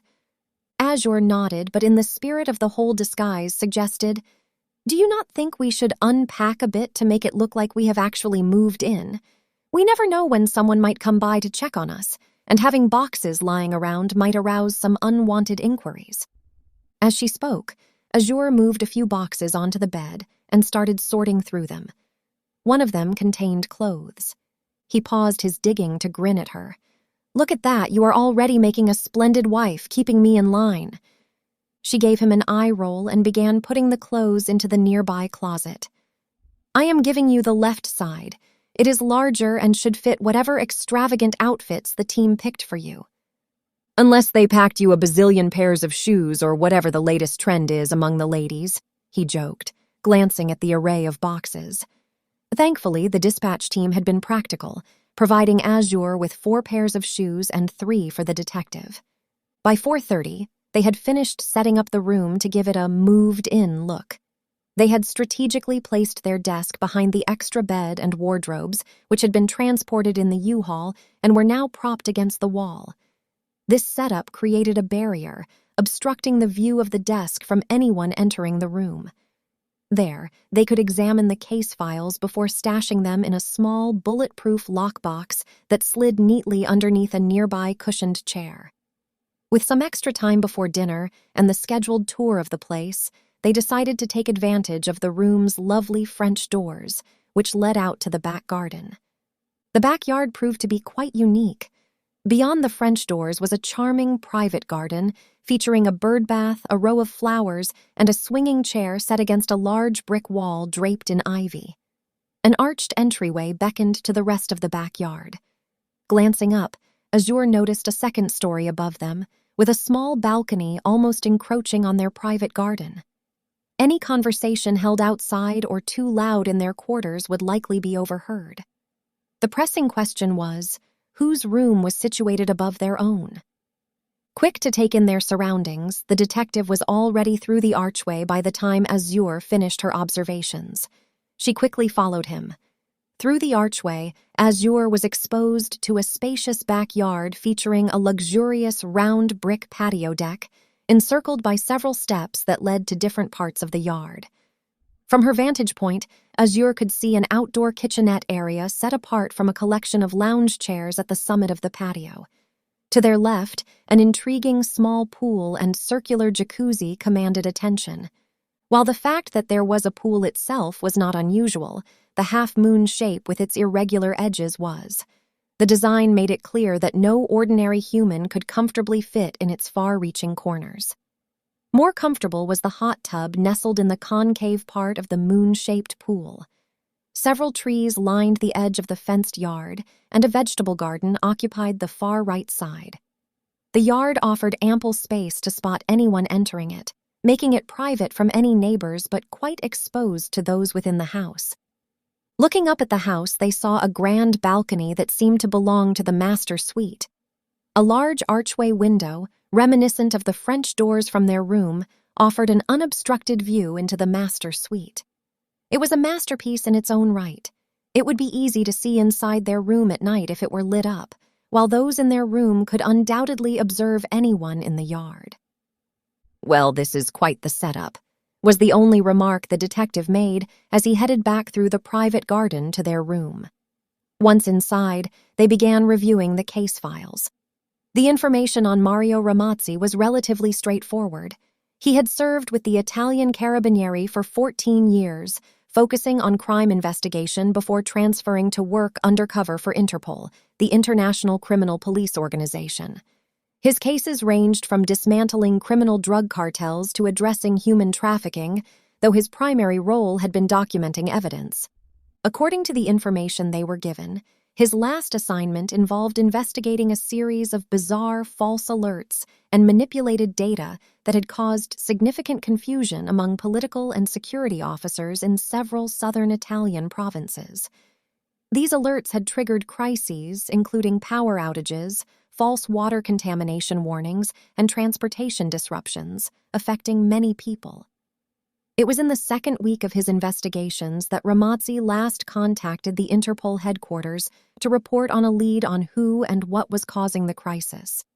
He had mentioned that there were several people in connection with the disruptions and that it was all a cover-up for a much bigger threat to the Italian economy. The last time Ramazzi was seen in Italy, he was leaving his hotel. Since then, there had been no communication from him, except for a peculiar note delivered to his mother.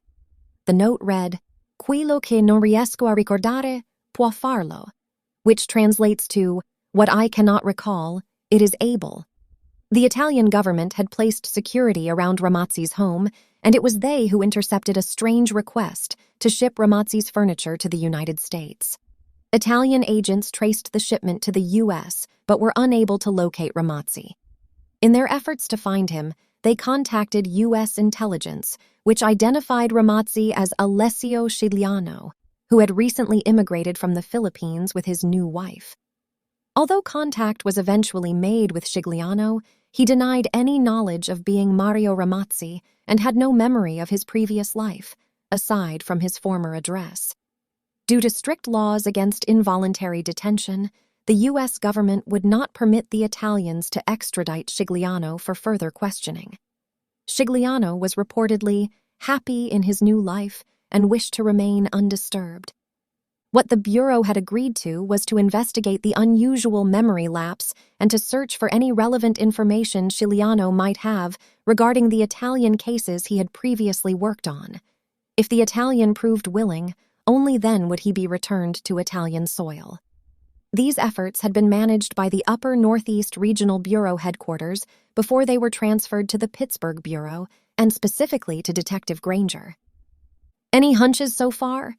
Azure asked, trying to gauge the detective's thoughts as he sat silently, poring over the files.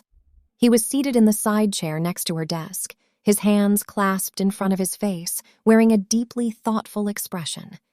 It reminded her of a very old classic portrayal of a well-known detective with a pipe. "Yes and no," he replied. It is likely, given Ramazzi's known character, that something either traumatic or highly threatening happened to cause this memory lapse, whether genuine or feigned. This supports that what he uncovered could significantly impact the Italian government, if not all of Europe, hence their concern about recovering him. Whoever he was investigating, or whatever group he was onto, clearly possesses substantial resources, intelligence, and connections to continue their activities and obstruct investigations, particularly in compromising an international agent. I would love to have more information about that, but for now, our focus is on these two small parts: finding remaining evidence of his case and the cause of his memory lapse. Solving these might ultimately assist in the timely resolution of the remaining issues. He stood up, straightened his bow tie, and headed toward the bathroom. I had better freshen up before dinner. By the way, what is Filipino cuisine like? I assume that is what we will be having. Oh, you have never had it?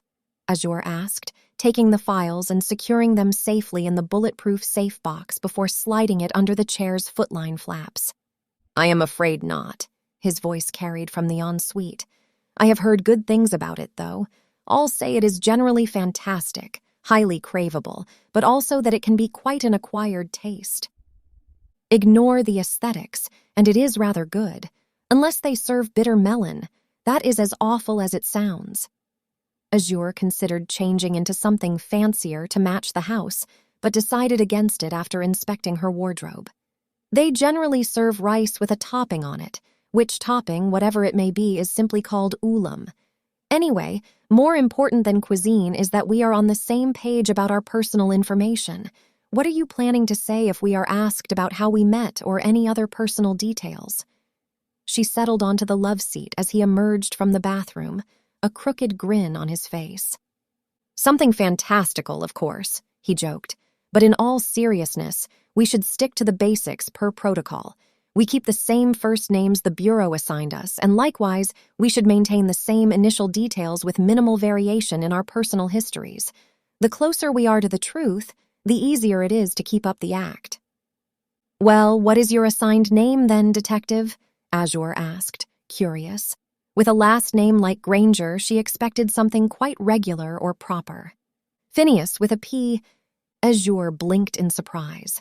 That was certainly not what she had anticipated. Given that their bureau names were based on the first letters of their actual given names, he must have been something like Peter, Philip, Patrick, or Paul. Phineas and Azure Olsen, she tried it out loud. Sounds a bit odd. Probably to an American, but not to a foreigner. Oh, and we met because your landlady was my dearest granny, and I visited her one time when she had you over for tea. That was fairly close to the truth, and simple enough to remember.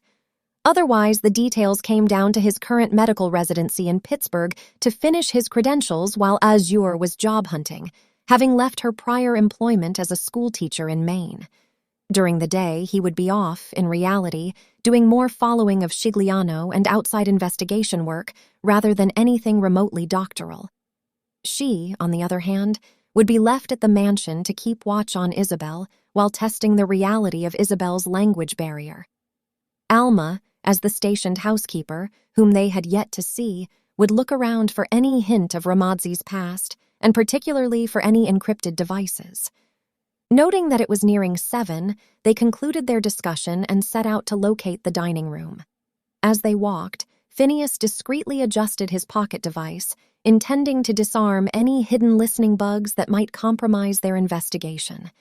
He would casually sweep each room before engaging in closer conversation or taking a seat. These precautions were meant to ensure their remarks remained private, whether surveillance had been placed by their hosts or by another party. Discerning the dining room proved simple. They noted the delicious aroma of food which wafted down from across the great room and through the small hall to their quarters.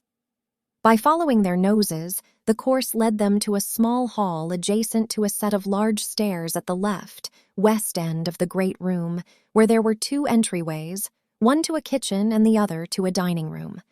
The kitchen had a sizable window as its opening to the dining room, providing a somewhat open concept element to the otherwise separate rooms.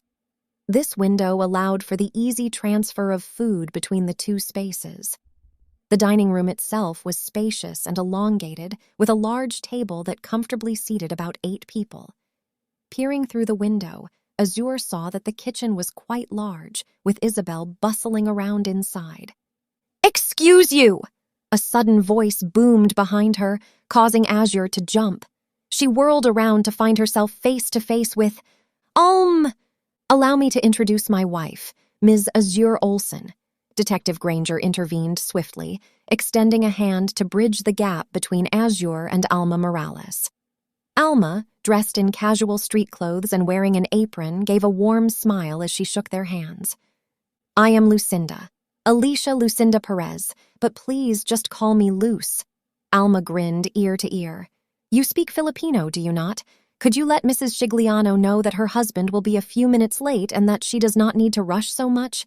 I know Filipino time tends to be more relaxed, which is why it is strange that she seems quite anxious about the clock." Alma glanced wearily toward the kitchen. "Of course," Azure replied with a smile. "It is quite a change to move from a place where being 2 hours behind is normal to one where being 5 minutes late is considered egregious. Would cause anxiety in anyone." She nodded reassuringly. "I will make sure to pass along the message." Sure enough, once they reached the kitchen and the message was relayed, Isabel visibly relaxed. She eagerly accepted Azure's help, and together they put Phineas and Luce to work on the smaller details of the meal while they focused on the main dishes. The kitchen, spacious, with a brick, almost authentically Italian oven on one side and sleek stainless steel appliances on the other, allowed the group to work comfortably with extra space. The result of their labors was a smashing success, a white-sauced pasta called carbonara, accompanied by handmade fresh breadsticks, fried fish, rice, and traditional puto, a small glutinous rice dessert with a mild sweetness. After placing the dishes at the connecting window, they all then sat down in the dining room, enjoying the added aromas of the mouth-watering feast. Detective Granger busily inquired about each dish, and Azure, with Isabel's input as needed, provided explanations. They reviewed that most Filipino meals consist of rice and ulam, which is the dish served on top. However, Signor Giuliano, being Italian, preferred not to have rice and ulam at every meal. To accommodate him, Isabel would view pictures of Italian recipes from a cookbook Signor Giuliano had provided and attempt to replicate them. She would still, however, also prepare a small traditional Filipino meal for herself on the side.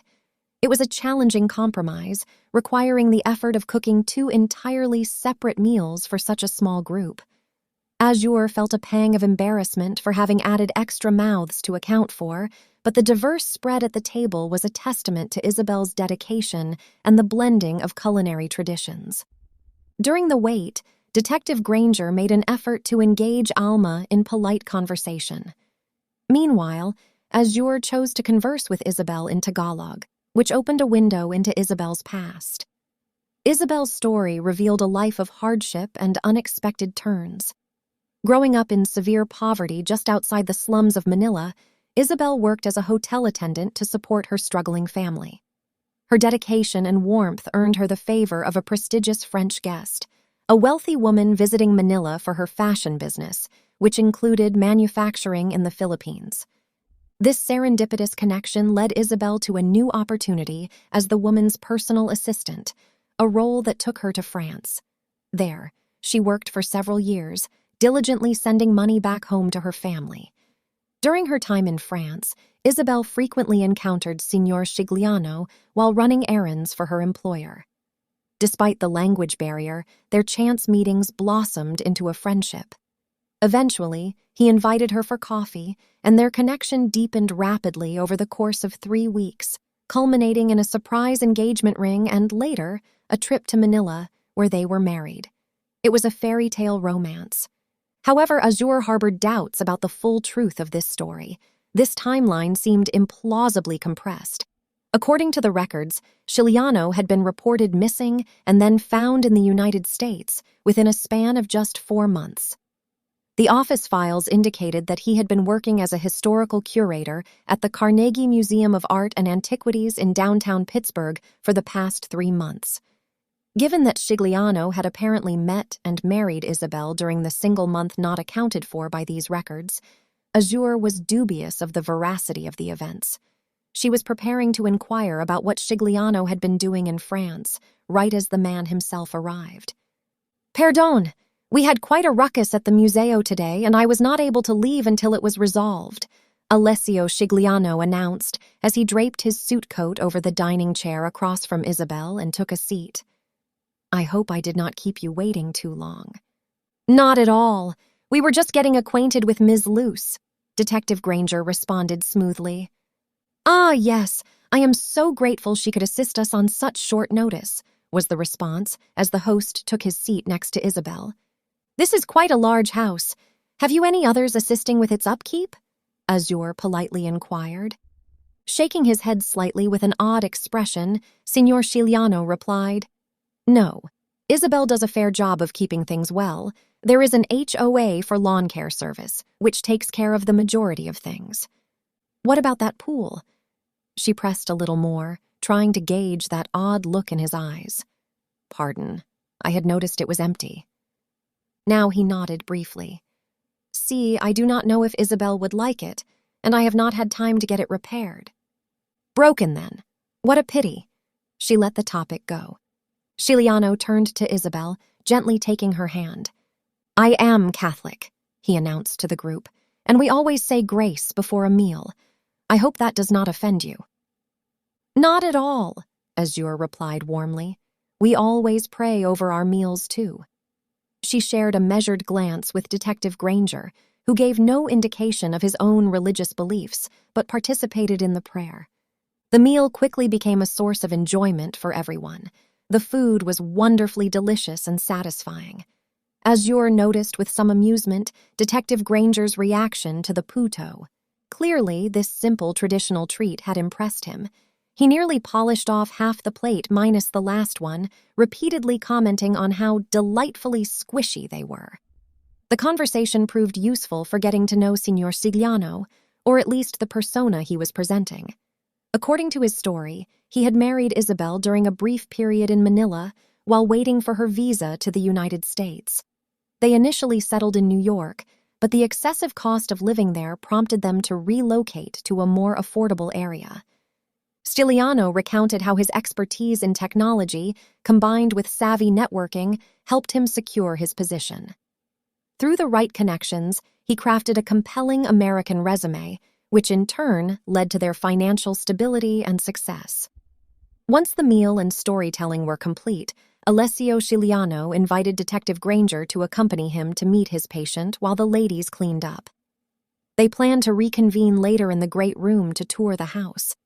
Though the old-fashioned sexism of the arrangement mildly irritated Azure, she acknowledged that such traditional roles were still prevalent in many parts of the world and would likely be observed in this household. Moreover, it provided her with an opportunity to delve deeper into both Isabel's and Alma's backgrounds. However, Isabel seemed suddenly reluctant to discuss herself and instead overwhelmed Azure with questions about her, the detective, her age, family, and more. Responding to this barrage of inquiries consumed all the cleaning time and thwarted Azure's plans. By the time they reconvened in the great room for the tour, Azure felt that her attempts to gather information had been both premature and fruitless. She tried to gauge Detective Granger's thoughts as he and Signor Scigliano entered the room, but his expression remained a polite smile as he continued his ongoing conversation with the Italian. The tour began with a look at the utility and powder rooms on the main floor before moving up to the second story. This level featured a delightful library, the master suite, 2 other suites, and a billiards room. The third story contained a large attic room that could be used as a bedroom. It was very ordinary with the exception of a peculiar drop-down room located on the second floor, but accessible only from the third. This was the guest suite where Alma Luce Perez chose to stay, and it was ironically situated directly above Azure and Phineas' quarters. It is, as they say, quirky, but that is because the house has old bones. It was built in the 2180s and has been renovated since, Alessio Sciliano explained.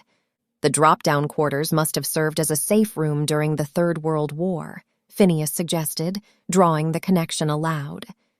The Italian nodded and expressed remorse concerning the war. As they began their descent from the third story, Sciliano announced that he would be heading to the library to finish up some work before the night was over. He mentioned that Isabel typically spent the evening watching shows in their quarters while he worked, and he anticipated she would do the same tonight. With their goodbyes exchanged, they all retired to their respective rooms for the evening. "Well, you look rather peeved," Phineas remarked as he settled into the chair beside the desk. "Too much gossip with the ladies? Or not enough?" "Not enough, I would say, but there were certainly some interesting tidbits," Azure replied, sinking into the love seat. She proceeded to share what she had learned from Isabel with the detective. "What strikes me as odd," she added, more to herself than to Phineas, "is that Isabel claims she does not know any English." "Oh. It is the national written language of the Philippines. Even the most impoverished schools there include some level of English in their curriculum. Considering she is from Manila, it seems unlikely she would not have at least a basic understanding of it. It would be more likely the opposite." "Do you think she might be fluent, then?" Phineas probed. "That would certainly align with my theory." "And what, pray tell, is your theory?" Azure asked, hoping the elusive detective might finally reveal some clarity regarding his findings from the evening. "My theory," Detective Granger began, crossing his legs, "is that Isabel is neither ignorant of English nor unaware of her husband's true identity. In fact, I doubt they are actually married at all." "You reached this conclusion how?" "Elementary, my dear Prescott." He gestured dramatically, mimicking Sherlock Holmes with an imaginary pipe. "The wedding band on her finger was too large. She fidgeted with it throughout dinner, and it revealed a distinct indentation typical of rings worn for years. Why would she wear a poorly fitting fake ring when they could easily afford to resize it? To me, it suggests she is either an undercover adversary or an ally tasked with monitoring Mr. Ramazzi. Their fantastical marriage story might be true, but it is premeditated." "I can see that as a possibility. If their marriage were orchestrated, it would explain its rapid progression. Isabel's story is that they met in France after she was hired by some French fashionista, but the signor's story only touched on Manila. To verify Isabel's story, we would need to locate the French fashionista she claims to have worked for." Azure tried to recall if a name had been mentioned. "She did not specify." "Ah, but he has corroborated that fact," countered Phineas. "During our meeting with the housekeeper, Ramazzi mentioned to me a brief time Isabel had been in France working for one Madame Carmen Laurent. I have noted it and will pass it on to internal investigations soon. I am confident they will resolve that puzzle swiftly." Before Azure could inquire about the elusive housekeeper and why the tour had skipped over his location, the detective abruptly sprang from his seat, his finger pressed to his lips. "We have company," he said, striding towards the door leading to the hallway. Opening the door revealed Alma, who was carrying a folded piece of paper. "Good evening," she said cheerily. "I am so sorry to disturb you, but while I was cleaning the dining room, I found this. I believe it belongs to your wife." She handed the paper to the detective and quickly departed. Detective Granger turned and tossed the paper to Azure. Unfolding it, Azure discovered a handwritten note from Alma with review instructions for entering the dreamscape that night, along with a bit of caution. "There are 2 security cameras right outside our garden door," Azure informed Phineas from the latter part of the note. "If we can disable those, it could allow her to communicate with us through the garden, rather than having to move suspiciously around the house, if need be." Immediately, the detective set off with resolve to inspect the camera locations with his pocket device. Meanwhile, Azure followed the note's instructions. She retrieved a small set of vials from her purse, each containing a sleeping sedative, to be used if she had trouble falling asleep. At most, she intended to take a quarter of one while concentrating on Alma, who was in the room above her. This would help facilitate entry into Alma's subconscious, where they could discuss accessing the dreams of the other household inhabitants. Although Signor Ciliano was a night owl and unlikely to be reachable until morning, they hoped to gain valuable information from Isabel and the housekeeper. Further following the note's instructions, Azure helped herself to the small desk, where the detective had pulled out several case items on their return. Among them, she found a small, rectangular device with a slidable dual screen wrapped in several wires with sticky, padded nodes.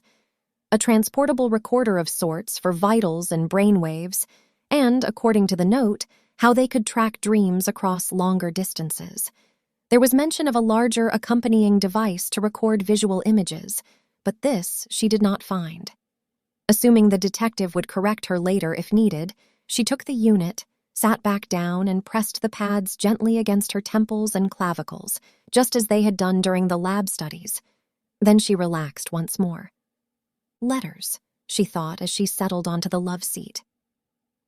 Paper notes remained one of the most secure methods of communication, free from hackers, AI security checks, and the pervasive surveillance that had become common since the Third World War. It was good to have such a method to pass on subtle things without breaking character. Maintaining character was key to success in undercover operations, after all. On that thought, her mind drifted in wonder to how the detective would fare with such in his play as a doctor. Though she still had many questions regarding this, Azure determined to wait to question Phineas later about it. For now, there was work to be done. She sensed about for Alma's familiar presence. It was a sensation much like imagining a well-known person was next to her. Azure would visualize Alma's character, figure, and voice, allowing it to pull her. This pull was similar to the sensation of being tugged by a string or series of strings into a new direction. Within a matter of seconds, she would open her mind's eye, and colors, lights, and visuals of the dreamscape would come into view. By this method, it did not take long for Azure to find herself in a scene. This one was an open courtyard flanked by connected row homes. Each home had a bright red door, a small front lawn, and several modest trees. The usual mistiness that shrouded the sky and the distant haze obscured any further details. Here, Azure spotted Alma sitting on the front steps of the third building on the left. "I thought we could start with my own dream to help you get used to transitioning to the other minds. Something like this offers a good visual learning experience. Doors are what will help us the most," Alma said as Azure approached. "I have added the appropriate doses of the sleeping aids to the food, which should ensure that even Signor Scigliano will be asleep early tonight. Now concentrate, Azure. Can you sense anyone's presence besides my own?" Azure took a moment to attune herself to the vast dream state beyond. In the back of her mind, she felt a subtle tug, a pull from two. There were two distinct directions. "Yes, I think I can," she replied. "One presence is very intense, almost feverish. The other is faint and guarded." "Excellent," Alma said. "I feel them too. I believe the first is the housekeeper and the second is Isabel. Focus on that second presence. Follow it, connect with it, and let it guide you through a door just as you did to find me. This should help you enter her dreams. I suspect there may be Tagalog involved, which is why I will handle the housekeeper." She paused, noting Azure's anxious look. "Do not worry. You are more prepared to handle this alone than you think. Concentrate on Isabel tonight, discover everything you can, and be meticulous in your notes when you wake. Every detail could be crucial, and we cannot afford to forget anything over time. When you feel you have something important or the time is near, find me again." "Understood," Azure said. Focusing on the faint, guarded presence, she meditated to approach it with curiosity, free of expectation and judgment, as Dr. Williams and Alma had instructed her. She felt the presence open slightly, expanding, and followed it. It led her to a door on the right side of the courtyard. Opening the door, Azure stepped through. Chapter 6, Market Confessions. 3 shadowy figures hurtled past Azure in a whirlwind of motion, their blurred forms emitting streaks of vivid color that lingered like afterimages. The sheer force of their sudden passage elicited a reflex response, sending her stumbling back against the wall to avoid them. Around her, the corridor, initially dark and concrete in texture with only narrow streams of light aside from the figures to show its form, felt more surreal with every second. There was, as it seemed, a sensation like the air was thick with a swirling vibrancy that pulsed in sync with her quickening heartbeat. An emotion was felt, not her own but the dreamer's. Isabel's urgency was palpable, threading itself into the very fabric of the dream. Without hesitation, Azure gave chase in the direction of the figures. These darted through a nearby door, and as Azure followed, the dreamscape remodeled. Dissolving, the claustrophobic corridor became replaced by a sleek, ultra-modern lobby buzzing with life. Vast and polished to a mirror-like shine, the space was dominated by a central directory station encircled by plush seating areas.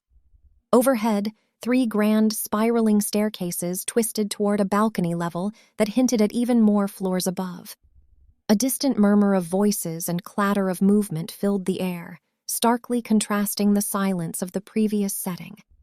Most of the lobby's occupants were faceless, little more than blurred impressions moving aimlessly. However, one group stood out with startling clarity. At its center was a Filipino woman who bore an uncanny resemblance to Isabel. She was flanked by 2 men, a tall, broad-shouldered, nearly white man with a graying mustache and a shorter, dark-skinned man. Their conversation appeared animated with urgency.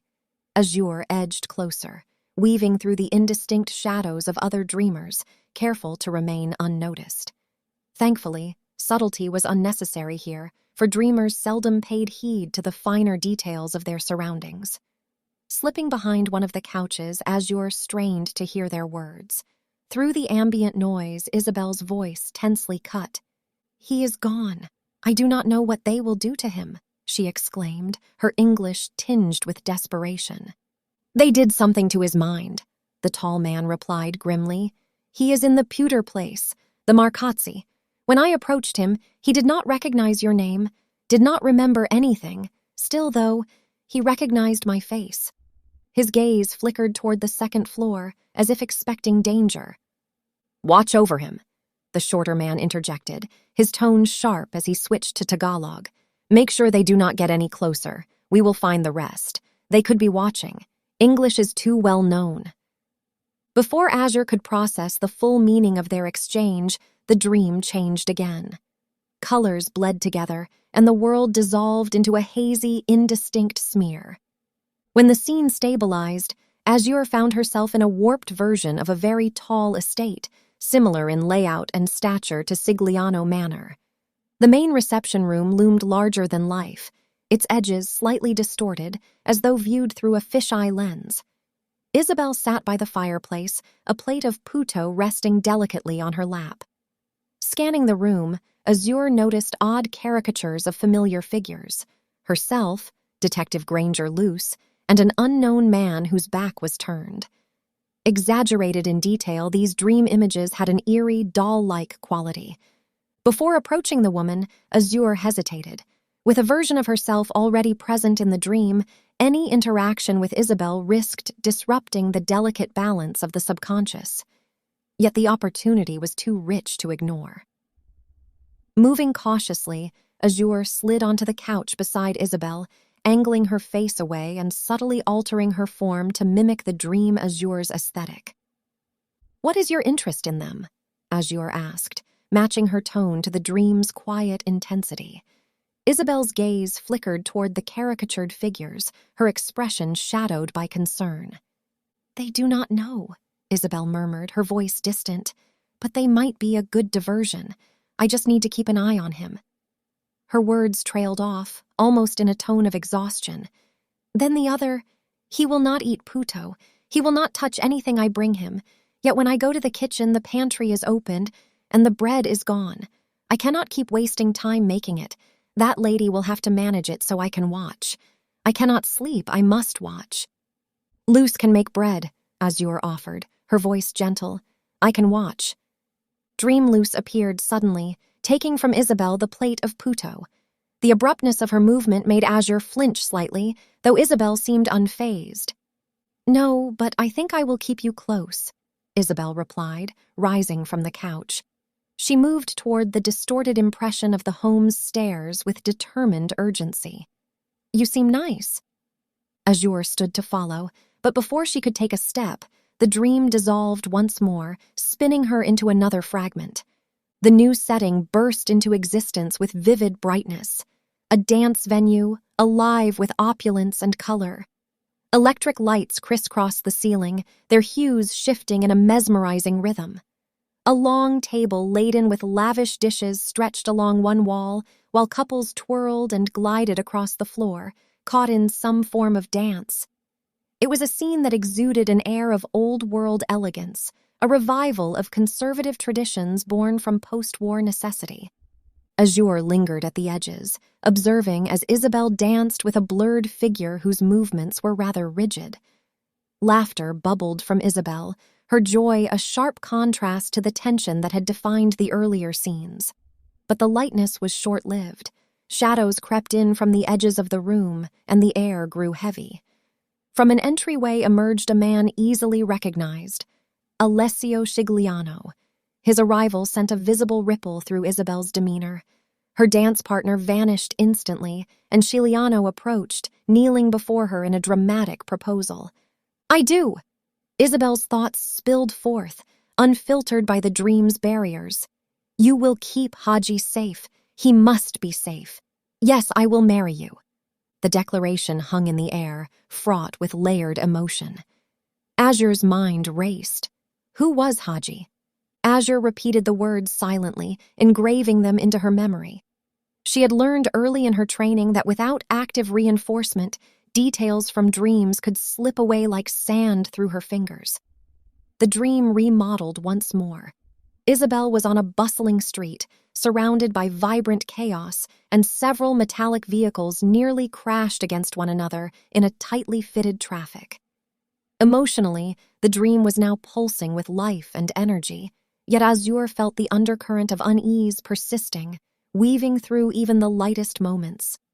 The dream spun on, each fragment revealing more layers of Isabel's psyche. Despite her further attempts to engage Isabel, the shifts became so frequent and dramatic that any further attempts seemed futile. Azure finally pulled back, retreating into the darkness. She was not quite sure what to do next and could use some expert advice. Jumping back to Alma, however, was not what Azure anticipated. With the pull of her mentor's presence, she had expected the same scene they had departed from. Yet, instead of finding herself outside the row of townhomes, Azure now stood before the towering brown doors of a massive building. Stepping back and looking up, she saw its cathedral-like structure, crafted from dark stone and adorned with large glass windows. Paved stone streets wove through lush greenery, connecting this building to others that resembled institutions of education or research. Where was Alma? Azure concentrated, searching more actively for Alma's presence in the dreamscape, but all she encountered was a curious void. The absence felt unnatural, as if something or someone was masking Alma's energy. This was odd to her, for Alma's presence had brought her here, had it not? Even so, the absence was real. Turning to look around, Azure observed more of the scene before her, the towering Gothic cathedral, its spires reaching toward an overcast sky that churned with an unnatural heaviness. Its dark stone facade was weathered and intricate, adorned with statues that seemed to watch her with silent, stony judgment. Ignoring these, Azure pushed open the heavy, iron-bound doors, the sound of their creaking hinges echoing like a low groan through the air. Inside, she was met by the chilling beauty of Romanesque and Gothic architecture. She found herself in an expansive reception hall, its cavernous interior illuminated by flickering chandeliers that cast dancing shadows on the high, vaulted ceiling. The intricate patterns of the era were even more pronounced here, with arched windows lined with stained glass depicting abstract, dreamlike scenes, and stone pillars carved with twisting vines and intricately symmetrical shapes. Several corridors branched off like tributaries of a dark river, their paths shrouded in shadow. At the center of the hall stood a grand staircase spiraling upward, its banister ornately carved with what appeared to be intertwining lions. Shadows moved around her, not quite formed figures, yet likewise too distinct to be anything imagined. These ethereal, ghost-like impressions glided about in a hurry, but none made a sound. The only noise came from the faint rustle of Azure's own footsteps against the polished stone floor. Initially, this alarmed her. Not once in training had she been able to create environmental sounds, especially so naturally as these were. This, along with the figures and obscurity of sensing Alma, certainly set this dream apart from all Azure had yet encountered. Curious, she proceeded cautiously through the hall, the faint sound of her boots echoing. Each step seemed to stir a latent energy in the space, like the building itself was holding its breath, watching her. Azure wandered toward the rightmost corridor, drawn by a faint magnetic pull. As she walked, the air grew lighter, the shadows fading. Dark, red-carpeted floors replaced the polished stone, and sconces along the walls flickered with dim light that seemed unnecessary, as the space itself seemed to be lighted as if midday, though Azure could not find the source. The corridor twisted unpredictably, leading her past heavy wooden doors, their surfaces marked with intricate patterns that seemed to shift when touched. Her course took her through these to a narrower hall lined with arched alcoves, which were empty but seemed to suggest a purpose in displaying objects. Beyond her footsteps, an oppressive silence accompanied her exploration, adding to a growing unease. At the end of the hall, Azure ascended a winding staircase. The climb was steep, and at the top she was led partially outside, crossing a narrow canvased bridge connecting the building from which she had emerged to another. Below her, she caught sight of a town that sprawled with one main widened cobblestone street and several old-style European townhouses and shops alongside it.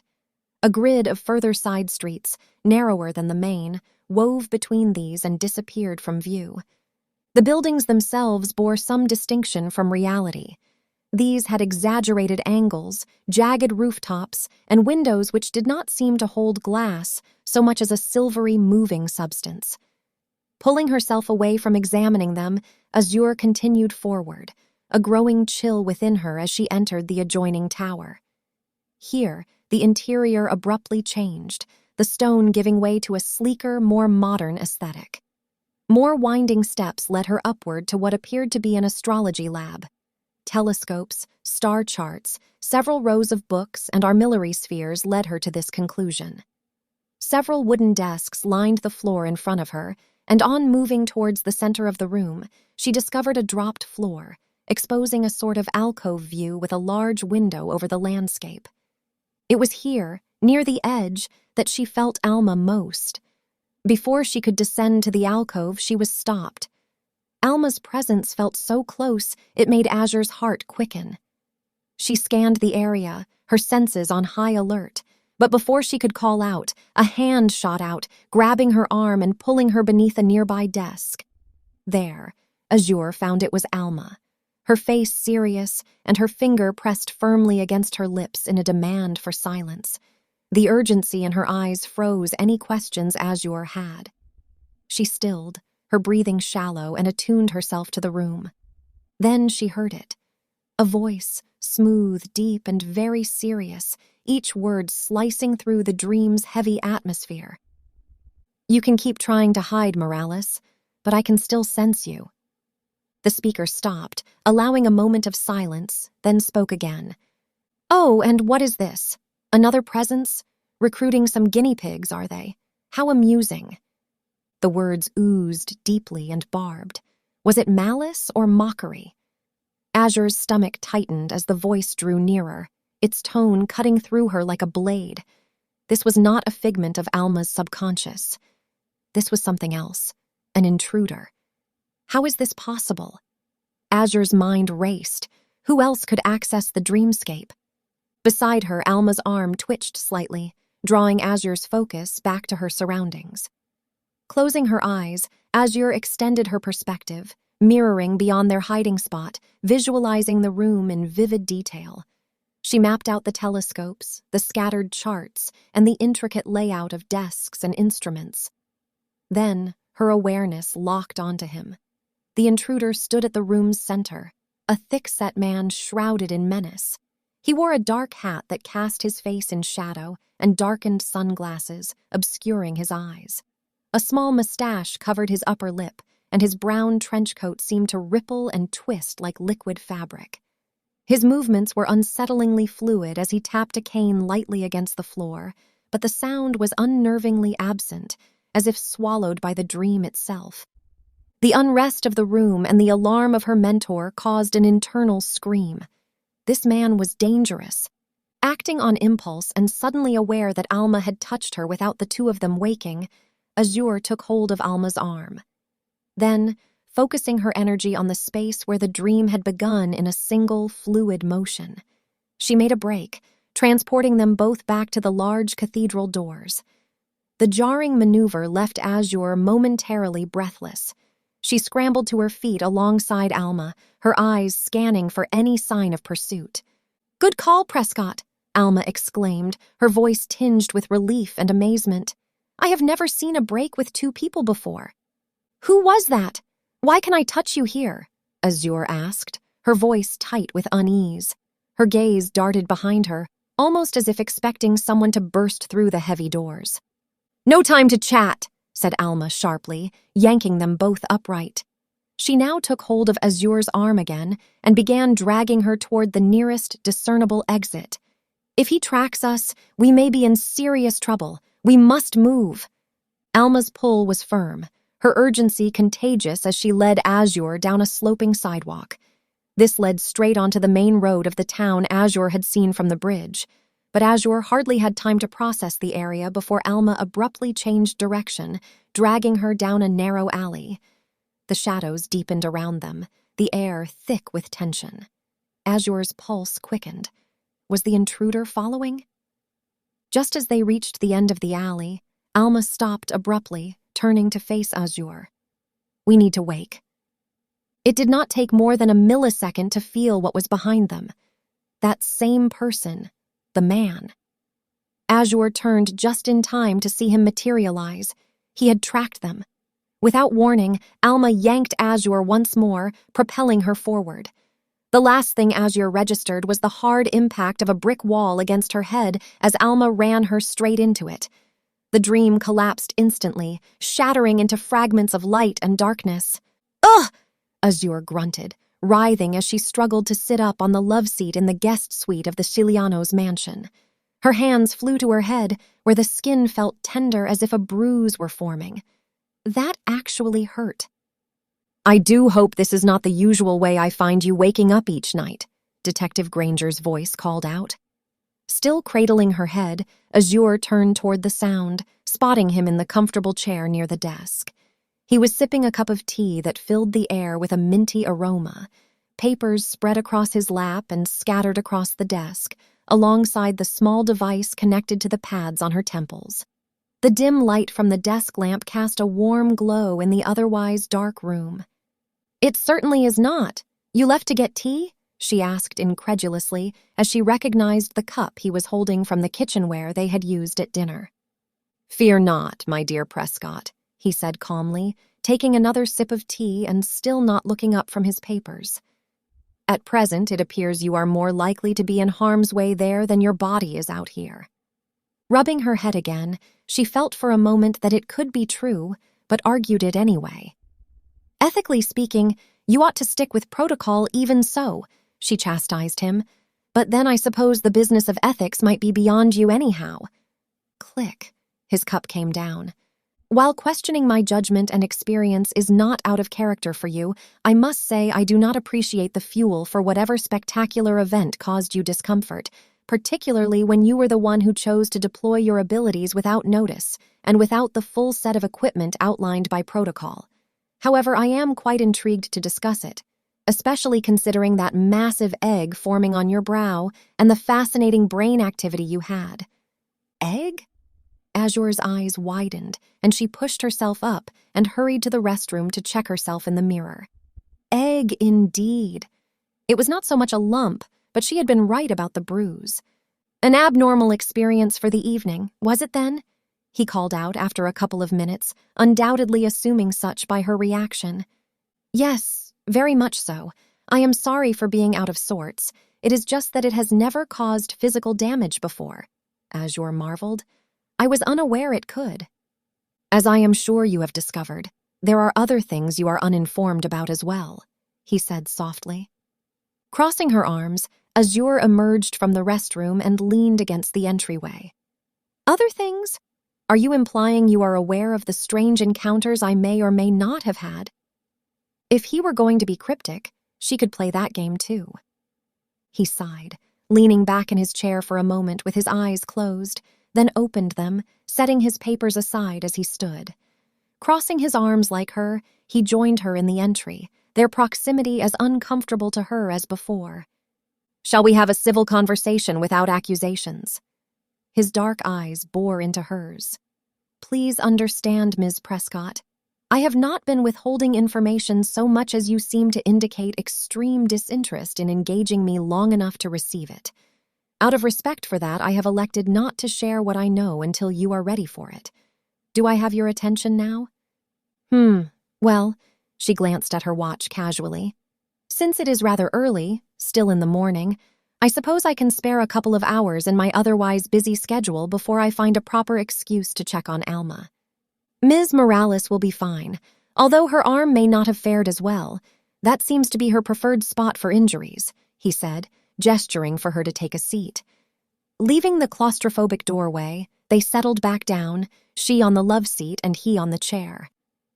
Her arm was injured again? Azure asked. How do you know that? Unlike yourself, Prescott, Morales had properly connected herself to the complete Bureau-issued travel monitors with which I can assess her status during her dream entry.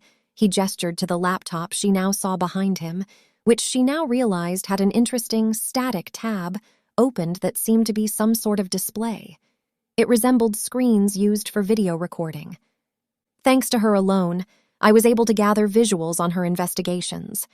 Although at one point I was unable to see where she was, the monitors picked up her arm injury and your near presence. I can thus only assume your lovely head injury came from the same. Again, Azure rubbed her head. It physically hurt, and the memory of its incidents seemed to augment the pain. Now, aside from that topic, these are some of the inner workings of that other assignment I mentioned. As you can see, it is neither a light case nor a light matter. The majority of my information comes from private investigations into these reports, so I am sure you can fill in some gaps for me, just as I can for you. To keep it simple, Ms. Prescott, regarding the case that is clearly at the forefront of your mind, could you please first tell me what happened to give you that magnificent egg? He pointed to her forehead. The only egg up there, Granger, is my head, and that came from my parents, mind you, she retorted. He laughed in response, lightening the mood a bit. But yes, I can agree to that. She then recounted everything that had transpired, from the moment she sought out Alma to the instant she collided with the wall and came to. The detective listened intently, clearly intrigued. He took his time to repeat some of her observations about the dream landscape and the man's appearance. This man could not see you but could only sense you, and you were only hiding behind a desk? That is quite curious. He then repeated in a low murmur to himself, Could not see you. Yes, again, Azure huffed. Will you please disclose what precisely it connects to in your noggin? Noggin. I have not heard that one in a while. He flashed a wicked grin, snapping out of his reverie. Of course. I doubt you will be surprised, Ms. Prescott, but dream studies are not new to the Bureau or the world, for that matter. Do you recall the name of Dr. Williams's alma mater? She searched her memory for a conversation she had with Dr. Williams about dream studies. Ali Magana? Yes. Ali Magana, who was first commissioned for his psychological work by another well-known research group led by two sibling doctors, the Desdemonas. Historically speaking, you might recall that around the year 2328, a particular group of the Desdemonas team left the UK to conduct unique research trials in France, alongside what used to be the American company, X. Indeed, she remembered. The Desdemonas had been known for their research in 27 unique categories, ranging from holistic healing to technological mediation for physical ailments. Their findings had contributed to the development of technology that monitored devices and internet connections via a neurochip connected to the brain's cerebral cortex. This technology had been used for notorious purposes leading up to and during the Third World War. All blueprints, prototypes, and existing products had been seized and destroyed in the aftermath of the war. Many had died due to surgical complications from the device and its retrieval. It had been a catastrophic issue, leading to the limited technology and global connectivity that existed in the world in the present day. Medical technology was now heavily restricted, requiring rigorous checks on both medical personnel and the patient. Any procedure involving the implantation of a device that could influence neural connections, regardless of the targeted region, had to pass review by 5 separate systems. Beyond the medical sector, all connected technologies, such as television, cell phones, the internet, and other digital devices, were limited to government-approved channels, websites, books, and applications. To reach someone outside the country, one could only send letters or packages, both of which were subject to intense scrutiny and prohibitively expensive. Greater access was reserved strictly for government intelligence and authorized personnel. While the economy had become self-reliant in the wake of such isolation, the rest of the world began to feel as distant as other planets. Apart from government-sanctioned global news or approved in-person travel, there was little left to connect the nation to the outside world. Thus was the present affair of things. Granger went on as she nodded, reflecting on all this. The Desdemonas I now refer to are direct descendants of those Desdemonas of the Third World War, Dr. Julian and Dr. Lessel. Desdemona began experimenting with the few remnants of their research that somehow managed to survive and be kept in the family for generations. To keep it short, the dream studies you experienced in the Bureau were an adapted form of several trials designed to enter the subconscious of others in Europe. The United Nations naturally found out, but when delegates and military personnel arrived to confiscate and destroy the material, a negotiation for the international benefit was instead put into play. The idea was that it could prove a useful method for military and investigative work. Ms. Morales was serving in the U.S. Navy when she was recruited for these trials in the interest of American national security.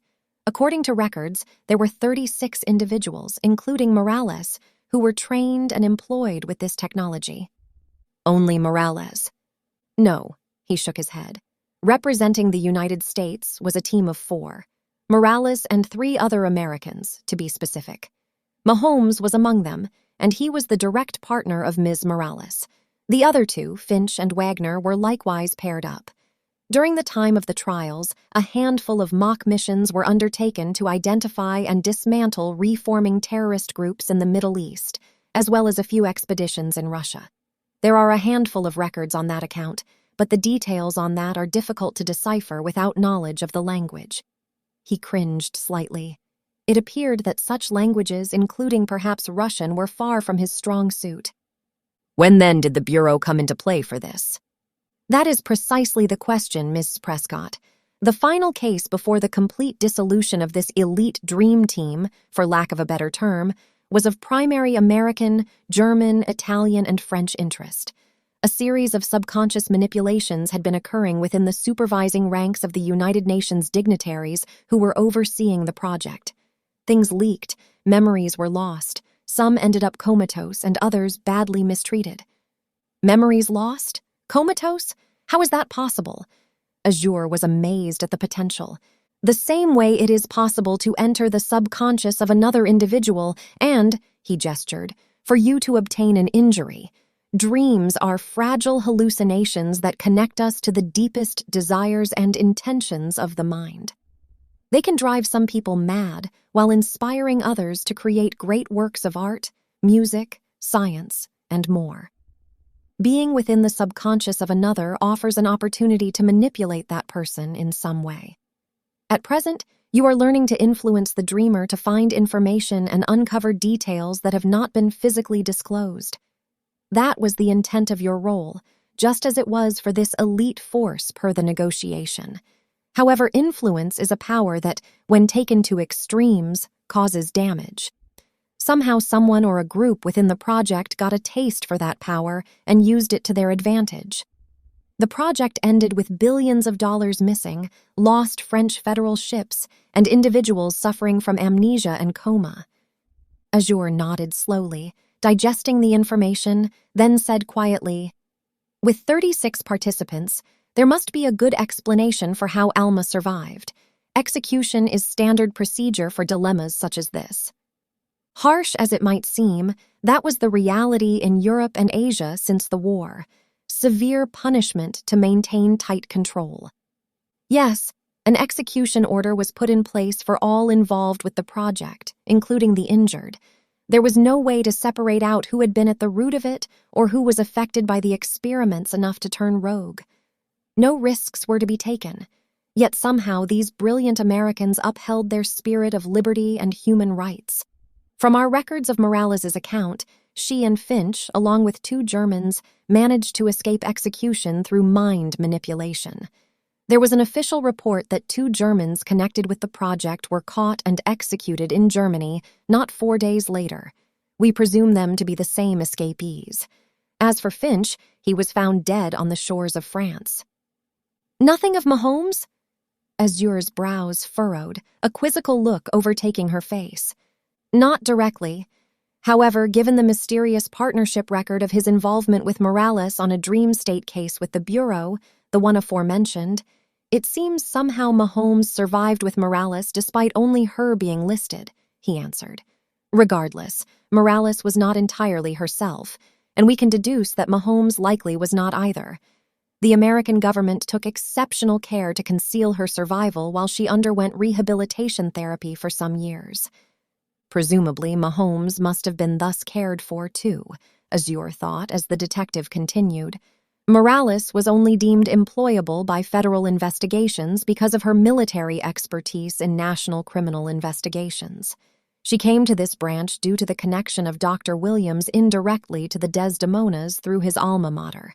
He has since developed the proper means to facilitate dream entry." "Surely not with the same measures from the European trials," Azure interrupted. "After all, he had said these were destroyed." "No, Dr. Williams had begun developing the current models after the Desdemonas were taken into custody in France and given a death sentence. Williams was deemed innocent of any crime, as his tutelage under Magana only began 4 weeks after the final incident. He did not know Magana's connection to the Desdemonas, only his credentials.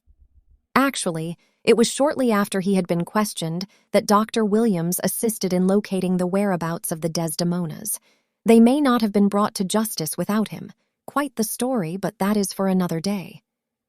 "I see," said Azure, while considering to herself that Dr. Williams seemed far too optimistic and untainted to have been involved with something so traumatic directly. "Since that time," Granger explained, "Morales has served in internal investigations and performed her duties beautifully. Mahomes exists in no other records in American and Canadian databases except this one case I have on the table here." He tapped a red folder at the bottom of the stack of papers he had been studying. "That is the one you mentioned, then?" queried Azure, eyeing it with great interest. Granger confirmed this with a nod. "It was a 4-man case, which I refuse to believe was a coincidence, given that only one supporting person was required per dream agent in the original force. As an introductory report on the case, Morales, Dublin, Hastings, and Mahomes are the names listed. There was a matter of strange memory loss and unauthorized activity attempted at a surviving Air Force base in Wyoming, one that, notably, houses atomic missiles. Williams detected subconscious manipulation, and the 4 were sent out to disrupt and resolve it before any missile could be released. Given that I do not recall any news about missiles being fired, I assume they had some success," Azure ventured. "Yes and no," came the reply. "The case conclusion states that Agent Morales and Hastings successfully returned to the Bureau within the week. There were some sustained injuries, and Agent Dublin has since been unconscious. However, no record of any other interferences or notable incidents. The case is marked resolved and closed." Glancing over the document's final report, Azure found that it was true. No further mention of Mahomes, just as the detective had told her from the start. That was curious, especially considering there were no other injuries, casualties, or notable incidents. If Mahomes had gone AWOL or MIA, it would have certainly been noted. Or, at the very least, his name would have been questioned by the Internal Review Department. After a minute of pondering, Azure voiced her thoughts. The Internal Division standard is to begin the report the moment a case is opened, at least at this branch. That might explain why Mahomes is mentioned at the beginning. Somewhere during the week, that must have changed. It almost looks like he was forgotten, wiped from the system and from memory. Aside from the impossible, how can that be anything but the nefarious work of someone who knows the Bureau's operating systems, can access them, and has the ability, or a colleague with the ability, to influence the subconscious of others, making them forget or repress information? Granger pointed a finger as if Azure had hit the mark.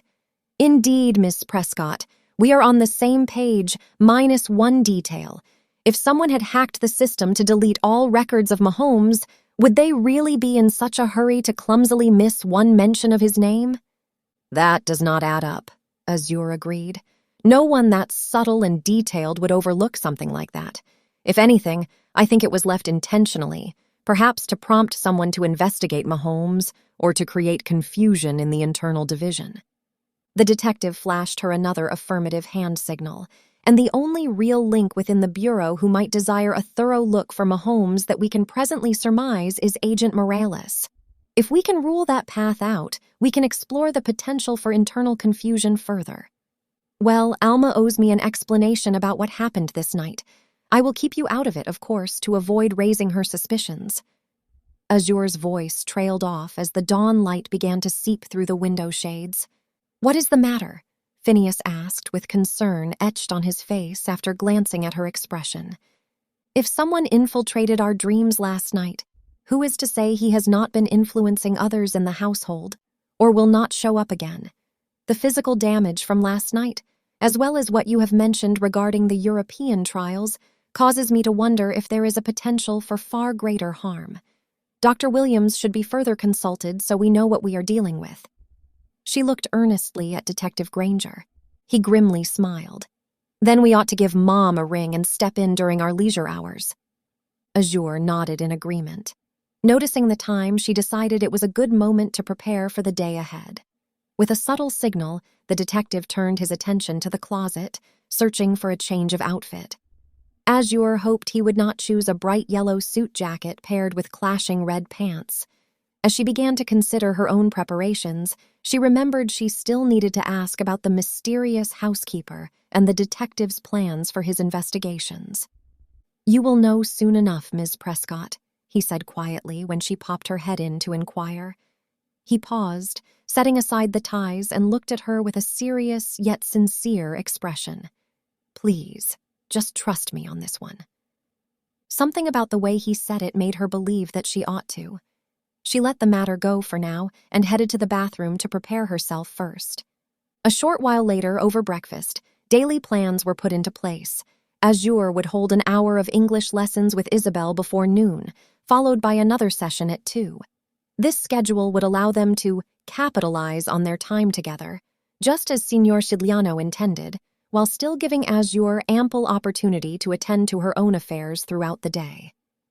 As he and the Italian left for work, Phineas casually mentioned Azure's studies to their host, providing a convenient explanation for her movements around the house.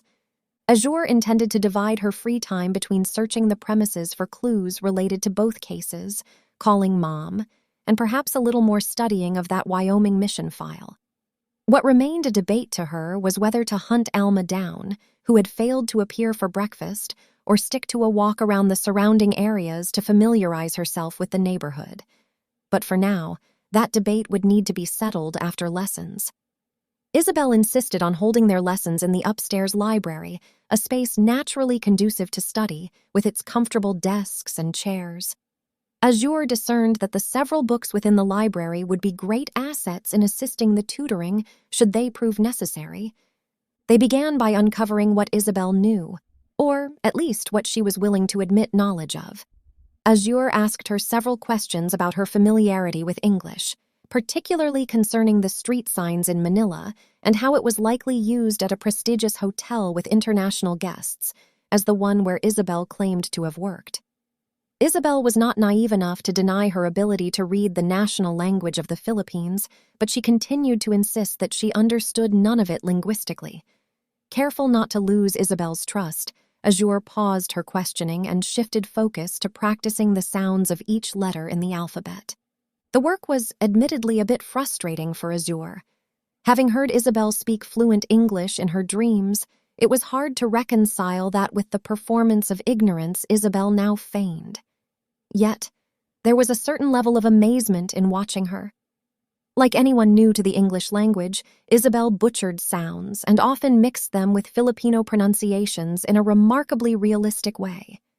No matter how many slips Azure tried to smooth over in her own Tagalog, a mix of Tagalog and English, Isabel would look up, perfectly bewildered by the gaps in Azure's speech.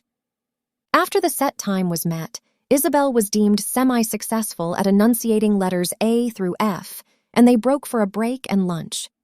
Isabel insisted on preparing a traditional Filipino meal, which would take about 45 minutes to an hour. In that moment, Azure was grateful for the more leisurely pace of Filipino time compared to the rigid schedule she was used to. This slower rhythm gave her ample opportunity to explore the rooms upstairs and perhaps even take a peek into Alma's space. As Azure explored the hall around the library, she discovered several linen closets packed with pull-out bedding, suitable for hosting well over 20 guests, along with many bathing towels. Continuing, she found herself near the Grand Master Suite, directly adjacent to the library, and the door was unlocked. Tentatively, she stepped inside, wary of any potential security cameras. None were visible, at least, none that were obvious. To be sure, she swept her hand under the edges of the imposing chairs, tables, television, bed, and armoires that occupied the room. Nothing unusual there, until she spotted a singular box tucked beneath the bed, obscured by several pairs of men's shoes.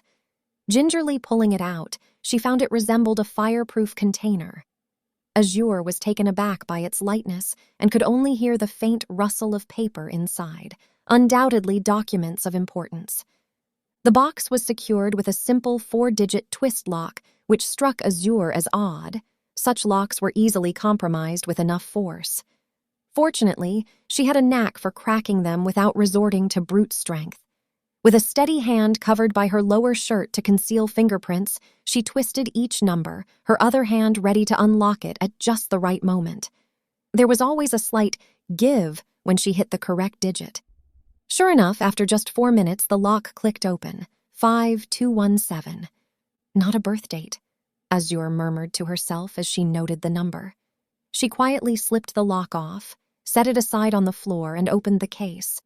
Inside, she found several papers: a visa for Isabel Shigliano, proof of residency, and, intriguingly, a full certificate of American citizenship dated March 4, 2428, for Alessio Shigliano. Azure blinked, processing the implications. The Bureau did have a record of Alessio Shigliano's citizenship, proving him a real though untraceable person. Nevertheless, it was strange that the original document should be here, in possession of the supposed Mario Ramazzi. How could that be if Mario were truly suffering from amnesia? The date was 6 years prior to the 2434 mission, which Azure had yet to inquire Alma about. That was curious, but not necessarily connected. For now, the presence of the original citizenship alone lacked explanation. She continued to sift through the files, finding a marriage certificate of the current year to Isabel de Leon from the Philippines in Manila. That at least corroborated their marriage story. Next were news clippings about a massive human trafficking case from 2032 resolved through international cooperation in Africa. A birth certificate for Alessio, issued in Ferrara to Caterina and Enzo Shigliano, accompanied by family photos.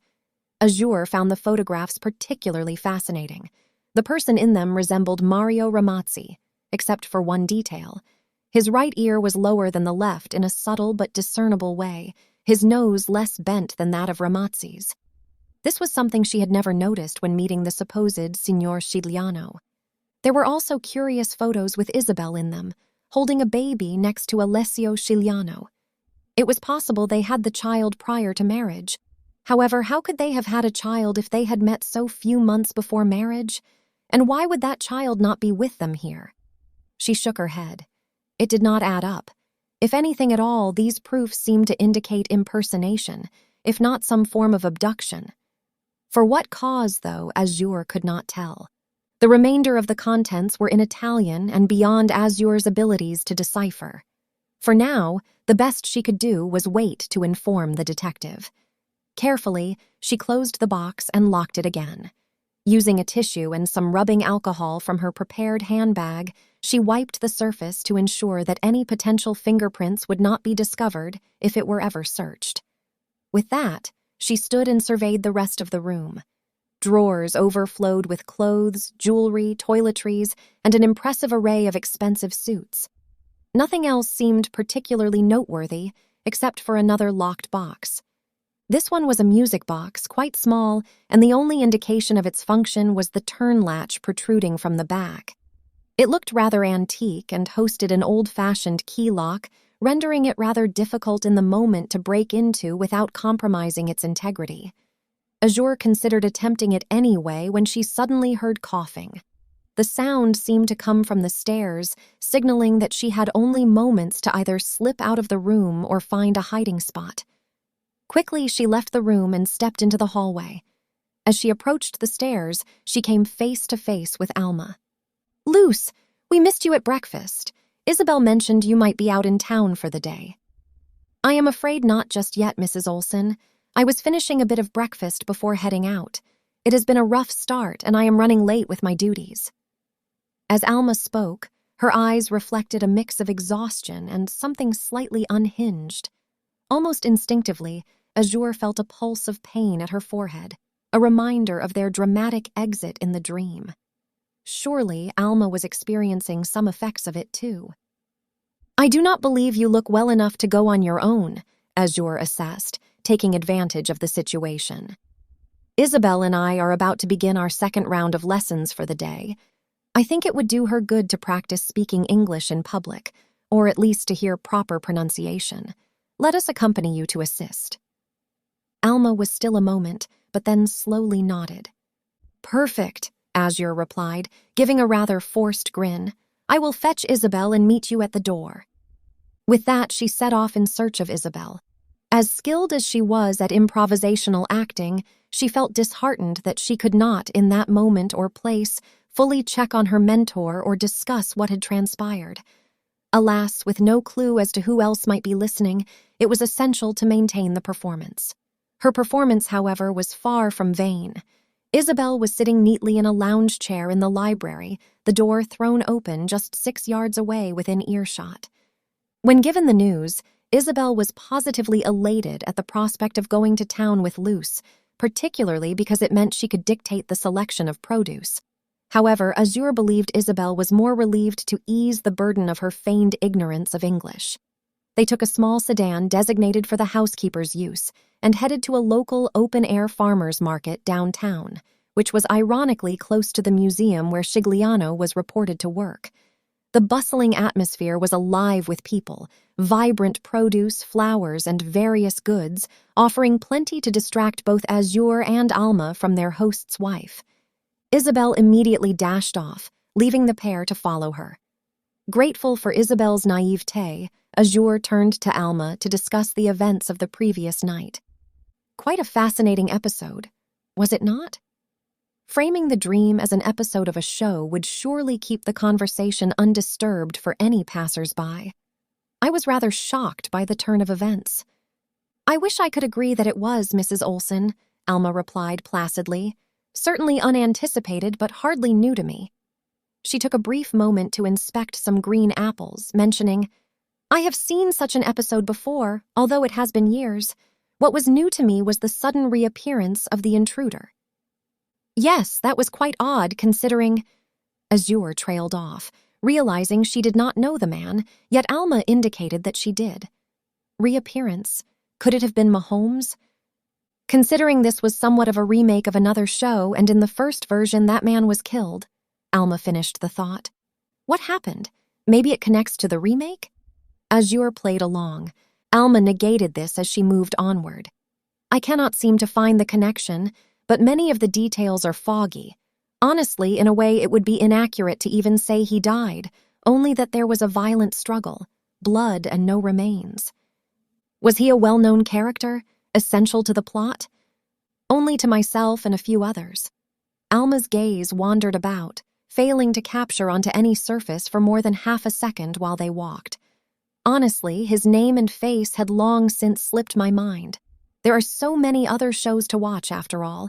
It would be quite ridiculous to dwell on the details of a past one rather than embrace the new. The message was clear. Alma recognized the man from her past, though whether it was from her time on the Dream Team or the 2434 missile mission in Wyoming remained uncertain. Still, Azure felt it was crucial to keep probing the topic, eager to uncover how much Alma was willing to reveal. That is fair, but we both know old wounds can reopen, Azure said, not quite managing to phrase her concern delicately.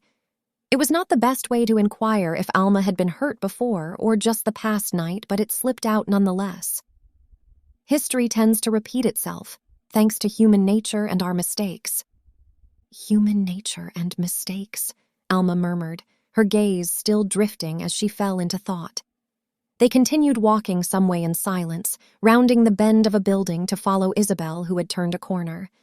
This area was filled with quaint shops, offering antiques and trinkets rather than the open-air booths they had passed earlier. Azure sensed that Isabel had become somewhat distracted on her retail adventure. Among the shops was a small bookstore, and Alma gestured for them to enter. Contrary to its unassuming exterior, the store expanded dramatically in the back, filled with towering shelves of books, cozy seating areas, and a second story featuring private study booths. Alma led Azure to one of these booths. Isabel will be fine, she said reassuringly. She is at the watch store across the street. You know, Filipinos take their time to view those things. That would allot them ample, uninterrupted time. Once inside the booth, Alma began to pace, inspecting the room for safety. She pressed her ear against the walls, straining to catch any sounds that might seep through. After a thorough assessment, she turned back to Azure. You have every right to be confused. From your perspective, the dream experiments seemed a novel innovation, especially in how they were described as being methodically employed solely for investigations. Chief Habernacki and Chief Haynes have done commendably at maintaining that facade since their awareness of its inception. But this is not the first time these methods have been used, and there are manipulations in dreams that extend beyond your training. I apologize for not equipping you with the proper terminology or knowledge of all the nuances, but there was a reason for that. It would not be advantageous to tip Alma off concerning Azure's awareness of this reality, so she remained silent and listened intently as if it were new to her. The dream experiments were conceived years ago as an international collaboration against crime. Several individuals were recruited and trained in Europe, including me, during my service to the U.S. Navy, explained Alma sonorously, as if losing a deep-held confession. Unfortunately, things soured, leading to the project's untimely elimination. Somehow, I alone survived, and upon my return, I was still under contract for some years to the Navy, which took a keen interest in harnessing these capabilities for good here in the United States. I was transferred to the Bureau, where I worked with Dr. Williams to find safer ways of training one to enter the dreamscape and utilize it for case resolution. We had considerable success with it as a resource in some cases, often helping discover evidence before such fully materialized. However, her voice dropped in severity, what we can do is not without consequences. Tampering with the subconscious of others comes at a cost, both to them and to those who tamper. Without responsibility and statutes of limitations, like any form of power, it can be taken to extremes and ultimately abused. Alma, Azure said sincerely, I am so sorry. I can only begin to imagine what you have been through." Alma gave a slight shrug and took a seat at the small booth table. "Life always brings unexpected twists to each of us. This was mine." Azure frowned but agreed while sitting herself. Then, returning to the topic, she asked, "If all of this is still in its pioneering stages, how can we keep it in check? There would have to be some form of subconscious legal enforcement, right?" Strange as the words sounded coming out of her mouth, the necessity of such a reality was undeniable. "Yes," replied Alma, "that was previously considered. But unless someone in the outside world can monitor it, how can we ensure that such a force does not become corrupt? Furthermore, that would require greater recruitment than which until now has not been authorized. The best checks we have presently involve Dr. Williams using digitized electromagnetic EEG cords, AI collaboration checks, and BCI subcontractual connections." Although these terms were somewhat familiar to Azure, Dr. Williams had mentioned them during her initial training and spoken to her on the matter within simulated dreams, she still did not fully grasp the depth of the technology. "I will not delve into the technology. It is quite extensive and years in the making. The essential point is what matters, and that is what you need to understand," Alma continued.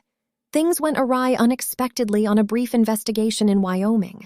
Our unit had been sent to investigate dreamscape activity. With me as the only known survivor of the international collaboration, we were naturally alarmed that there could be other survivors abusing the ability for power or worse. After all, it would be naive to think that other nations would not seek to recreate what had been lost. During that mission, we were compromised, and it cost us dearly. One in my unit ended up comatose, another has since been constantly ill, and I..." Swiftly deducing that the ill agent was Hastings and the comatose one was Dublin, Azure inferred, "Your arm?" "Yes, it was badly injured." Alma rolled back her sleeve, revealing significant scar tissue that stretched from her forearm to her elbow. "There is a metal rod in there, too," she said softly, twisting her arm slightly before covering it again. "As you can imagine, that rendered me useless for further active duty in the military. I was forced to formally retire from the service. The only thing I could legally do in the country, given my status and ability, was to remain entirely with the Bureau's internal division." The arm injury explained the discomfort Alma had shown that night when Azure asked about Mahomes. The sudden drop in atmospheric pressure, from heat to coolness, had likely triggered pain in the area where the rod was implanted. As for the rest, Azure could see it in Alma's eyes. Serving had meant everything to her. She had been forced to give that up because of this tragedy. Working as a bureau agent was respectable and still drew upon the considerable expertise Alma had gained through her military service. But it was not the same. Federal law was never quite the same. "I truly am sorry," Azure again offered her sincere condolences. With a smile, Alma's countenance brightened slightly, a bit more like her usual upbeat demeanor. "I suppose, for some reason, I had not expected a third rebound is all. When things get too quiet, you get off guard.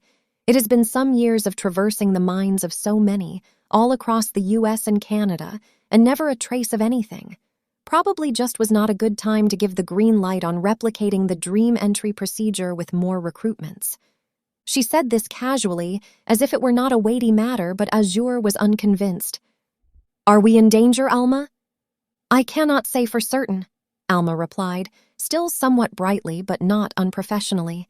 "To be fully candid, probably yes, considering the aftermath of the last time a dreamwalker was seen." "When you got the arm injury?" This Alma confirmed.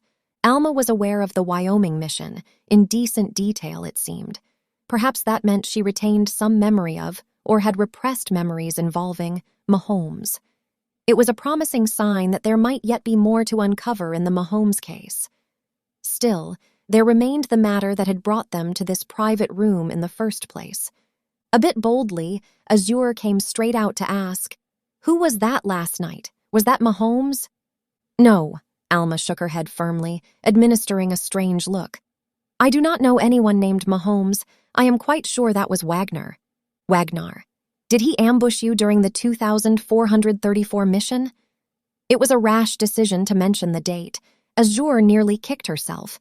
She was revealing too much of what she knew, yet Alma showed no sign of suspicion. "No," she replied calmly. "From Europe. Azure, I swear I saw them shoot him in the head." "In the head?" Azure murmured, her mind racing. The man in her dream had seemed unaware of their presence, moving as if he were blind. "Alma, is it possible you saw them shoot out his eyes? He could still be alive, but blind." "I suppose so," Alma said skeptically. The gun was aimed at the side of his face, but if he jerked back at the right moment, it might have missed. Even if it did, though, I do not see how he might have escaped.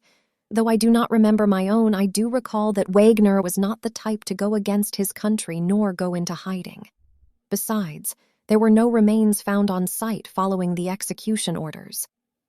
"That is just one more mystery piled on top of the others we already face," Azure sighed, a tinge of frustration creeping into her voice. "Truly, things may be twisting towards becoming out of hand," Alma agreed. "I do not even know where to begin to explain it." "Well, how about starting with why you were so scared?" Azure offered, curious about that, given Alma's description of his previous character. "He seemed to be attacking me, Azure. He came out of nowhere and, well, it took me some time to recognize him, by his voice more than his actions," Alma said, her tone still unsettled. "The situation might not seem that serious to you, because normally, interaction in a dream wakes people up. But it is different for dreamwalkers. When harm comes from the mind of a regular dreamer, there is no damage, or it is minimal and fleeting at best. But when one dreamwalker harms another, the damage is real." "We still avoided contact with each other during training. Does that not wake us up as well?" Azure said. "That depends on where you are in the dreamscape," Alma replied tartly. "Regardless of technicalities, the base principle you ought to observe is this. You should never touch another dreamwalker no matter where you are.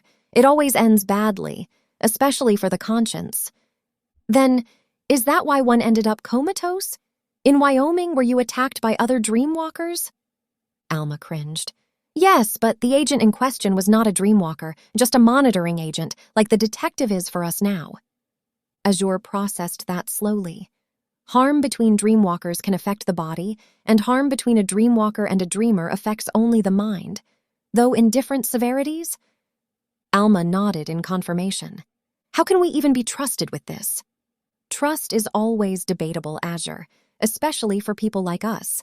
As Haynes said, the subconscious is highly manipulable in the dream state. If we wanted to, we could implant all kinds of ideas into someone's mind, ideas that might become their reality." Alma voiced the very suspicion Azure had been harboring since that conversation. "Surely Williams has or is working on a way to prevent anything of the sort," Azure exclaimed with deep concern. "He is," answered Alma, who then grimly explained, "though it is a matter of years and testing still. With only one dreamwalker myself, the process has been slow. To gather the information we now have, I was monitored and tasked with entering various minds in the dreamscape to search for and identify signs of mental manipulation. Volunteers were recruited from several states, but it would be dishonest to claim they had full disclosure about what I was doing. All they knew was that their brain activity was being monitored and recorded. Granted, I did nothing to interfere with their minds, but it was still an invasion of privacy." "I see."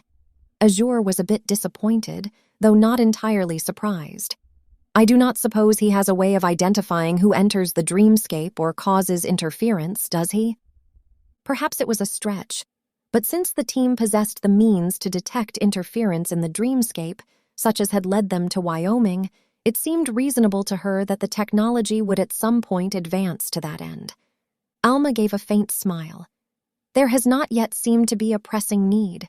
If just anyone could enter the dream state, they would not even know it, nor remember it past NREM sleep. Just like it took you months to gain your ability, every person requires extensive, focused training to gain this ability beyond any surgery. Can we assume then any dreamwalker out there has been deliberately trained? Indeed, we can. Alma uncrossed her arms and stretched slightly. What was detected in Wyoming was believed to be nothing more than a repetitive experience. Just a dreamer unknowingly possessing the ability and causing minor interference. Nothing beyond that. Azure followed the thread. Until you got there? She pressed. Surely something had happened to leave Agent Dublin comatose. Alma frowned. It was an accident, she said firmly, as if to end the matter. Only recently, with both of us in the dream state, has the team managed to capture radiographs of more complex interactions, specifically when multiple dreamwalkers engage. Azure let go of pressing the previous point and shifted gears. Well, they receive our footage back at the lab. Would Williams not already be aware that there was interference last night? She asked, hoping it meant she would not have to explain everything when she called him. Yes, though I have not had a chance to check in with him. Azure felt again a surge of concern for her mentor. Hitting that wall, that really impacted you. Was it necessary? Well, it was a gamble, but yes. A look of perplexity, mixed with something almost practiced, crossed Alma's face. That was not my dream, and it was not yours either. Some instinct told me that an injury there, regardless of who or what caused it, could jolt us back to wakefulness. Did you sense how off it was? Yes, strangely familiar too, like I had been there before. Familiar, Alma repeated, standing up. I think one of us ought to pop in or give the doctor a call to see what is going on. For now, we should get Isabel out of the market. She has an insidious habit of overspending on useless things, or so the Signor has told me. Azure acquiesced, aware that many questions would have to remain unanswered for now. Leaving the shop, they quickly set out to find Isabel. A few minutes later, they spotted her in a small clothing store, seemingly engaged in a heated discussion with the clerk. Azure pulled Alma aside, pressing against the building to stay out of sight. Maybe we can catch her in the act of speaking English, she whispered. Unfortunately, the plan backfired. As soon as they entered the shop, it was clear that the clerk was also Filipino. After interrupting the conversation, Azure managed to persuade Isabel to leave the unnecessary items behind and return home with her to finish the lessons. Alma could wrap up the evidently incomplete grocery shopping and take a cab back. With that, the group split up. Chapter 7. Hints of Truth. Hindi na, medyo pagod ako. Isabel expressed her desire to skip more lessons upon returning home. Siesta na. Rest time now. Azure was not interested in arguing, so she agreed to let it go for the day. Isabel did look a bit tired, which piqued Azure's curiosity about whether she would actually take a nap. Although Azure had planned to call Dr. Williams as soon as possible, it seemed worthwhile trying to enter the dream state to see if Isabel would reveal more. She hesitated a moment. Was there not some substance required to be administered to ensure she could enter without resistance? Azure felt a twinge of irritation at that thought, but upon reflection, perhaps it was not necessary. After all, Isabel seemed somewhat trusting of Azure in the dreamscape last night. Furthermore, Alma had mentioned scanning many minds in the dreamscape, and surely she had not needed to induce all those people with any dietary substance. Deciding it was worth a try, even if it carried some repercussions later from the detective, she headed back to the guest quarters. After locking the door and drawing the blinds to avoid any potential onlookers, Azure settled onto the love seat, closed her eyes, and focused on her breath. As she stilled her thoughts, she began to relax, visualizing the scene where she had previously met Alma. Perhaps that was a sort of waiting room that could connect her again to Isabel. Yet the scene did not materialize, perhaps because it had been a dream or creation of Alma's, and Azure herself had not had any dreams for some years.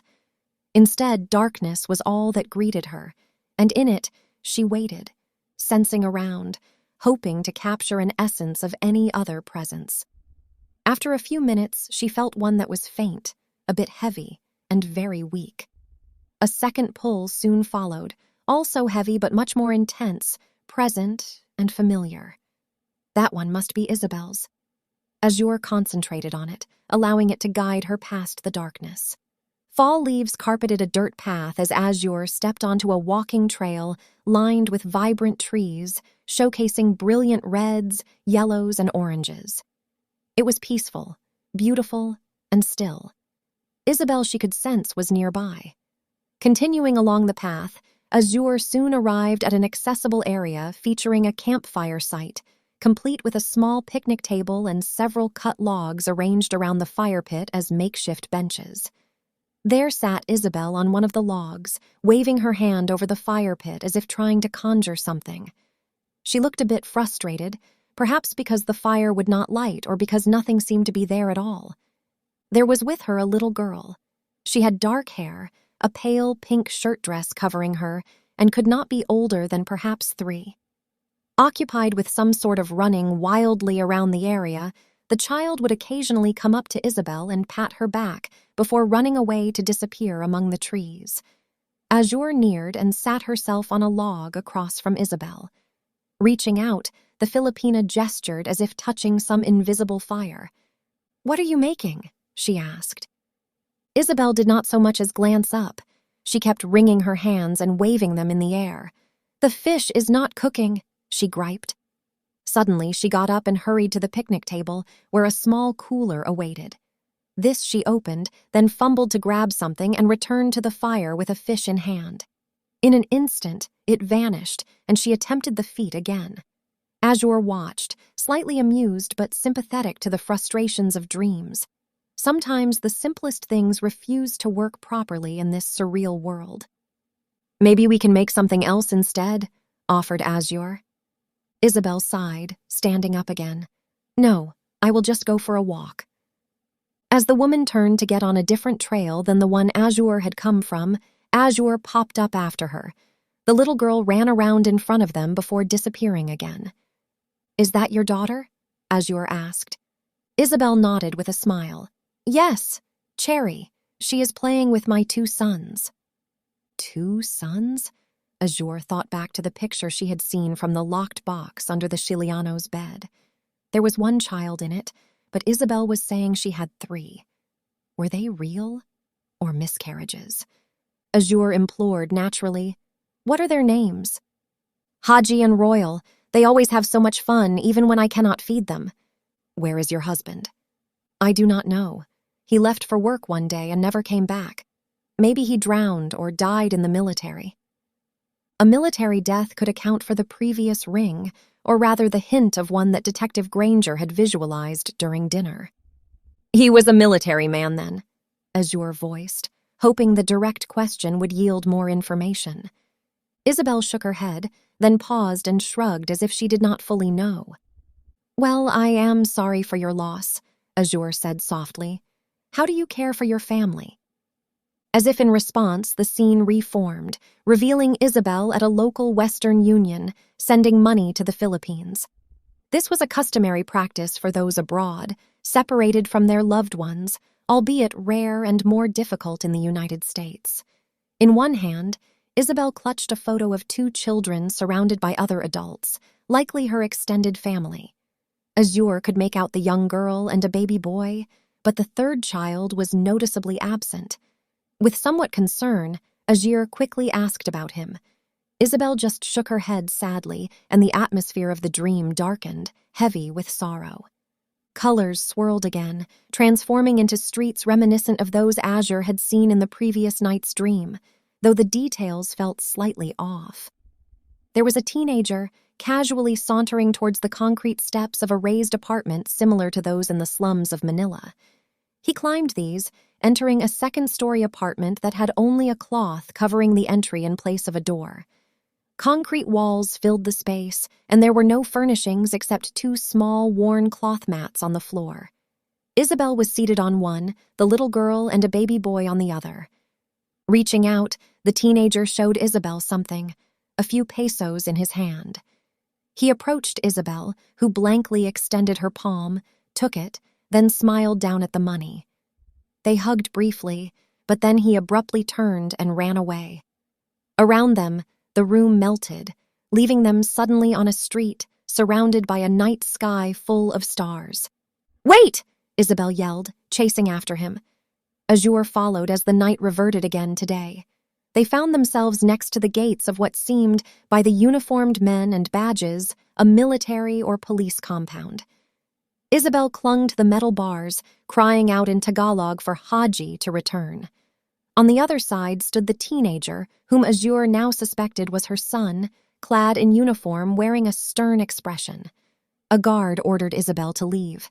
"But he is my son, she pleaded. Haji opened his mouth, and in a chilling tone he said, "I do not know you." As the pangs of devastation and confusion intensified, the dream began to close in on itself. Azure recognized the signs from her training. Isabel was waking from her distressing nightmare. With a sigh, Azure pulled back to her waiting place, where she focused on waking herself up. Once awake, Azure began to ponder. Secrets could often manifest in a heaviness felt subconsciously, Alma had taught her. It was clear that Isabel was burdened with many things that deeply troubled her. Were these secrets? While the dream had not clarified Isabel's connection with Scigliano, or why she had remarried at all, it did provide some insight into Isabel's motivations. Perhaps Scigliano was financially well off, and Isabel had married him for his money and an American green card. Yet it was also possible that she was playing some other motive to conceal deeper pain. Meanwhile, there was the reconfirmation of the fact that Isabel, great as she was in acting, was feigning the language. Were it not so, the words of the dream should have been spoken consistently in Tagalog. Glancing at her wristwatch, Azure noted the time, 5:15 in the afternoon. This had all taken longer than she had anticipated. Soon, Detective Granger would be home, if he were not already attending to the housekeeper in his feigned role as a doctor. Uncertain whether Alma would be occupied with preparing dinner, Azure elected to take an evening walk and finally place the long-overdue call to Dr. Williams. A light jacket was taken, and her handbag was drawn over her shoulder, housing her issued phone. Altogether, carrying these items felt more like a burden than a formality. Although none of it was necessary for the walk itself, she carried them nonetheless, for the sake of appearance and as a practical cover while using the phone. Closing the door behind her, she stepped through the house and out into the evening air. The surrounding hills and scattered homes with their many trees provided a picturesque backdrop against the dimming sunset. Azure had always loved the start of spring. When vibrant colors began to emerge once more, the sky grew perceptibly lighter and the temperature warmed. After walking a reasonable half-mile from the house, she pulled out her issued phone to call Mom. Dr. Williams answered promptly after a few rings. "Good to hear from you, Azure." "Good evening, Mother." Azure surveyed her surroundings one last time to ensure she was completely alone. "There has been a bit of a mishap, and I could use your insight." A sigh came from the other end. "Yes, I was looking over some of that right now. Detective Granger also made a mention of such while he was in earlier this afternoon to pick up more record files that the internal agents compiled on the case. Have you spoken with Morales?" Azure voiced an affirmation, then proceeded to relay all she had experienced in the dreams of the previous night. She then added some of what she had learned from Alma while in town. Careful to make it sound as if Alma had disclosed it, Azure then told of the Wyoming mission, never mentioning Mahomes. Finally, she added her experience with the second dream entry. Williams was quiet for a moment after she finished. "For the first matter," he finally said in his pleasant tone, "the input received by our systems showed a sudden surge of unusual brain activity. While we have inscriptions and visuals on the first dream that Morales visited, there was no recording of the second. Some matters are still beyond our scope of control. Given that, along with the further information you now have on the European dream trials and Wyoming, I would not blame you for wanting to back out of this if you do." He was sympathetic. "Contractually, I cannot," Azure reasoned, "though I admit I am still in the dark about how much danger we might be in and what to do about it. If this mission is disrupted for any reason, we will all be back to square one, and I do not think it will be easy to re-establish this accommodating setup with the Sciglianos." "No, you are right. It would be difficult," he agreed. "I have sent some more information on all the past dream experiments with the detective.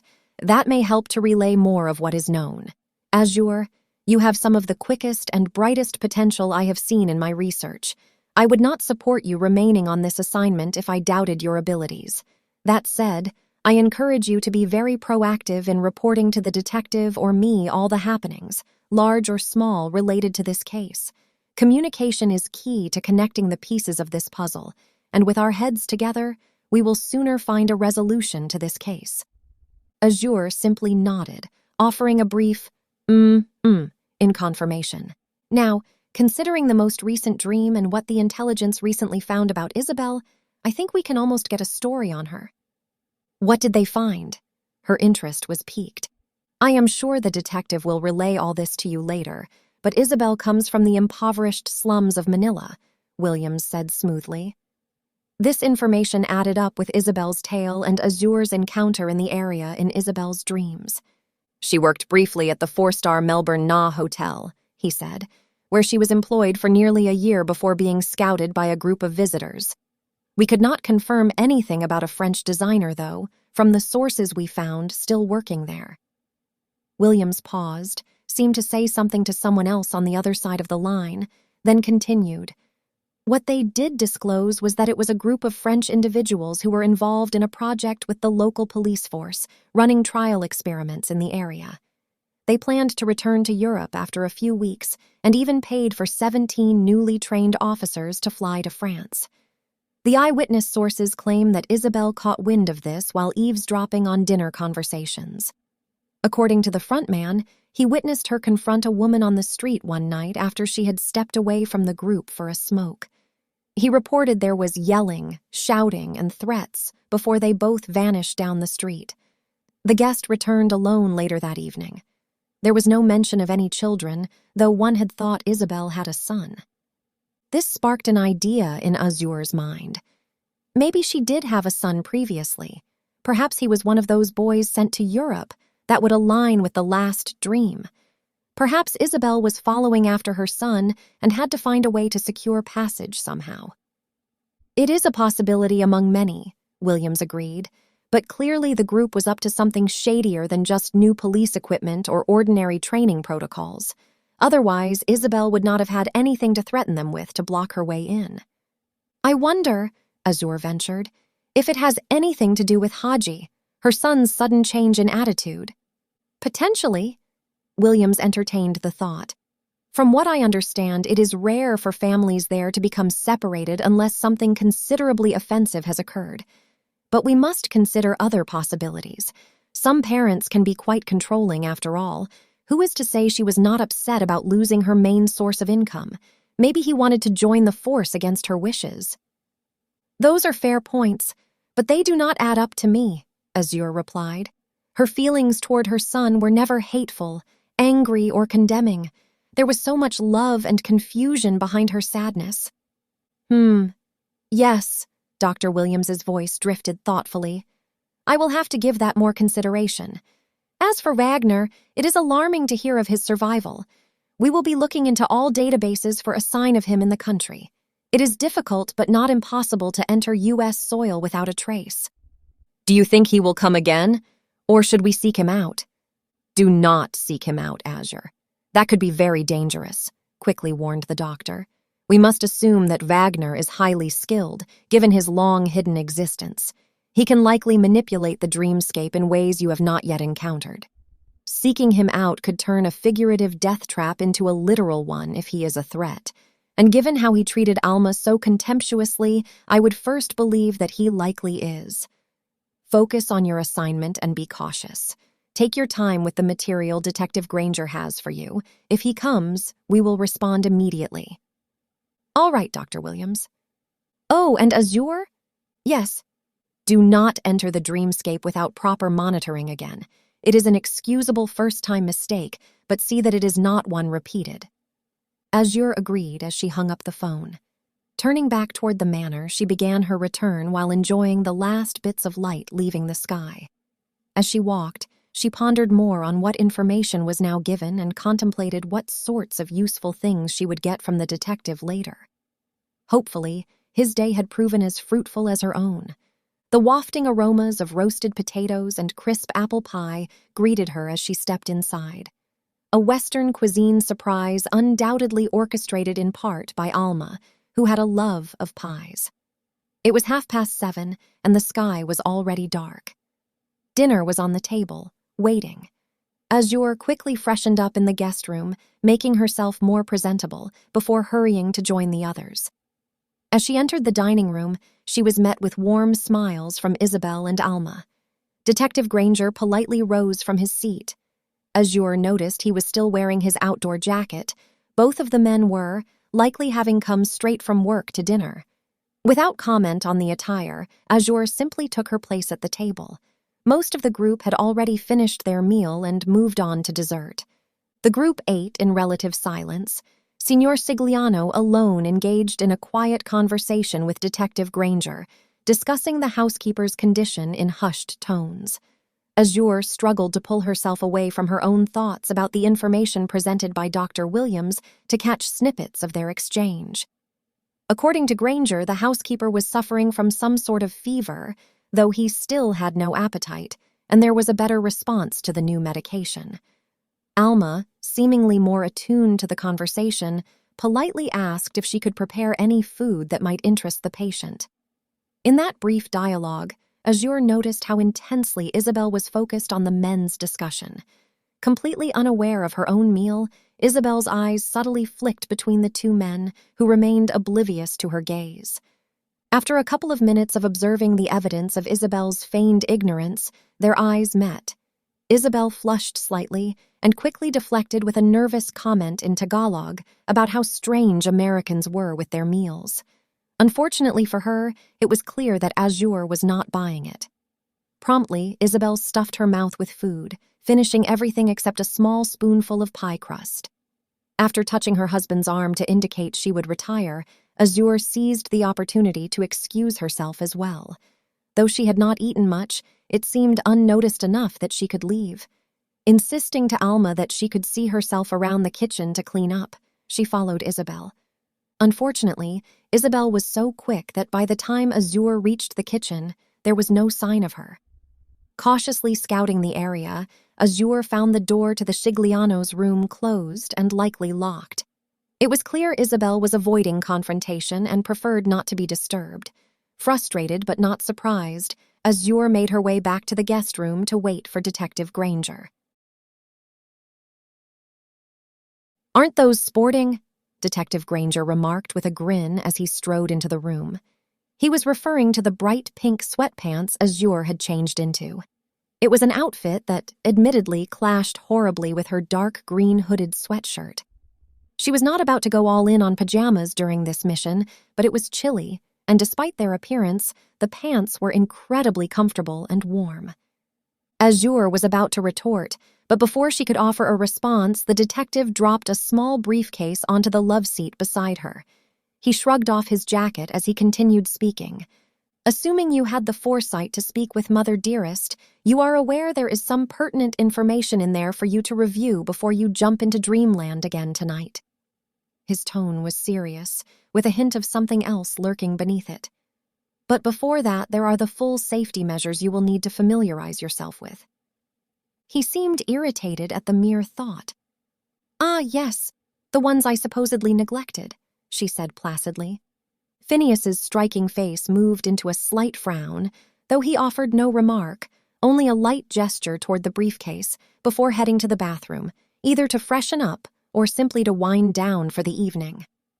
Opening the briefcase, Azure found an intriguing tablet-sized device, along with several nodes similar to the ones once used to monitor her in the Bureau's lab. There were also papers with usage instructions and two smaller cases that resembled wireless headphone sets. Inside one of these, Azure discovered a small, earbud-shaped nodule that was translucent and delicate in appearance. Tentatively, she picked it up, and it immediately took on the hue of her hand, rendering it nearly invisible. "Are these syntaps?" Azure asked, eyeing the device. Syntaps were among the most advanced technologies developed in the late 21st century. Originally designed as an enhanced version of an earbud, these devices connected users via a shared frequency, allowing for continuous communication over extreme distances. By the mid-2200s, medical innovations had further refined the technology, enabling syntaps to link patterned brainwaves and facilitate communication between individuals with diverse cognitive abilities. For many with disabilities, the device became a vital tool, allowing them to interact fluidly with caregivers and loved ones. It marked a profound breakthrough that greatly advanced society's collective well-being.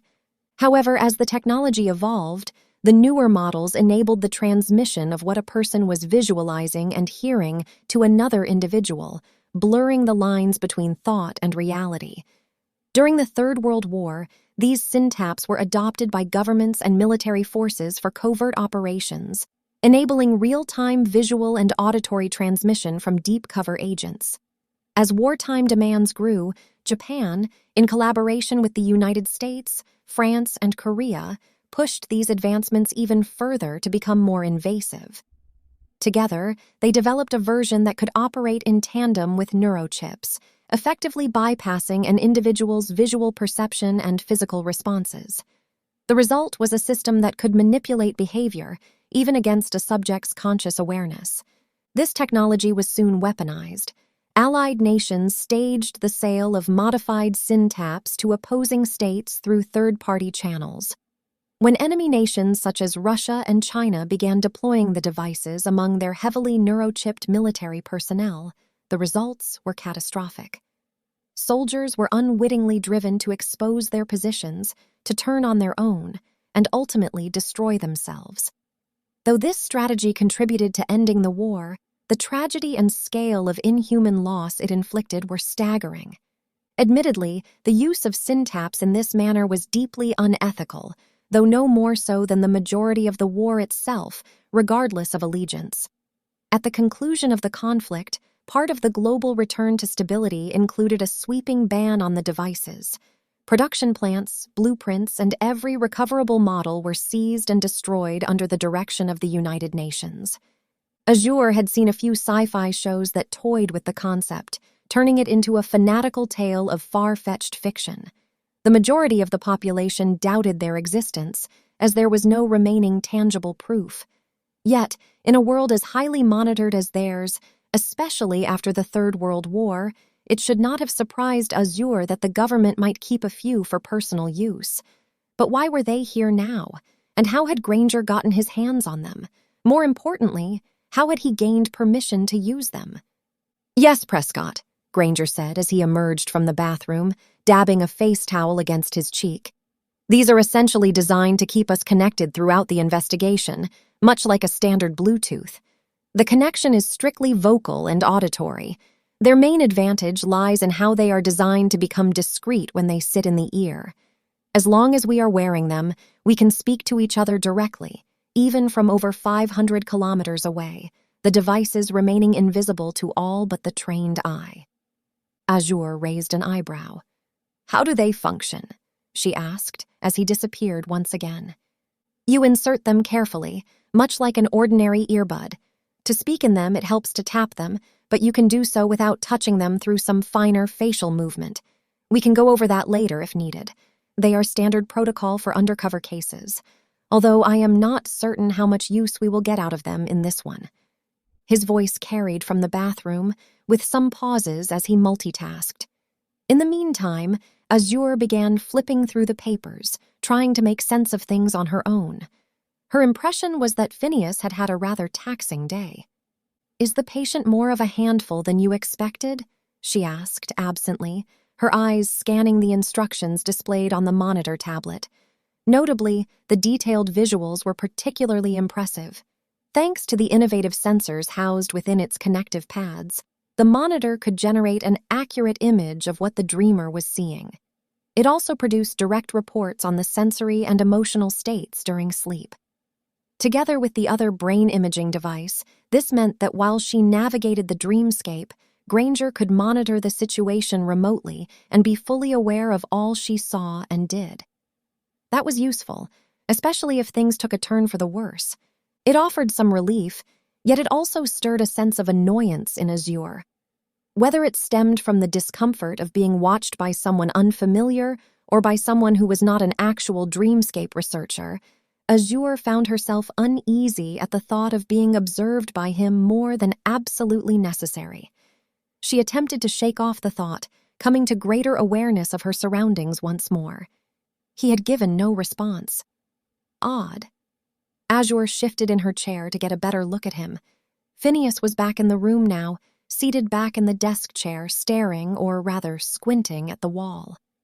"Yes, then," she concluded, breaking the silence. "Honestly, Detective, I am uncertain how you stay sane running on minimal sleep and doing most things solo without consulting anyone." "Say what now?" That snapped him out of his trance. "My communication throughout the Bureau is exactly on point, though I admit it is harder to convey things to multiple parties and then add one so adverse to interdependence as yourself into the mix." "Not so fun working with me, huh?" she shot back, her tone a bit more biting than intended. "Perhaps you ought to have gone straight to Alma in the first place." "Prescott, you are misinterpreting a tired man's words. Someday you might find yourself in a position like mine, and a little compassion could go a long way." His voice was sincere, almost making her feel guilty. "I apologize. Independence was the nature of my previous position.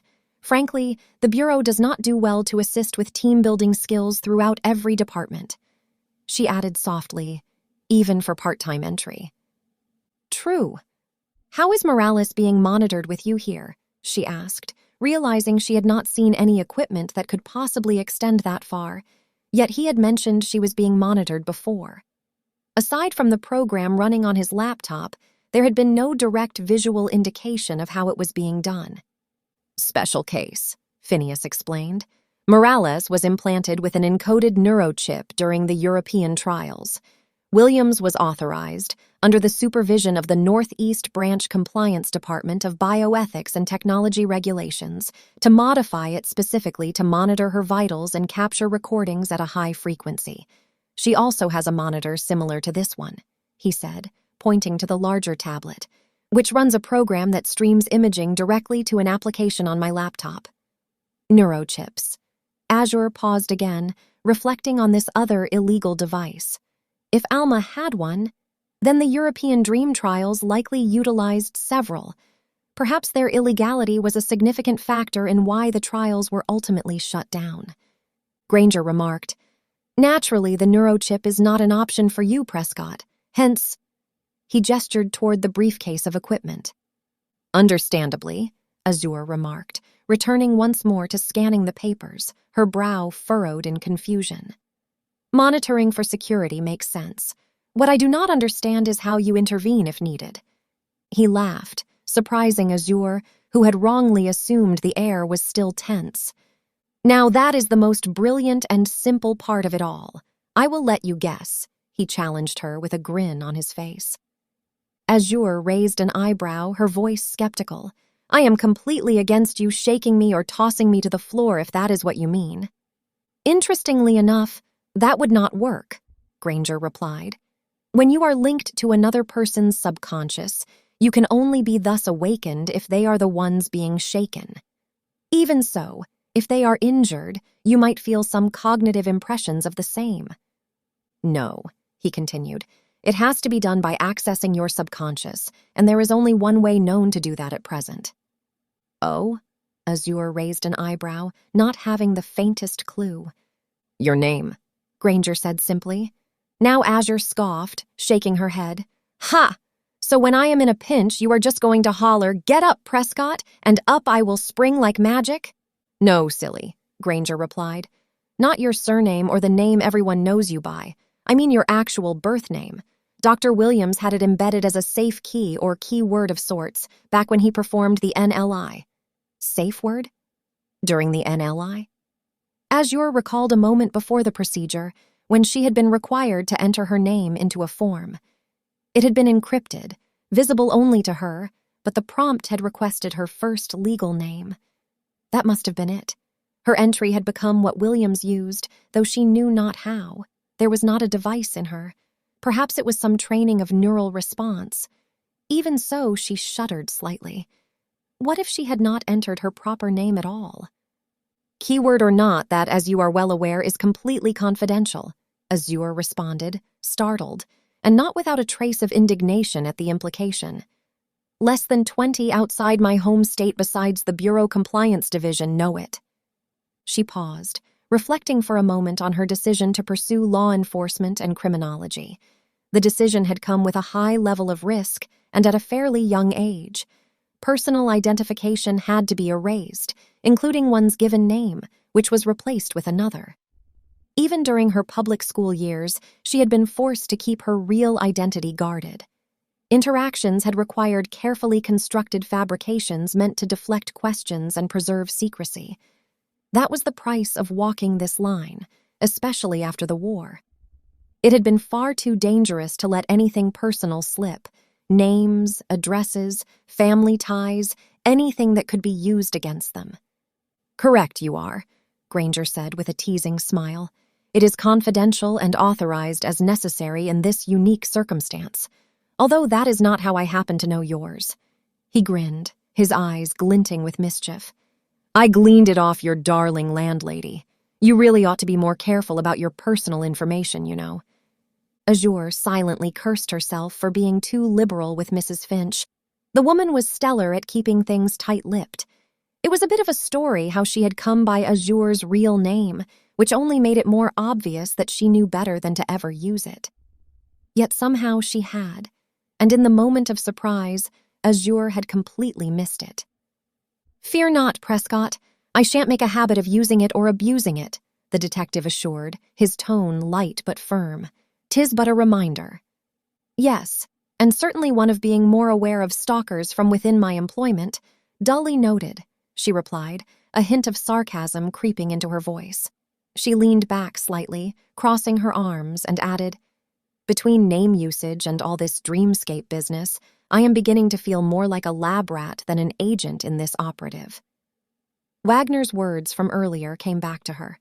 Although the term used was different, it conveyed the same meaning, useful, yet ultimately useless, a mere guinea pig. "Well, an unseen operative, perhaps, but then you may not feel that way once you have struck some gold in this dream errand. On that note, we have much to catch up on. Shall we do so before proceeding with tonight's pursuit?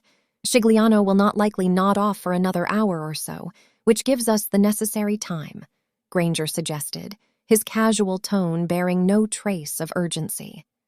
Azure nodded in agreement. It was certainly a good idea, and she could see the value in discussing their plans further before taking action. "Good.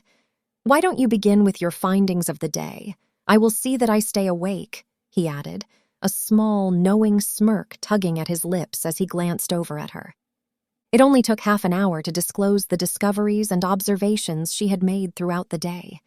The detective listened intently, once more repeating details as if to keep them fresh in his mind. As irritating as she found him, Azure had to admit that he was a great listener when he committed to being one. "This is very interesting indeed," he mused thoughtfully. "Isabel undoubtedly has a more personal connection. No woman in her right mind willingly walks into a scheme as a pawn simply for the sake of marriage and a convenient visa to the United States, especially with it ending direct contact with her children. I surmise, however, that her motives may be more personal than professional, especially when compared to Scigliano's alleged fraud." He leaned back into his chair. "What makes you say that?" Azure countered. "I agree that there is a personal rationale for her involvement, but even so, a woman is just as capable of concealing her motives, professionally or personally, as any trained undercover operative, male or otherwise. She could easily have as a strong motive on either side, if not both." He nodded thoughtfully. "Yes, I was not suggesting that her gender is a disadvantage in her position. Rather, given what we currently know, she appears less criminal in nature. It seems she may have lost family members who were involved in an illicit undertaking, and through that indirect connection, became entangled herself. A working theory is that she strategically embedded herself within a group connected to her son, with her primary motive likely being to recover him, and by so doing, she became entangled in Mario Ramazzi's mysterious disappearance." Azure concurred, the theory aligning with the same conclusions she had begun to form during her discussion with Dr. Williams. Speaking of the latter, Have you uncovered anything about him yet? Mildly. While I was trailing him at the museum today, I noticed a couple of rather odd visitors around noontime. They did not leave until about an hour before closing. You were there that long? Not entirely in person. I managed to station a few bugs around the place, of which the internal division has agents now monitoring them. That procedure took a delicate amount of time, as you can imagine. It was after their installation that the visitors came to notice. The interesting visitors had been two men, one tall, thin, and white, and the other shorter and olive-toned. They arrived empty-handed but left with a manila envelope and a reusable plastic bag, the kind once used for sustainable grocery shopping. Detective Granger had discreetly followed them as they made their way downtown. In the subway, he noted that they spoke English, though poorly. Their vocabulary was halting and ill-suited to any respectable American crowd. This stood in stark contrast to the fluent Italian they had spoken earlier within the museum without any visible effort to conceal it. Visual images of the two had been reviewed by the branch's small internal division's Citizen Identification and Records Department, but nothing definitive came up. The only potential matches were confirmed American citizens, each reported to speak exclusively English and to possess no documented familiarity with secondary dialects. How odd, Azure marveled. Indeed, the images have been passed on to headquarters in Richmond, where they may have better luck. Regardless, in the meantime, we are fortunate to have technology that can translate their conversations. He paused, frowning slightly. Would it not be a marvel if that worked in dreams? Perhaps. What were they saying? Something regarding shipment and recruitment levels rising for the third mark. I did not catch the full context, but as they boarded the same subway as I continued to listen. He tapped his temple oddly, as if indicative of something, though Azure could not decipher what. It seems the museum will be hiring, or rather, exchanging, some community volunteers. They are due to arrive next Tuesday. Alessio, Signore Sciliano, is intended to host some of them briefly here at the house, and they were quite upset he had taken in house guests. They were discussing how to arrange sufficient accommodations, bed and breakfasts, or hotels and the like, without raising suspicion, while transferring out the group. Interesting, but not unheard of. Many large corporations swap employees between units, Azure noted. However, there would be no need for secrecy or fear of suspicion. These men sound very much as if they are caught in an operation without a backup plan? Detective Granger nodded. I agree. Their manner of speech was also strange, each sentence drawn out like an afterthought. They were almost trance-like in body language, too. Deep hypnotism? Possibly, but not likely, said he, leaning slightly forward, hands together and fingers interlaced. Do you recall what was said about the cognitive effects on those who encountered difficulties in the dream state? I do, Azure nodded. Between Dr. Williams and Alma, quite a bit had been said. If one can influence the mind and body in such a state, it stands to reason that someone could manipulate another person's subconscious through suggestive control, he pointed out. Dream-induced hypnotism, then. Maybe, though I do not know how feasible it would be. Phineas leaned back in his seat once more. What was clear was that these men seemed fairly aware of themselves despite their restrictions, almost as a middle ground, somewhere between hypnosis and deliberately steering someone's mind toward a different course of action than they would have chosen on their own. It reminds me of Morales to a good degree. How is it that she has no memory of a man she worked closely with for years, especially in dangerous circumstances? Trauma could explain it, but that would not account for the omissions within the existing paperwork. Then you are suggesting that someone manipulated her mind to forget? Or by another means disrupted her memories. What is impossible in the dreamscape, Ms. Prescott? I would really like to know. This he said with a sudden intensity, his gaze sharpening. That makes two of us, Azure replied firmly. There is still much that has not been disclosed to me. Frankly, I find it unprofessional to throw someone like me into all of this without full disclosure and proper training on what is known. Hence, you feel like a lab rat. Azure nodded. Well, let us see what the two of us can figure out then, shall we? He stood and walked over, gently taking the tablet from her. You go ahead and hook up those connector pads as Williams had you do in the lab, this time for both gadgets, please. She did so, and he continued. Now, Prescott, you will not be meeting with Alma tonight. Dr. Williams says you should be strong enough to sense Sigliano, but just in case, smell this. Granger pulled a vial from his pocket, popped the cap, and held it out to her. It smelled like frankincense. Some of this was placed in his drink tonight, he explained. If you focus and remember the scent, it should help you connect directly with him. He should be having some fairly entertaining dreams, according to the doctor. Your task is to sift through the little details embedded in those dreams, details that might reveal things Sigliano wants to keep secret, about himself, the operations he is involved in, and possibly even Isabel. Attention to detail will be key. He paused, looking at her intently. If you encounter any intruder, at least attempt to be scared or voice a concern. It is difficult to tell what is on your mind half the time, and I should hate to leave you exposed to any physical or, heaven forbid, cognitive damage. Of course, I am no more eager to acquire it than you are to be responsible for it. Azure began placing the monitoring pads on her temples and chest. Hopefully, this will work, she thought. She would have to trust in the medical expertise Phineas was said to possess. Azure! She turned to see Granger settled again in the armoire, the monitoring devices at hand, and a serious look on his face. Be careful.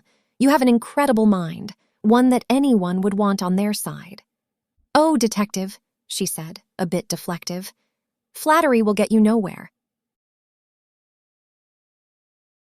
What kind is it? A shadowy figure, deep in voice and accented, leaned over the half-submerged aircraft, a weathered American military plane distinguished by its logo and words crested on the side. The scene was a swampy bog, where water lapped at the bases of trees, and the distant croaks of unseen creatures added to the eerie ambiance. Around the aircraft, 5 individuals moved with quiet urgency, their voices hushed but tinged with panic. Air Force? One of the blurred and indistinct forms seemed to ask, the voice high-pitched, feminine and breathless. No, Navy, I think, replied another after a pause of scrutiny. There was a visible shudder and head movement as if the figure were examining around the swamp. We had best get out of here before we are found. Without further discussion, the group began trudging through the bog, large hiker packs strapped to their backs. Their movements were slow and heavy in the thick, murky terrain. Azure stood on the outskirts, watching silently. Her presence was disconnected, intangible, an observer rather than a participant. As she studied the group, their translucent forms flickered slightly, confirming her suspicion. Not one of them was the dreamer. They were ephemeral constructs, mirages conjured by the subconscious. Still, she could feel the dreamer's presence so near, it was almost a part of her. She concluded that the perspective of vision she was seeing was not uniquely hers. It likely belonged to Sigliano. Though it was rarer, there were times that dreamers would not insert themselves into their own dream narrative, according to Alma. With this view, she and the dreamer, Sigliano, watched as the group climbed a muddy hill, moving away from the water's edge. As they ascended, Azure's vantage point revealed more of the landscape. A flooded town stretched below, its streets submerged, with only the upper halves of homes visible above the waterline.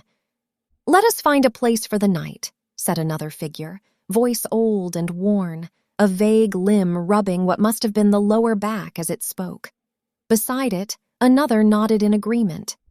Abruptly, the environment began dissolving like smoke caught in a gust of wind. In moments, Azure found herself indoors, in what appeared to be a shabby makeshift hostel. The large central room had an air of desperate transience. A few mismatched chairs and tables were scattered about, while single rooms, no larger than closets, lined the perimeter. Yellow lighting, sourced from overhead bulbs, cast long shadows, emphasizing the worn and patched walls. At the center of the room, a more detailed older couple clad in late 2200s, bright floral clothing danced in slow, clumsy circles, their movements an attempt to lift the otherwise somber mood. A tall, austere-looking, clean-shaven man stood by a small bar counter, engaged in a quiet conversation with another blurry figure that, by the detail of an apron of sorts, seemed to be the establishment's owner. Meanwhile, two younger figures, a man and a young woman, sat at a small desk, their postures tense. The young woman rose abruptly and moved toward one of the small rooms. There, she rummaged through her belongings before returning, her eyes wide with fear. "Mario, I left my personal laptop turned on at home. It has all my information on it. If they get their hands on it, they will track us." Her voice cracked with panic, her features becoming slightly more visible. Dark hair trailed long down her back. She wore a uniform of deep green, and Azure caught the faintest trace of an accent similar to French. "There is nothing we can do about it." Mario, the other figure, now likewise becoming more distinct with dark hair and deep black-looking eyes, replied, his focus on the compact military-style laptop in front of him. "It is okay," he added, his voice soothing. "But what if they find us here?" she pressed, wringing her hands. Mario paused his work, then turned toward her with a soft smile. "Amore, I am just happy that you decided to come and are here." The woman's tense posture eased slightly, her lips curving into a reluctant smile. Before the moment could settle, a loud thud shook the building, sending tremors through the walls. Mario snapped the laptop shut and shoved it into a large duffel bag which was suddenly at his feet. Around him, the others scrambled, grabbing and securing their packs while exchanging anxious glances. The light dimmed as the dream fell into darkness. Azure sighed, recognizing the onset of NREM sleep. As the void enveloped her, she contemplated the fragmented scenes. Mario. Could it be Mario Ramazzi? If Sciliano's perspective aligned with Mario's, this dream suggested a connection between the two, though Mario was blurred and not subconsciously accepted as Sciliano's self. Else he would have been clear. Still, with that she wondered, who were the others? What force were they running from? As Azure waited, her thoughts lingered on the little she knew of Italy's tumultuous history. The past decades had seen dramatic climate shifts, floods, earthquakes, and typhoons transforming the once stable landscape into chaos. This dream's depiction of a flooded town and military remnants could reflect distorted memories of such events, though the people involved might be symbolic rather than literal. Even before she had finished the thought, colors began to seep back into the dream, soft and gradually like fog lifting from a rainy morning. Stone-paved streets emerged, flanked by terracotta buildings adorned with wrought-iron balconies. Ivy climbed the walls, and flower boxes spilled vibrant greenery over the ledges. Overhead, the sky was pale and overcast, lending a muted charm to what Azure recognized as an Italian town. In the center of a large crowd of blurred figures stood Ramazzi. Colored banners and stands gave off the impression of a festival in full swing around him.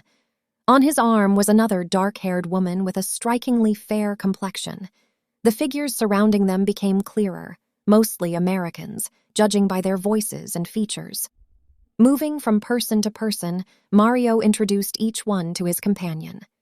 "Ariane," he said again and again. But with each mention of her name, an eerie vibration pulsed through the scene. A wave of thought, silent and intangible, rippled through the dream, freezing everything like a glitch in a film. Though no voice spoke it aloud, a chilling impression crept up Azure's spine and into her mind. "Do not speak that name. That name is forbidden." The sensation was quickly replaced by another that had an intense, inexplicable urgency. Focus on the work. "The work? What work?" Azure whispered, as the tension eased and the scene resumed. Ramazzi abruptly excused himself. The woman vanished without a trace, and he ascended a narrow street that shifted mid-step into the staircase of a building. Now indoors, the architecture warped into something reminiscent of Sigliano Manor.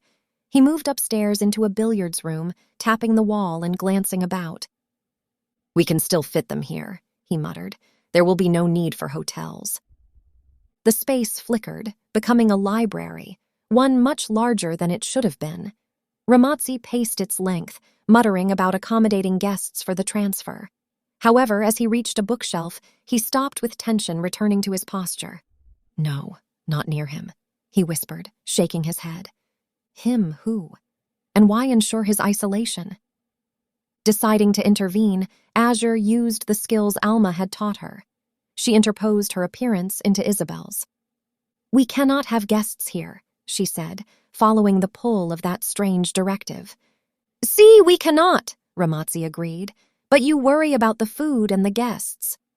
In his own dream, Ramazzi seemed unfazed by Isabel speaking English, continuing the conversation without a pause. "We need to distract them, unless they can cure him and leave before then. Can we do that, Amore?" Azure nodded, which proved to be the response he had wanted. "You do not want the Olsons to stay?" she asked, assuming the man needing cured was the housekeeper and that Dr. Olson was therefore the one treating him. "And what about the housekeeper?" Ramazzi repeated his desire for the cure to happen quickly before moving away from the topic. "We have more money now," he added. "They made a greater investment. We can afford decent cuisine this time." "But we already have money," Azure expressed in confusion, to which Ramazzi shook his head. "No, Amore.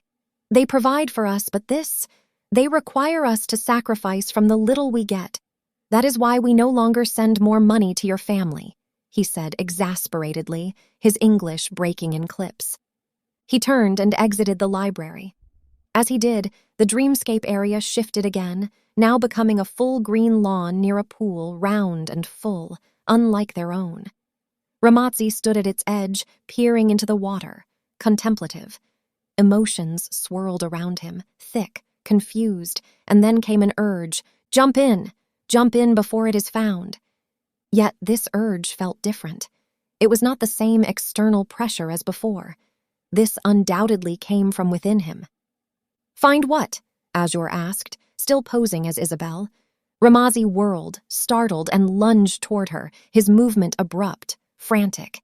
He seemed to be attempting to pull her back, perhaps toward the house. Yet, as soon as they made contact, a powerful jolt surged through the dream, causing Azure to awake back in the guest room, hooked up to Granger's tablet. "Was that not interesting?" he mused. "Massively," Azure agreed. "What did you pick up?"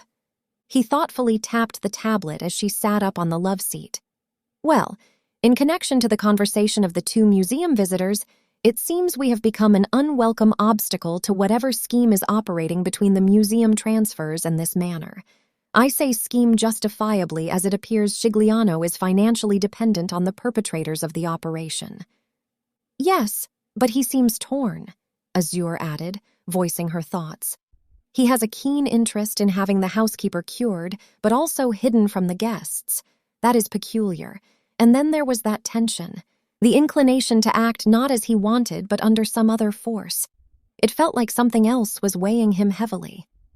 "The reports are interesting enough," Granger said, clearly agreeing. He stood, bringing the tablet to show her. "See here, when you enter a dream, your brain patterns mirror the dreamer. So, this is what that looks like from the moment you entered to just before you exited. However, notice this point when he was with the other woman in the crowd." He pointed to a burst of red matter lighting up the temporal lobe in the scan, with readings signaling activity in the auditory complex. He was actively hearing another voice or idea, even though there was no one else present besides yourself. Rather odd, no? "Very." "Dr. Williams should be in touch shortly to help translate further," Granger said with a slight frown. Now, he seemed intent on obeying that interference, aside from the pressing business of something to do with the pool, perhaps something hidden even. "Do you suppose that he might have hidden something there connected to his disappearance?" "Potentially," Granger replied thoughtfully. "The Italian intelligence is insistent that there are encrypted files still unrecovered, missing along with Ramazzi's disappearance. It would be odd for him to retain those while suffering a memory lapse, but then perhaps his memory is not entirely gone. If anything, it seems that on a subconscious level, he is firmly convinced that he is Alessio Scigliano, but only up to a point, Azure noted. That moment involving Ariane in Italy felt like a lapse into a prior mode of judgment. To me, that suggests he may still retain some inclination toward his former memory. And if that is the case, Prescott, Granger said slowly, then that last part may have been him trying to regain some footing, some control over himself. Perhaps we can jog his memory. Azure pressed her hands together. Ariane, who is she, I wonder? It seemed like whatever influence that was did not care for her being mentioned. Perhaps that is the key. Granger leaned back slightly and gazed up at the ceiling thoughtfully. Where do men linger, if not on thoughts of past love, as this may be? If there is a documented connection of any previous relationships, I am sure the internal division can find it. At that thought, he straightened abruptly, turned to his laptop, and began typing rapidly, clicking through successive windows as he proactively submitted a report and filed a formal search request on Ariane. We ought to look more closely into that museum, and this manor as well, he remarked, still engaged in the technology. A thorough audit report might give us some much-needed perspective on the finances. Until then, we keep pressing, he said, glancing up from the screen. Perhaps a quick intermission to check out this pool. Then let us see if we can draw out anything more from his mind. The night is young, and this is proving rather fruitful.